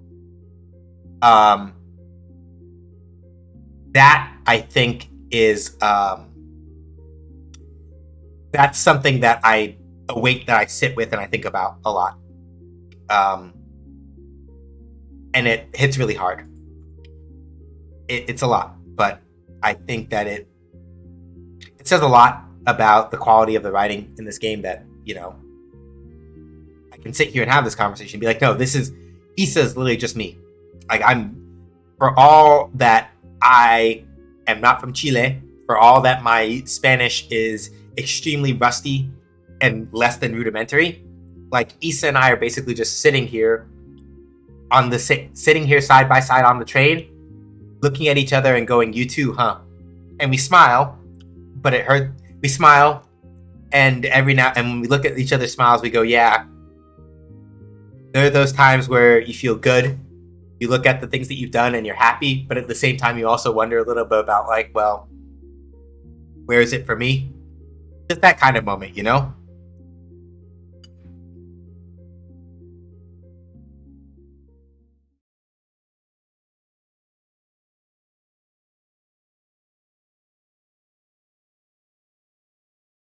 You swear that you've never seen a more beautiful performance, like, ever, in your entire life. It wasn't perfect, but they did their best, and you're happy for all of them. Taking your time congratulating each of them individually for their hard work coming to fruition. There were a few mistakes and a few forgotten lines that led to haphazard improv, but that's all part of the magic of theater. Met with the kids' families enough to recognize their relatives, but tonight, there's someone you don't recognize as one of your students, Sue. Not that you suspect her of anything, but you decided it would be best to check her out. Might as well introduce yourself.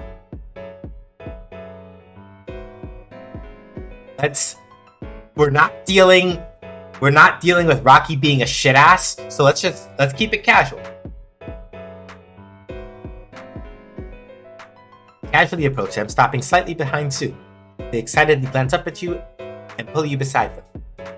I miss going to plays and musicals. I love theater. Mm-hmm. This is my teacher, Miss Morrigan. She helped us prepare for the showcase and helped us whenever we needed it. Miss Morrigan, this is Yo-Yo. Stranger smiles at you and nods her head. It's nice to finally meet you. You're doing a great thing for these kids. The showcase was fantastic. I was on the edge of my seat the whole way through. Londa! Londa! Londa! Yeah! Well, Thank you. This woman sure knows how to butter you up, although you're sure it's not that hard in the first place. She has a warm energy about her that you like.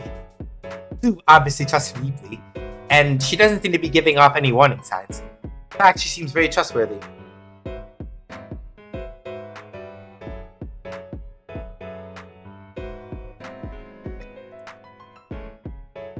She extends a hand for you to shake. Lordy. Mi dare slip into 1 yard. She extends a hand for you to shake, which you eagerly take.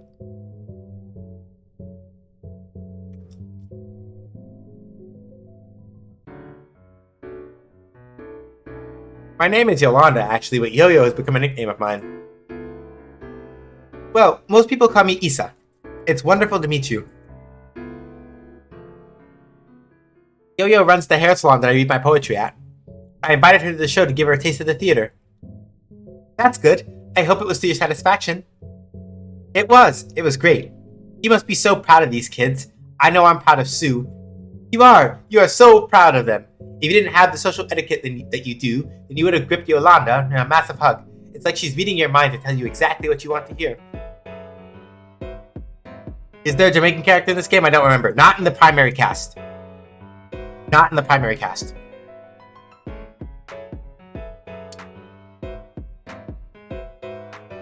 Yeah, this is super cute. I'm fucked up.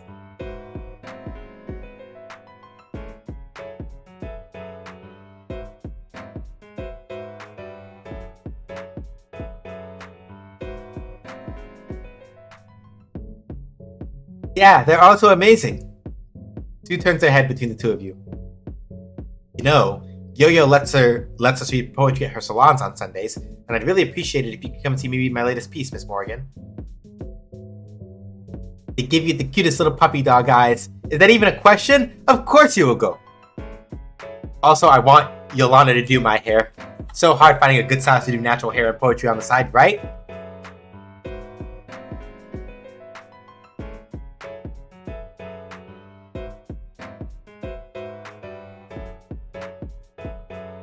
I would love to go. That's a non-question. Sue grins up at you, but their attention is cut short once they catch sight of their mom. She hadn't been able to make it to the beginning of the showcase, but she snuck her way about halfway through to see as much of it as she could. What a hard-working woman. Sue crossed the theater, making their way straight to their beaming mother and leaving you alone with Yolanda. You run the hair salon? You're a stylist? I actually owned that salon. It was always my dream. Oh, you know what? Issa and Yolanda may actually work as a couple like Rocky and Malik. Yeah. I could see that.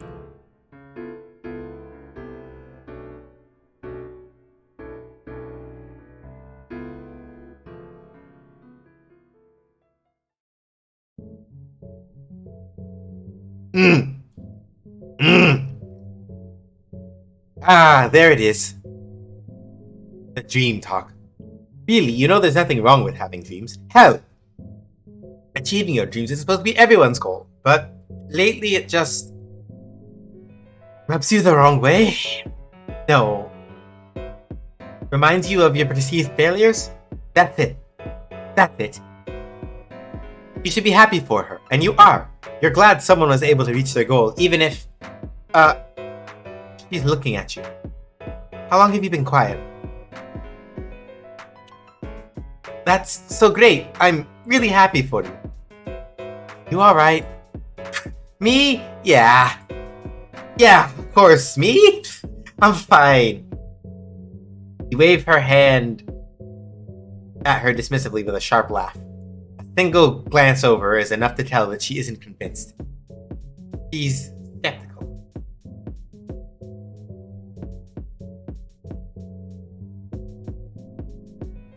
Like, okay, so part of my gut instinct feels like because of something that Yolanda said, Issa really is a bad liar. Is that normal with good actors?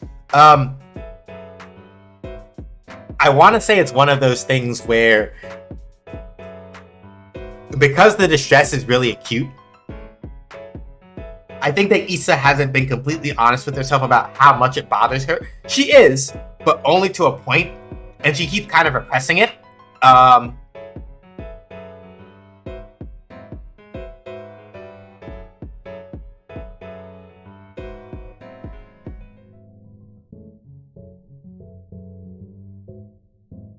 She keeps repressing it, right?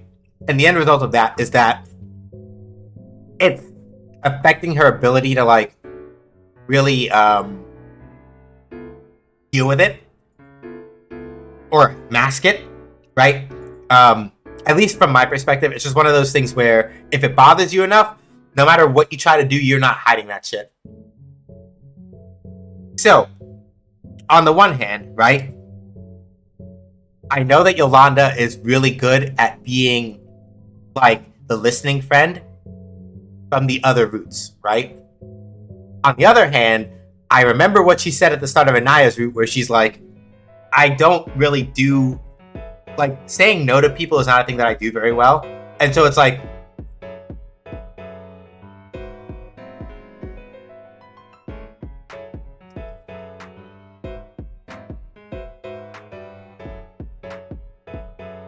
this is me for real right now, though.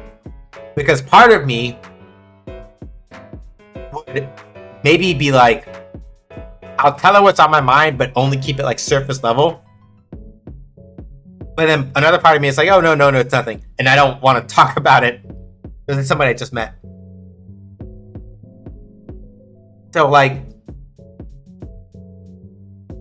part of me is why I'm like, oh, yeah. And then pulling hair and yanking on it when trying to, like, yeah. I think it's better to just be honest because she's not buying it, and like trying to stuff it down is not good for Issa anyway. Well, it's like, yeah. Fuck it. If she's asking, then she can hear the truth. Issa. Yep. You're so lucky. I love these kids. I do, but my job, I don't think I ever wanted to be a teacher. Really.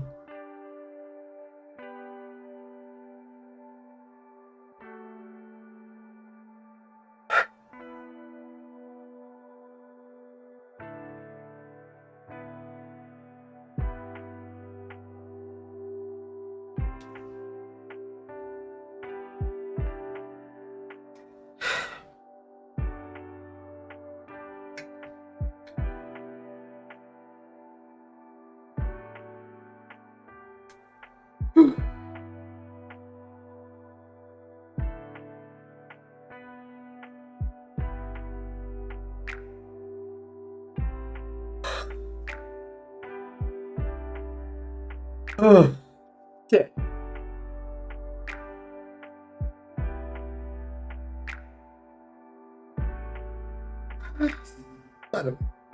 Fuck.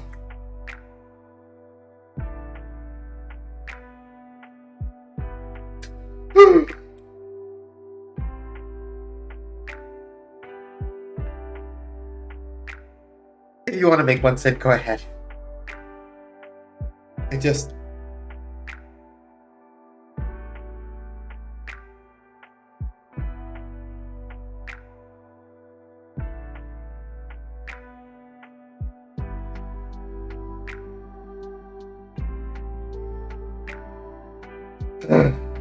Fuck.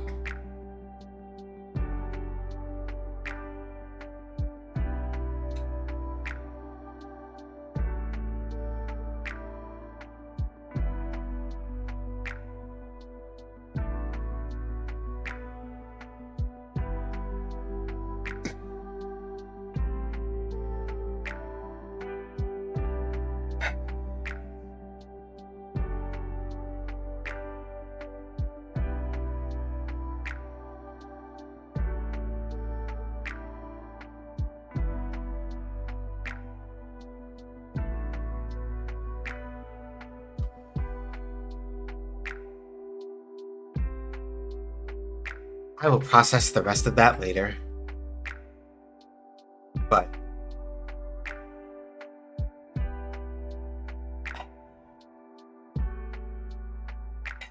I never did. I didn't go to school for that.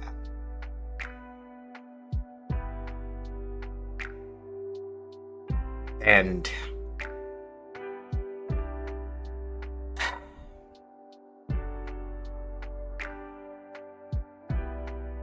sometimes it makes me wonder what else I could have been doing with the 6 years that I've had. And I'm going to leave it at that. Because otherwise I'll discuss things about my job that I don't want to bring up on stream. Only not because I don't trust any of y'all, but because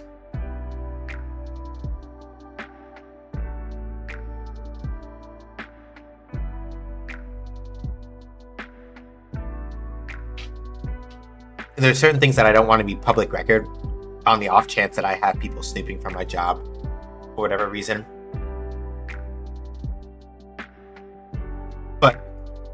just understand that that's what I've said is about. I'll check the cooldown for that to see if when Sin made it, it locked it to like a mod level or something, and I'll adjust that. It shouldn't have, but okay. I think I'm okay for now.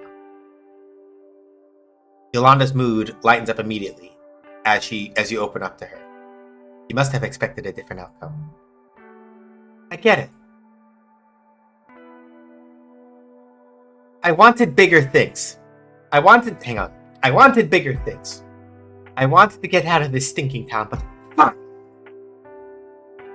You pause to gather yourself and come to your senses. It looks like none of the kids heard you wildly swear. Fight the echo. You hope that was all in your head. I wanted to be on Broadway growing up. Isn't that wild? I think most people have big dreams growing up, but most things in life never end up going as planned, you know? I didn't always want to be a hairstylist. That came later. Later for me is taking its sweet time.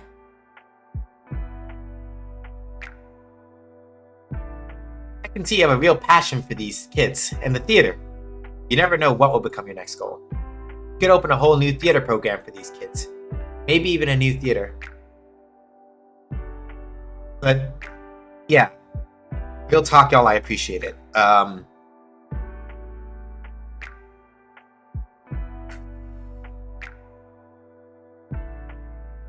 I really do. Usually when I have, like, big emotions like that, like, the cry gets ugly. And I think that, like, part of me was just like, I can't do that here in front of God and everybody on Twitch. Not because it's bad, but just because, like, only so much. But this cut real fucking deep, real fucking fast when I wasn't expecting it. And I'll be straight up in saying that I had a couple of inklings that Issa and I were resonating, right? Issa and I were resonating a little bit, and I had a feeling about that from Malik's route, because remember, after they did the two backs, right?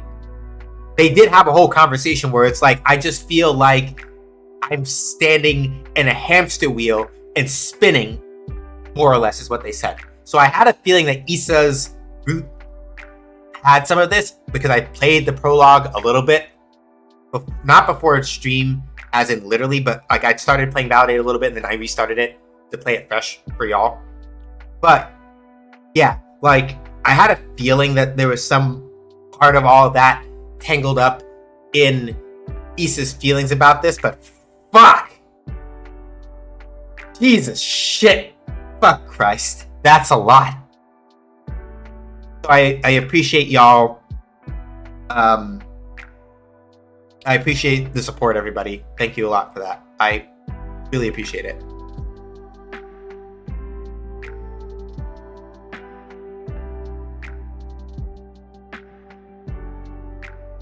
Life doesn't stop just because one, maybe two, or even a few things don't pan out.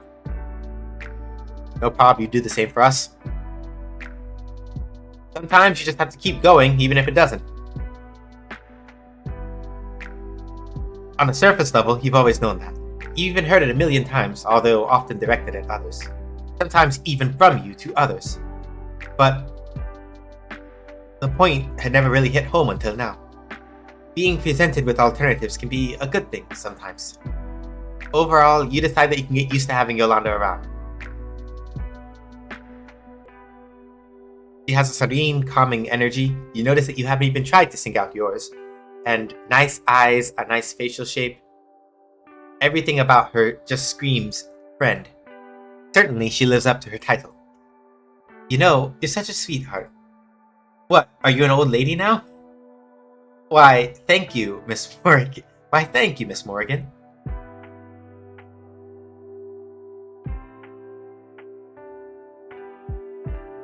Barely register yourself scooping up her hands and bringing them, and her in turn, closer to you.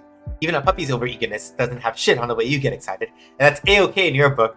This is intensely, absurdly, and wildly gay as shit, and you cannot convince me. Yolanda being the friend may actually be a huge problem for her. Oh, you mean in terms of people not wanting to, like, step that up? Because they just go, oh, you're just so nice to everybody. And it's just you being nice, right? Or also, no, I can also see that. And because everybody is so dependent on her, nobody has her back when she needs it, because she has everybody else's. Oh,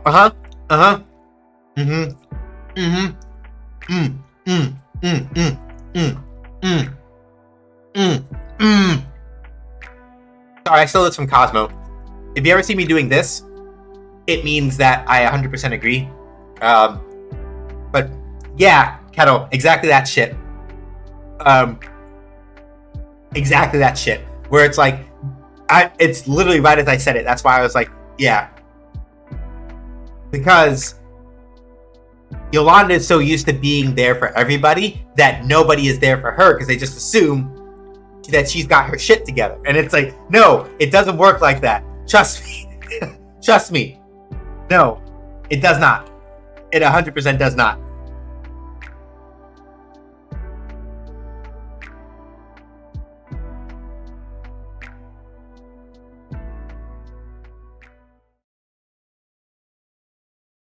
Isa, it's just fine. Hey, would you want to hang out? Like, maybe, I don't know, I'm free Wednesday? Also Thursday night?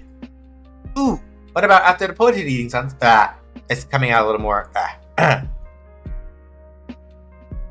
Ooh, what about the poetry readings on Sunday, or before? I can make time. Yolanda seems surprised by your enthusiasm. You hope it's a pleasant surprise that she feels toward you.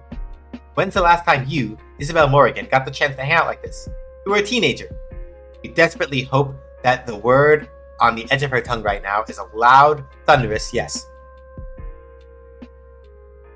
Or you could count that other guy, but you'd rather think of it like virginity. If you didn't get pregnant, your slate is wiped clean and it doesn't count. Starting from zero. You're sure Jesus or somebody would agree with you. Oh, she also has nice lips.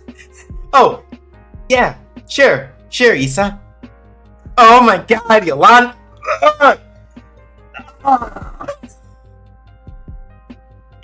This is a healing type video game, and the healing part, sincerely, comes in whenever Yolanda smiles at me. Wait, can I have your phone number? Oh, I hope you don't plan on sending me scandalous photos.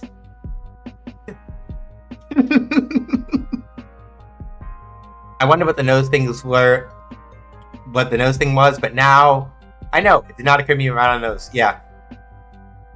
Yolanda used lesbian blush. It's extremely effective, right?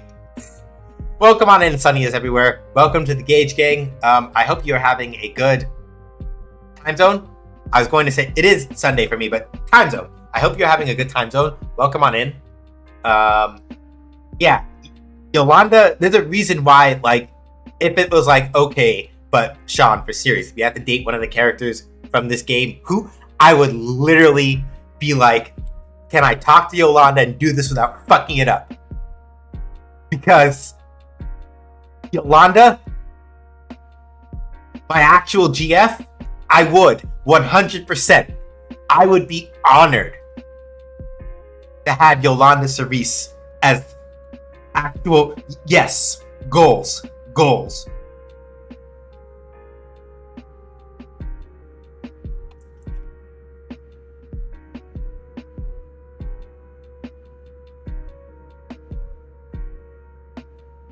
I don't think I'll let you in on my plans just yet, Yo-Yo.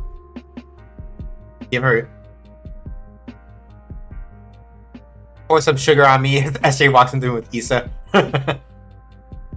Yeah, which is fair also, right? Sometimes... Yeah, there's sometimes people that you think are cool and it's like, yeah.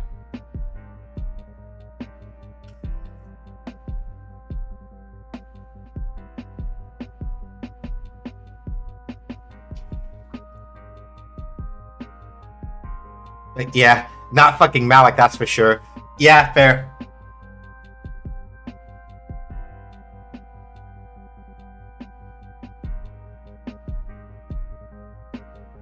The kids are starting to thin out, and you can see a few leaving with their families.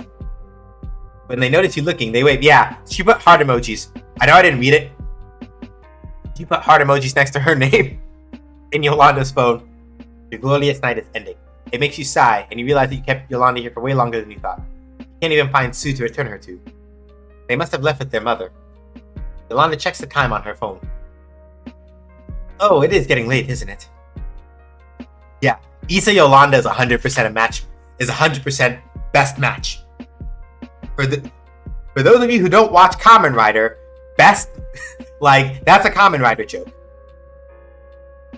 If you're in my Discord community, if we ever get to watch Kamen Rider build, if you ever hear me make a joke about best match, you'll understand what I mean.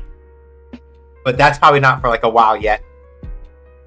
I hope to be able to watch that with y'all at some point. Kamen Rider build is the good shit. Thank you so much for the follow. I deeply appreciate it. We do keep our follow alerts anonymous so that people who want to lurk and shit can do that without having to like get caught up. So, and then like getting exposed. I mean, you know what I mean. So yeah, thank you for the follow. Deeply appreciate it. Welcome to the Gage Gang. Enjoy your time here. Yeah, I think I'll start heading home. I will too. I should have known better than to wait around. I've got to catch a bus. Oh, do you need a ride? That's fine, really. I don't want to impose... No, I don't mind at all. My bus card is full, so really there's no need to trouble... Please. I'd love to give my friend a ride home. Look! The eyebrows! The smile! I'm...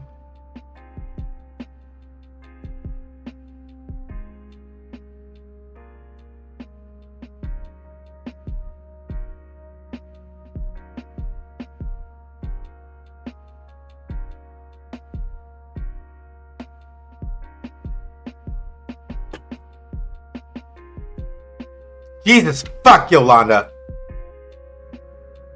I just... Oh.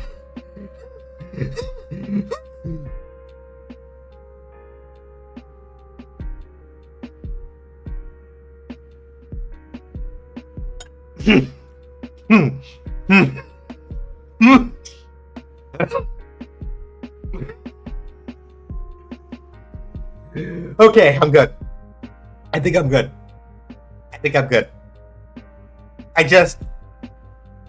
She looks at me with that face and I'm melting. Fuck, I really am a bottom shit. Yolanda has the swagger Malik wish he had on his best light skin day. Yeah. No, Sid, it's the truth. I can't cohere, like, shit.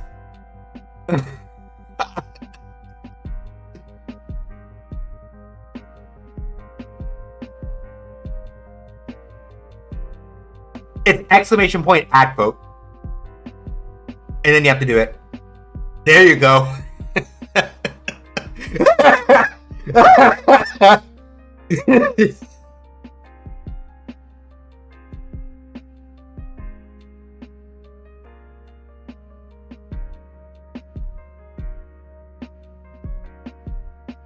We might as well make sure that saved correctly.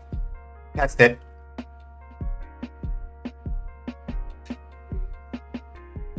Yep.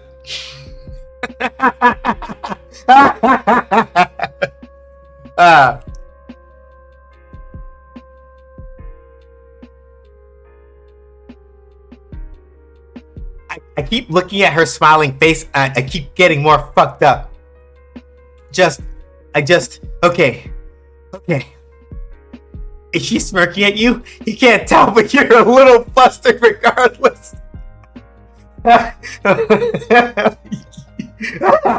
No, I really am just Isabel. What the fuck? I'm literally going to go right into that Discord server after we are done tonight, and I'm gonna look Danny Launders right in the eye and tell them, why the fuck did you put me in this game as Isabel Morrigan, except if I was femme and Latina? Why did you do this to me? What the fuck? You can't tell, but you're a little flustered regardless. You figure that there's no point in denying her any further. Not that you mean anything untoward by that statement. I need to make a quote command for mine when I come back to stream.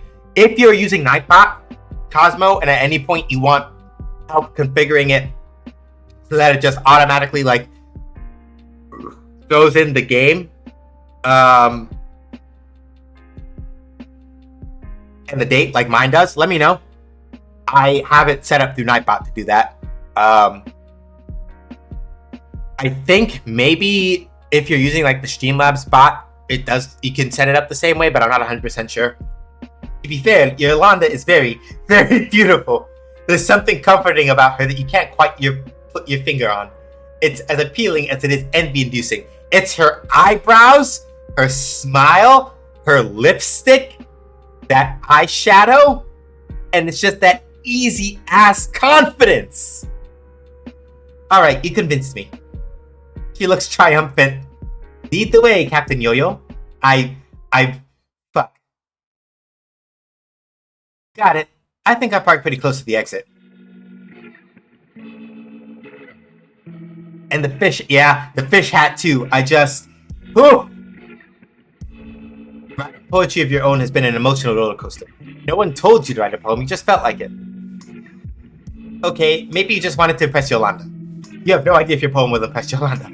What if she thinks it's some kind of sick joke? What if she thinks you're poking fun at her interest to get back at her?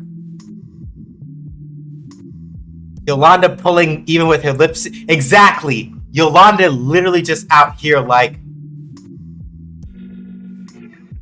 Swagger implies that I have to step in order to get people to pay attention.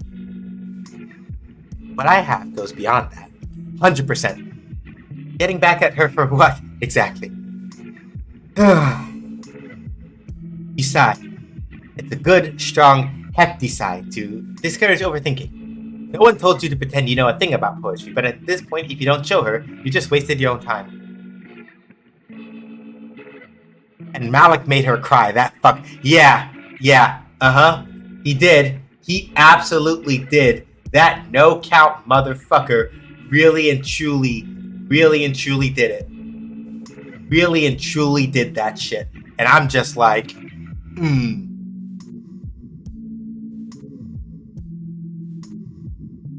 If she doesn't like it, maybe she can give you pointers. That's the spirit, Issa. Writing poetry is like writing a song. And then somewhere along the way you lose it. But then you pick it right back up again. Poetry is just songs without music. Even a haiku or an iambic pentameter. Whatever that is. Yeah. Yeah. There was some bullshit with Malik's... Yeah. But...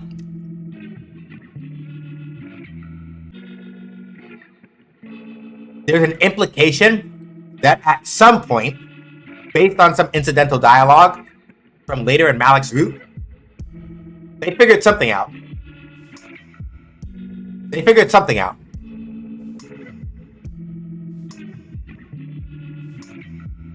Much later down the line.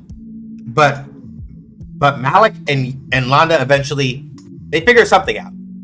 Because there's a thing that he says that Yolanda told him that never came up during their date.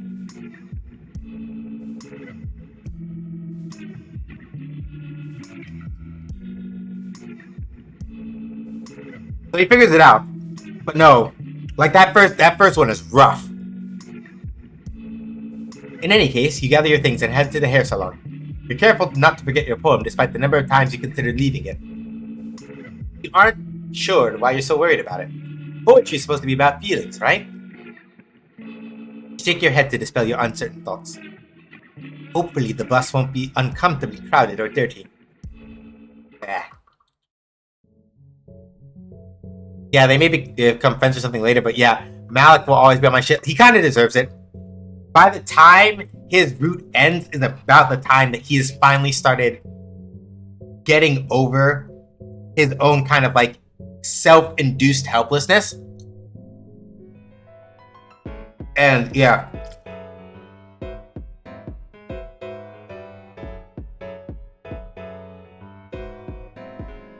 You arrive at the salon with a few minutes to spare before the first poetry reading starts. It's that awkward in-between period, however, where all the good seats are taken. Can't really despair over it, though. After all, you could have gotten ready to go earlier. You're about to resign to a seat in the back when Yolanda catches sight of you. She smiles and waves you over. You thought she was just waving at first, which is embarrassing. Hey! I saved you a seat. Thank you! This is a really good seat. I'm so excited. Sue's somewhere in the middle. They're so talented. I love their work. I can't wait to hear what they have. Yolanda smiles at you. You follow her lead and fall to silence. A few more people filter in and take the shitty seats. The reading starts shortly after. Before tonight, you'd never been to a poetry reading before. It is a surprisingly well-rounded learning experience, you think.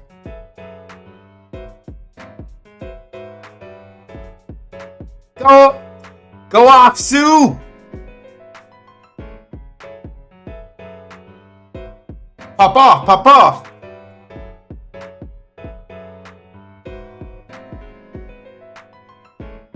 Let's go! It turns out poetry isn't just putting your feelings on paper.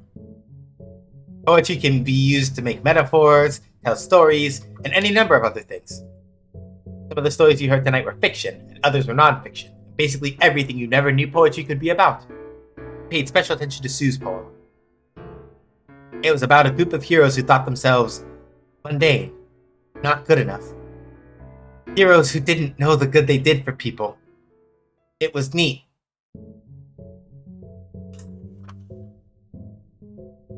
Shit!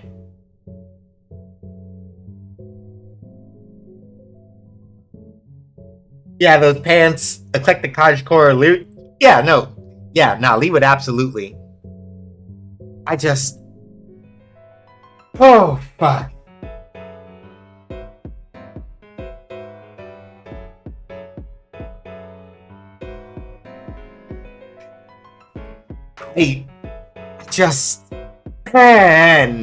Fuck.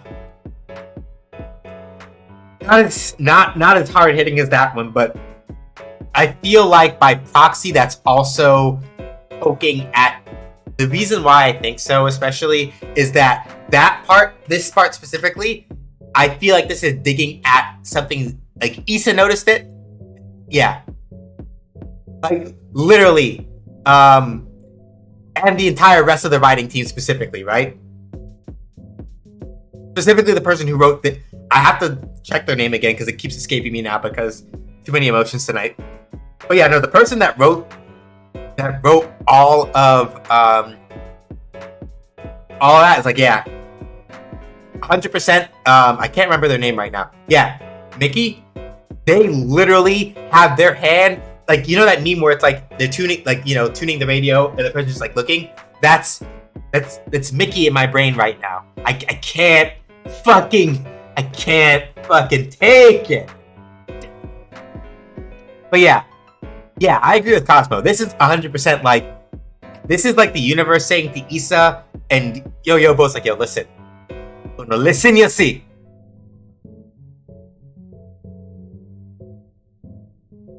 And I'm catching strays. And I'm catching strays like pop flies again. Love it.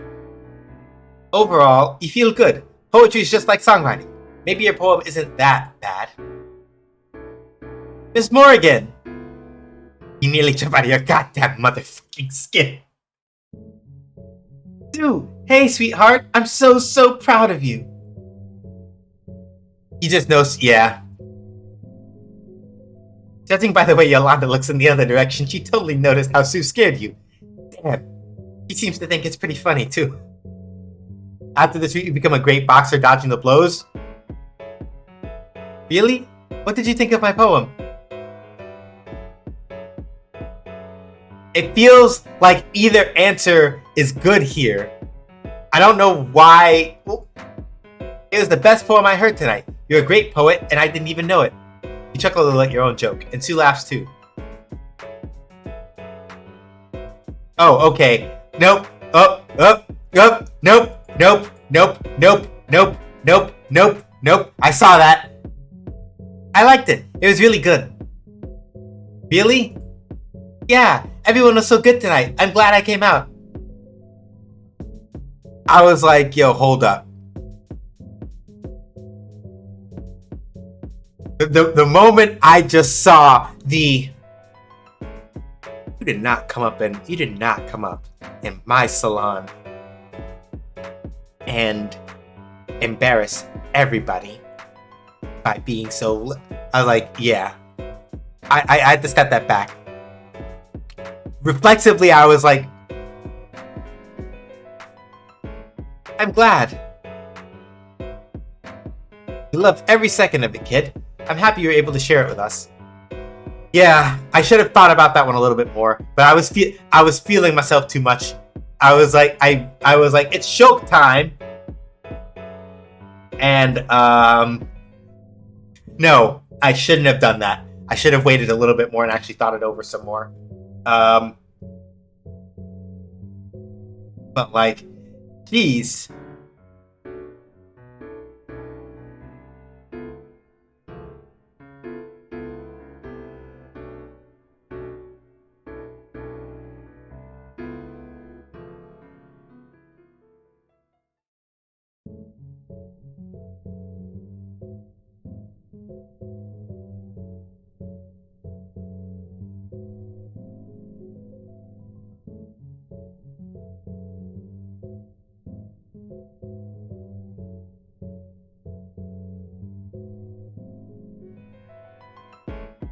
Yeah, that's what Ulans are for. Yeah.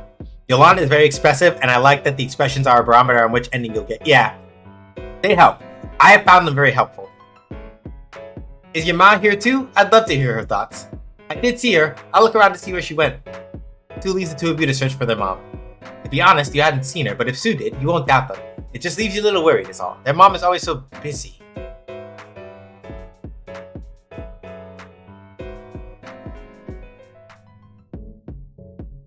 Yolanda smiles fondly at them, and that's when it hits you.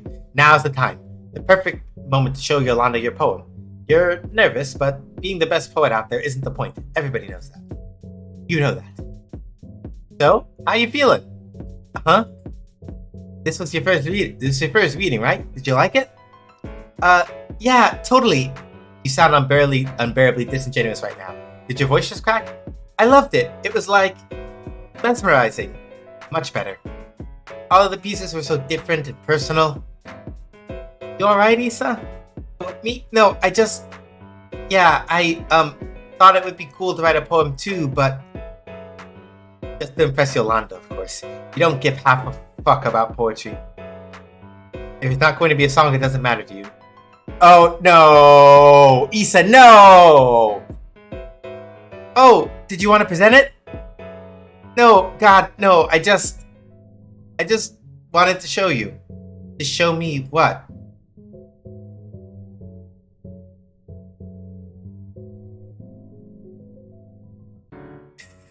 Oh! In for a penny, in for a pound.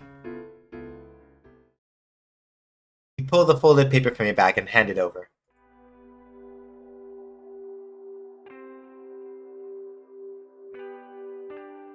The little pinky point, the smile, the interested face on the fucking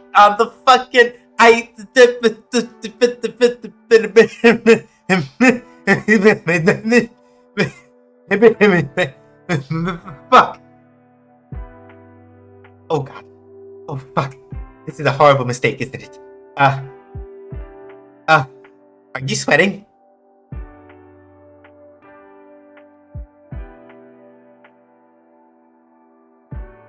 Yolanda is commonly reading your poem, completely unaware of your plight. Your palms are moist. You hate that word. You can't believe you just thought it. Wipe your palms on your pants. Back to your regular scheduled anxiety. You're not sweating as much as sure. Hi, Squishy. Also, shut up, Squishy. I just noticed the fishing. Yeah. Nah, fish is all over her motif. It's great. What if she doesn't like it? What if she thinks it's a mockery of the art? What if she... Oh, she's done. Your smile is so tense. This is great, Isa. Feel an invisible weight lifted from your shoulders. This is a great, great relief, and you aren't sure what. No!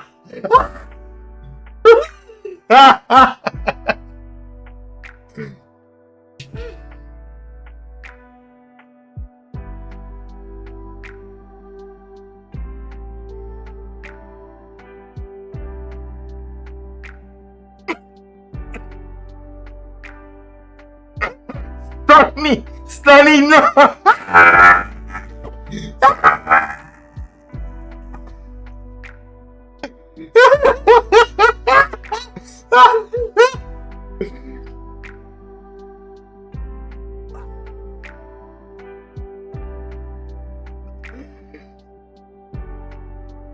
I like you.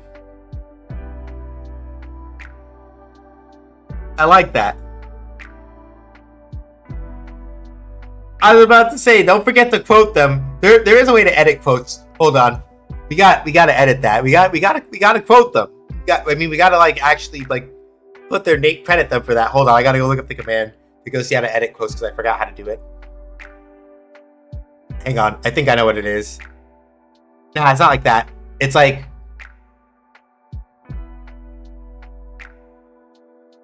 There we go. Thank you, Sin.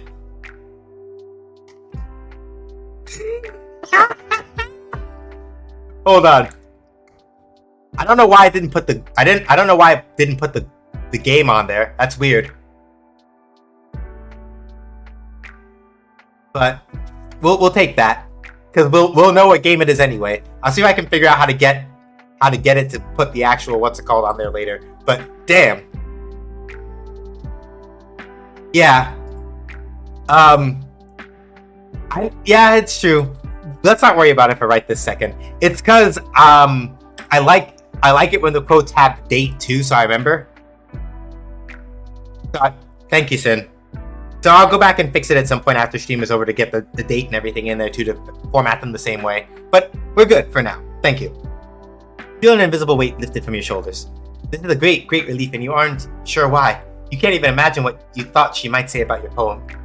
This is, as she said, a place to express yourself and be who you are comfortably. It doesn't matter whether or not, if you question. Yeah, that'll do. It doesn't matter if you question whether or not your family genuinely loves you. In fact, isn't that even more reason to express yourself in a place like this? A safe space. The idea makes you feel something warm. I'm happy you felt comfortable enough to share this with me. Her smile melting mine too. You can't say you were comfortable sharing it with you. It was more branching out and dipping your toes in the water. Stepping out of your comfort zone. Trying your hand at something new. It's safe to say the results are promising. Very promising. Yeah, Nightbot is yelling about Marsha P. Johnson Institute because literally, black folk magic is the best kind of magic. Black trans magic is even better, and we are supporting that by supporting the Marsha P. Johnson Institute for Black History Month. This is the last stream of February, so it's the last time we'll be streaming while the charity fundraiser is active. But if you want to give this link to people that you know to have them donate, if you want to donate yourself, right there. You can do exclamation point incentives or exclamation point milestones to also do some of that as well.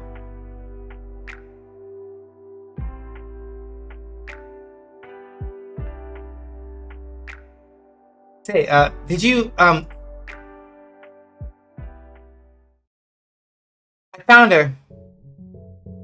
Sue shows up with their mom in tow.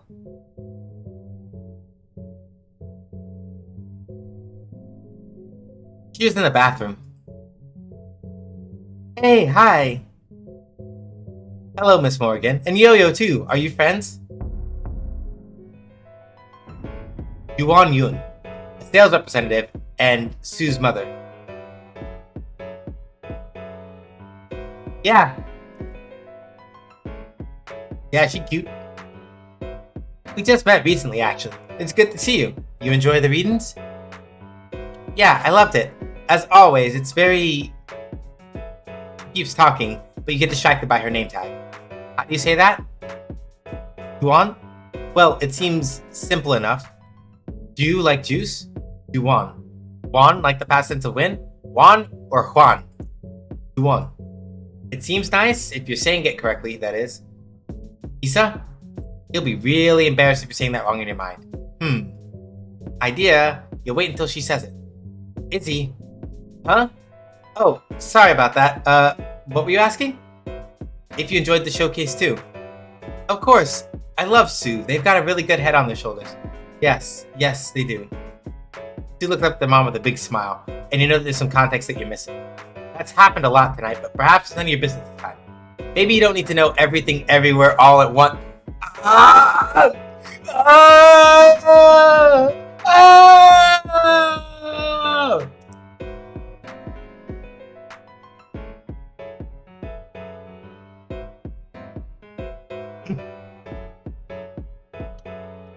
Yeah, I agree, Sonny. The dress is cute.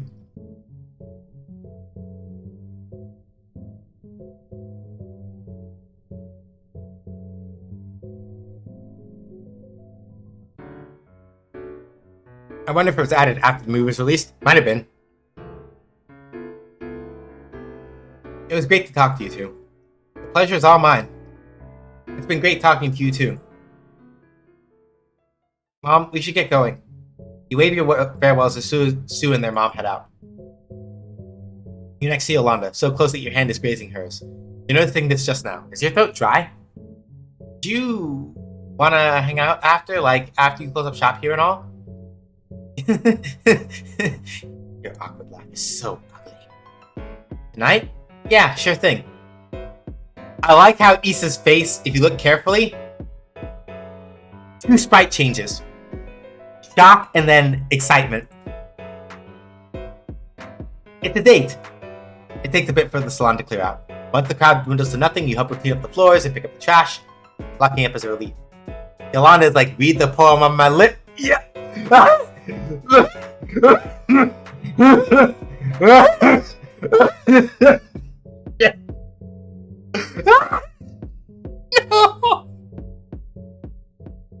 Boy. So what kind of trouble do you think we can get up to? Oh, I don't know. We could go out to dinner. We could see a movie, go to a club. Oh, we can go to the jazz club. The Vibe? Yeah, I've been a few times. It's good. Is it? Mm-hmm. Yolanda offers her hand to you and you're excited to take it. Even though you've only met Yolanda recently, you feel close to her. Close enough to open up to her. Maybe closer because of how you opened up to her.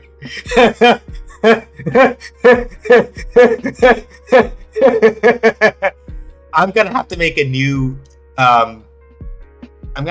stream elements redeem to go along with skill issue and just call it danger zone and have Ralph Wiggum do the laugh with the gif and everything because your poem is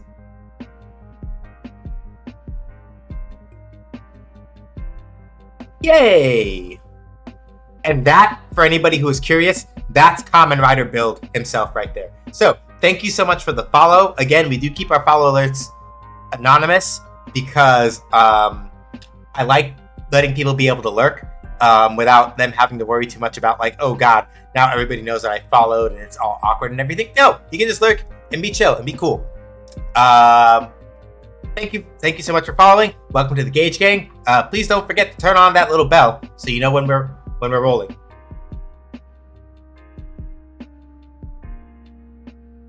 Your poem is personal, to say the least. It's about your mama and papa. It's about Abigail and Helena and Varinia and Tulio, you and Nike.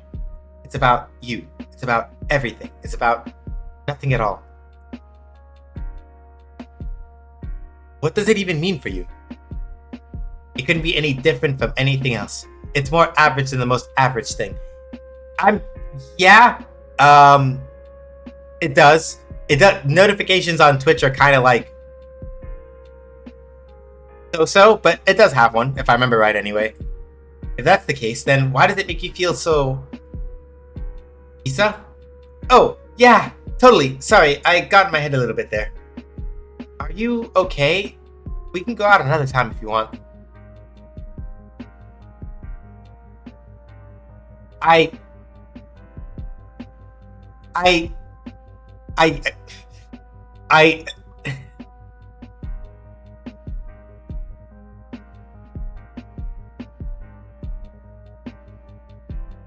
But Isa was so excited about it. We're going. We're going. No, I'm good. We should go out. You're the one who practically begged Yolanda to come out here. And by God, are you going to show her a good time? Isa, you're not on mundane, or rather mundanity does not equal boring or uninteresting. If they go out, she might ruin the vibe. Well, hold on a second. Let me just do a thing real quick, just to be safe. Y'all already know what fucking time it is. I gotta get Rocky off my screen. I can't talk. I can't look at him right now. I'm just gonna get upset.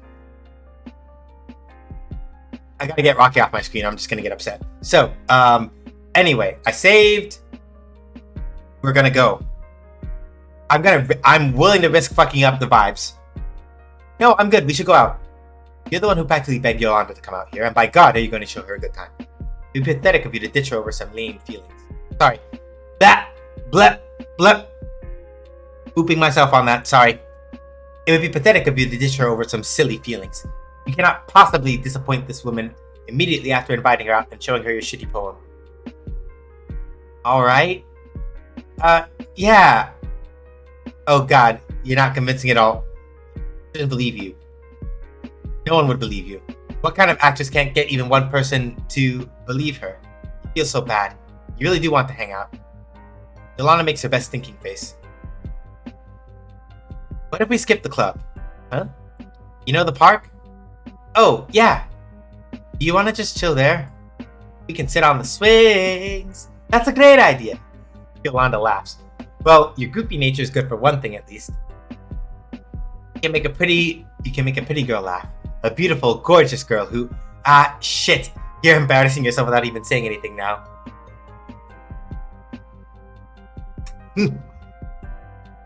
Yeah, fuck the club. Let's go to the swings. Ether used masking. Wasn't very effective. Yeah, the poem absolutely was not shitty, I bet. You're still holding her hand. It's warm and nice. You sit on the swing beside Yolanda and start with light momentum. Dad was the one to teach you to swing when he had the time. When's the last time he had time? When's the last time either of your parents had any time? Probably sometime before Helena was born. The corner of your eye, you notice Yolanda staring at you. She has a soft smile on her face that doesn't carry an ounce of tension. Just sympathy, kindness, patience, understanding. That's the part where admitting you have a crush on the person and it's why you're in shambles might help out explaining your behavior. Yeah. Are you gonna cry? Isa, listen. Have you ever thought of trying therapy? You laugh. It's awkward and sharp. Shit. No. Well, yes, but it's not bad, Isa. Not bad at all. I just started getting therapy. It's helped a lot. Maybe it can help you too. Oh. Suffice to say you didn't expect to hear that. Nobody told you to assume that therapy is for extremely messed up people that can't work out how they're supposed to live their lives. Maybe it's wrong of you to assume that everyone who needs therapy is a gigantic mess who can't work up the balls to get out of bed in the morning and face society. But isn't that you some days? Maybe you are that messed up. Yeah, it was probably the best thing I've ever done for myself. But progress wasn't immediate. Or linear, you know? Yolanda's a walking green flag. Yep! It took a long time for me to get out of my bad habits. I used to be a people pleaser. Well, I guess I'm still working on it. It's hard to say no sometimes. Encouraging therapy? Wife me. Truly, right? This is why I straight up said I would. 100%. A parade of them and all of them covered in 4-leaf clovers. Lana getting therapy so great. Yeah, like straight up. Straight up. And I would have to try not to be like, because I know in my head, I would also be like, I would move heaven and earth for Yolanda Cerise. And I also understand that might make her feel uncomfortable. Because it's like, I'm just a person, dude. You don't have to do all that. But it's like, okay, ways in which I relate to Issa, volume, whatever the fuck number we're on. When I really respect people, or I really think they're cool, and I really like them, and I become effusive in my praise, I realize that it comes off as like,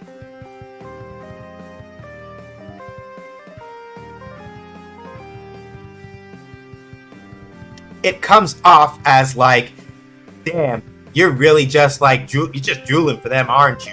Or it's just like, you're just trying to kiss them. And it's not that, right? Or at least in some aspects, I try very hard to not let it be that. But like, sometimes when it comes to like emotions, like respecting people and things like that, that's big. It's a big emotion for me, right? And it's a thing where I can do the same kind of thing that Issa does sometimes, where it's just like, yo, listen, I really think you're super cool, but I also realize that there is a possibility that I'm being entirely too much right now, and it's a little hard for me to like split the difference the right way. So I,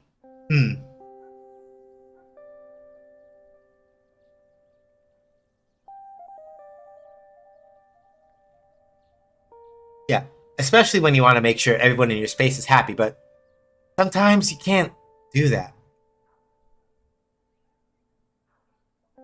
It's also a particular type of commentary that people are expected to be quiet with respect or praise, but loud with the critique, so there's that. Yeah.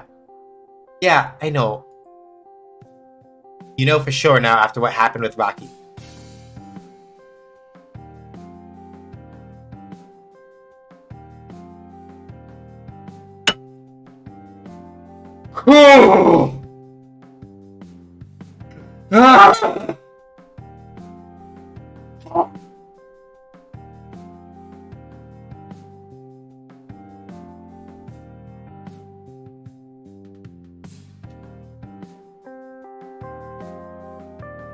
Just shit, man. God, fuck. You know for sure now after what happened with Rocky. You can't keep pushing your happiness aside for the sake of others, especially when they don't appreciate it, or even if they do appreciate it. You gotta look out for numero uno after all. And maybe you don't know how to look out for yourself, but it's not like Ash or Yo-Yo could do that shit for you.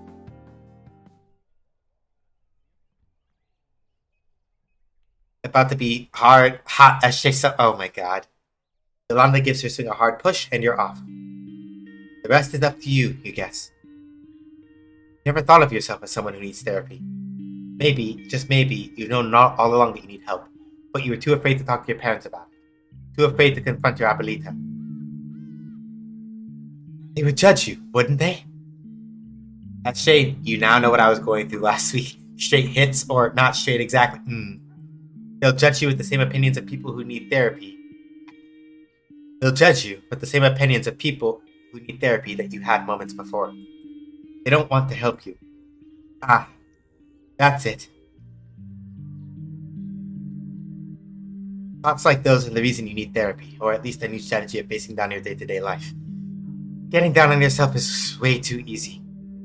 Logically, you know it doesn't matter what they think. And you'll have to cling to that thought. It's your money that's going into it anyway. Who cares? Can't let your family control everything you do anymore. Maybe they'll look differently at you. Maybe they'll look at you differently forever afterward, knowing you had to have therapy to work out your issues. You'll find out.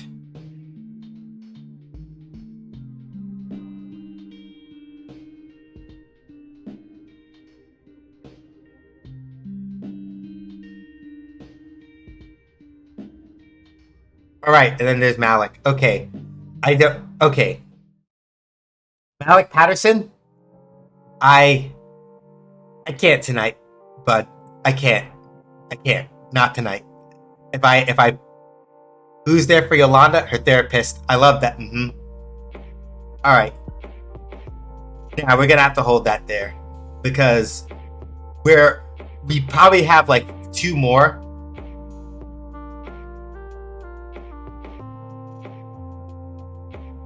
Probably have like two. We have like this. We have like Malik, then this, and then the epilogue. But I can't fuck with that man tonight.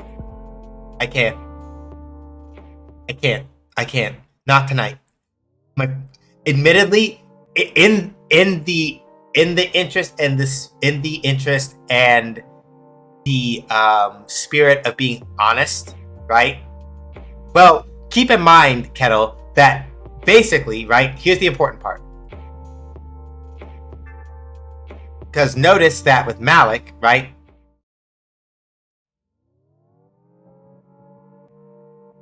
We're here.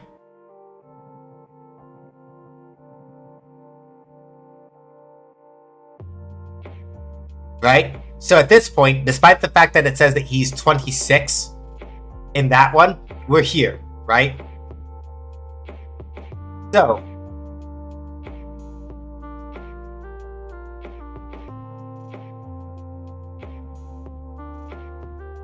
as far as these things go, right? So yeah, we're gonna see the next time. Well, whenever the next time is. A jump to the sky turns to a rider kick. Thank you so much. Thank you so much, Oren, for the $25. I appreciate it. We are $100 away from our Totsugeki 64 milestone. Like I said earlier, this is going to be the last stream for February, so it's the last stream where I'll be also doing the fundraiser. But the fundraiser itself, I'm closing like by March 1st.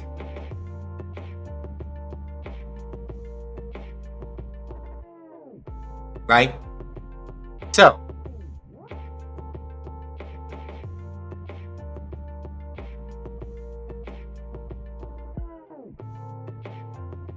yeah, I can't with Malik's route tonight because while he is probably not going to be as much of a gigantic fucking fuck up as he is at the start of his route, I am not ready to deal with that emotionally right now.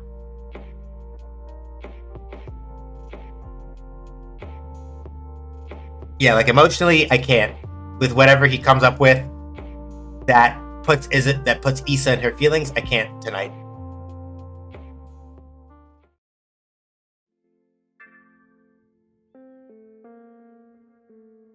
Oh, whoops. Accidentally this. Okay, y'all.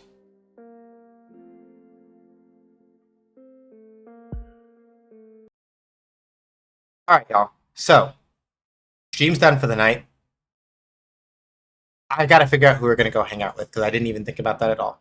So, I think what I might do, depending on things, I think this is how I'm gonna handle this. Because we've all been enjoying Validate so much, I'm still gonna do Legend of Legaia starting again on next Sunday, but probably as a chaser. I've been thinking about this anyway, so I think this is probably the right way to do it. Probably as a chaser for in between the end of Legend of Legaia and the start of the year of Breath of Fire. We'll probably come back and finish up Isabel's route for that. Because it'll be nice and short. It'll be a good way to kind of like get a break in between two major JRPGs, right? So we're going to finish out Legend of Legaia. So in March, we're picking back up with Legend of Legaia, and we're going to run all the way through till we finish that. Take one Sunday stream to do the rest of Issa's route. And then we're going to start the year of Breath of Fire after that with the first Breath of Fire game, the Game Boy Advance port.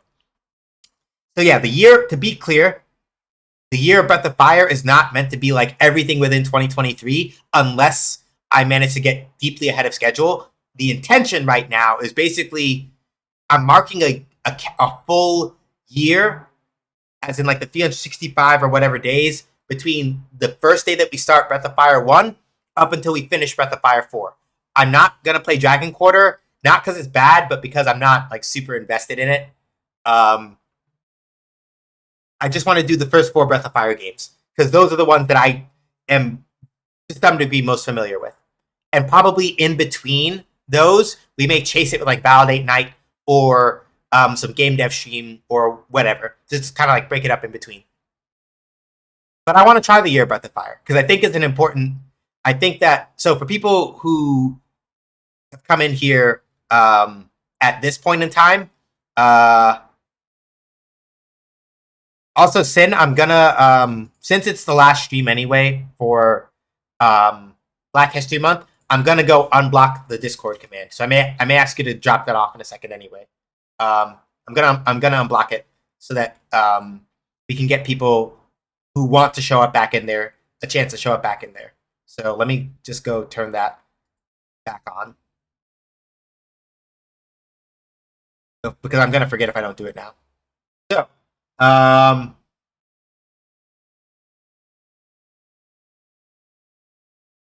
yeah, the command is actually on. Question mark, is it? Hang on. Yeah, never mind, it's on. So yeah. Thank you, Sin. So I was mostly just kind of keeping things kind of like on the low key for the Discord with Black History Month, just because I was on the Black Brilliant shelf for most of Black History Month, so I just kind of wanted to like keep things kind of on the chill. But you may also have to run exclamation point links again because it might have gotten pushed up a bit. So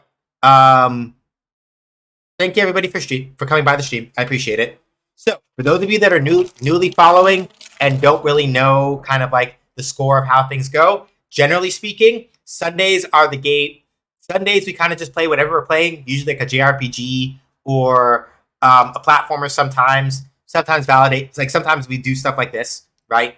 Um, Sometimes I do game dev streams because I'm also by profession a game dev. But on Fridays we stream fighting games. So next stream is going to be Them's Fighting Herds this upcoming Friday, 6 p.m. Eastern time. So if fighting games aren't your jam and you just kind of want to come for like something like JRPGs or something, come on Sundays instead. That's generally what we're here for. On Sundays we do like the other stuff that's not fighting games. If you would like to hang out with us when we're not live, Sin dropped off a Discord link just a little bit up there, so you can click that and join that way. Just make sure that you message me or one of the other mods. Let us know what your Twitch name is and things like that. And we'll basically be happy to have you. Just make sure that you like reach out and do all that other stuff so we can roll you up properly and you can see everything. And then the links command, I'll drop that off again. So I write Medium articles sometimes about game design stuff, long form. Things like approachability and accessibility, things that I learned about things I wish I'd known about fighting games earlier when I first started playing them semi-seriously about like what? Closer to like 12, 13 years ago now, something like that. A lot of other little insights like that are over on Medium. All of our streams get uploaded as VODs on YouTube pretty much right after I finish. Minus plus or minus whatever processing time. Ko-Fi, if you don't want to give support to Jeff Bezos because you think he's a stinky poo-poo guy, you can sub on Ko-Fi instead, whether that you tip jar it or use it as like a long-term recurring thing, your choice. Throne, I have various little doodads and gigaws over there for you to like pick up, whether it, for me specifically, as like gifts, whether it's things like desk organizers or other stuff. All that. Yeah. And then my card has all my other social links. So let's go find where we're going because I know people are heading out. So let me go see who's on the Black Brilliant shelf, and then let me see who else we've got. That we can go hang out with.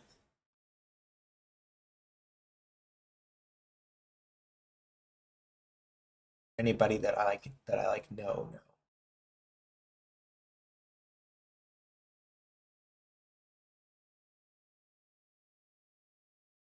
feel like we've definitely been to see MD at some point this month, right? Rock, Kesa, Dave, Joy. We may not have actually been to see Kesa. Okay. Trying to see who else. I know who we haven't been to see in a long time that would probably appreciate it. We're gonna go hang out with Ash Said Hi because she does like variety streams and like does a whole bunch of different stuff. But currently, she's playing Skies of Arcadia Legends, and we love JRPG streamers in this house. So please make sure that when we drop off into Ash's stream, y'all hit it with an SJH does Ray. Let her know who sent you, throw in your favorite emotes, hype her up, big her up, all that other stuff. I'll see y'all either on Friday or Sunday or in the Discord, depending on what your poison is. Till I see y'all, stay safe, wash your hands, wear a mask, don't go out if you don't have to. Be excellent to each other, but not to bigots, turfs, sexists, racists, and cop apologists. It's all stinky. But till then, bye everybody.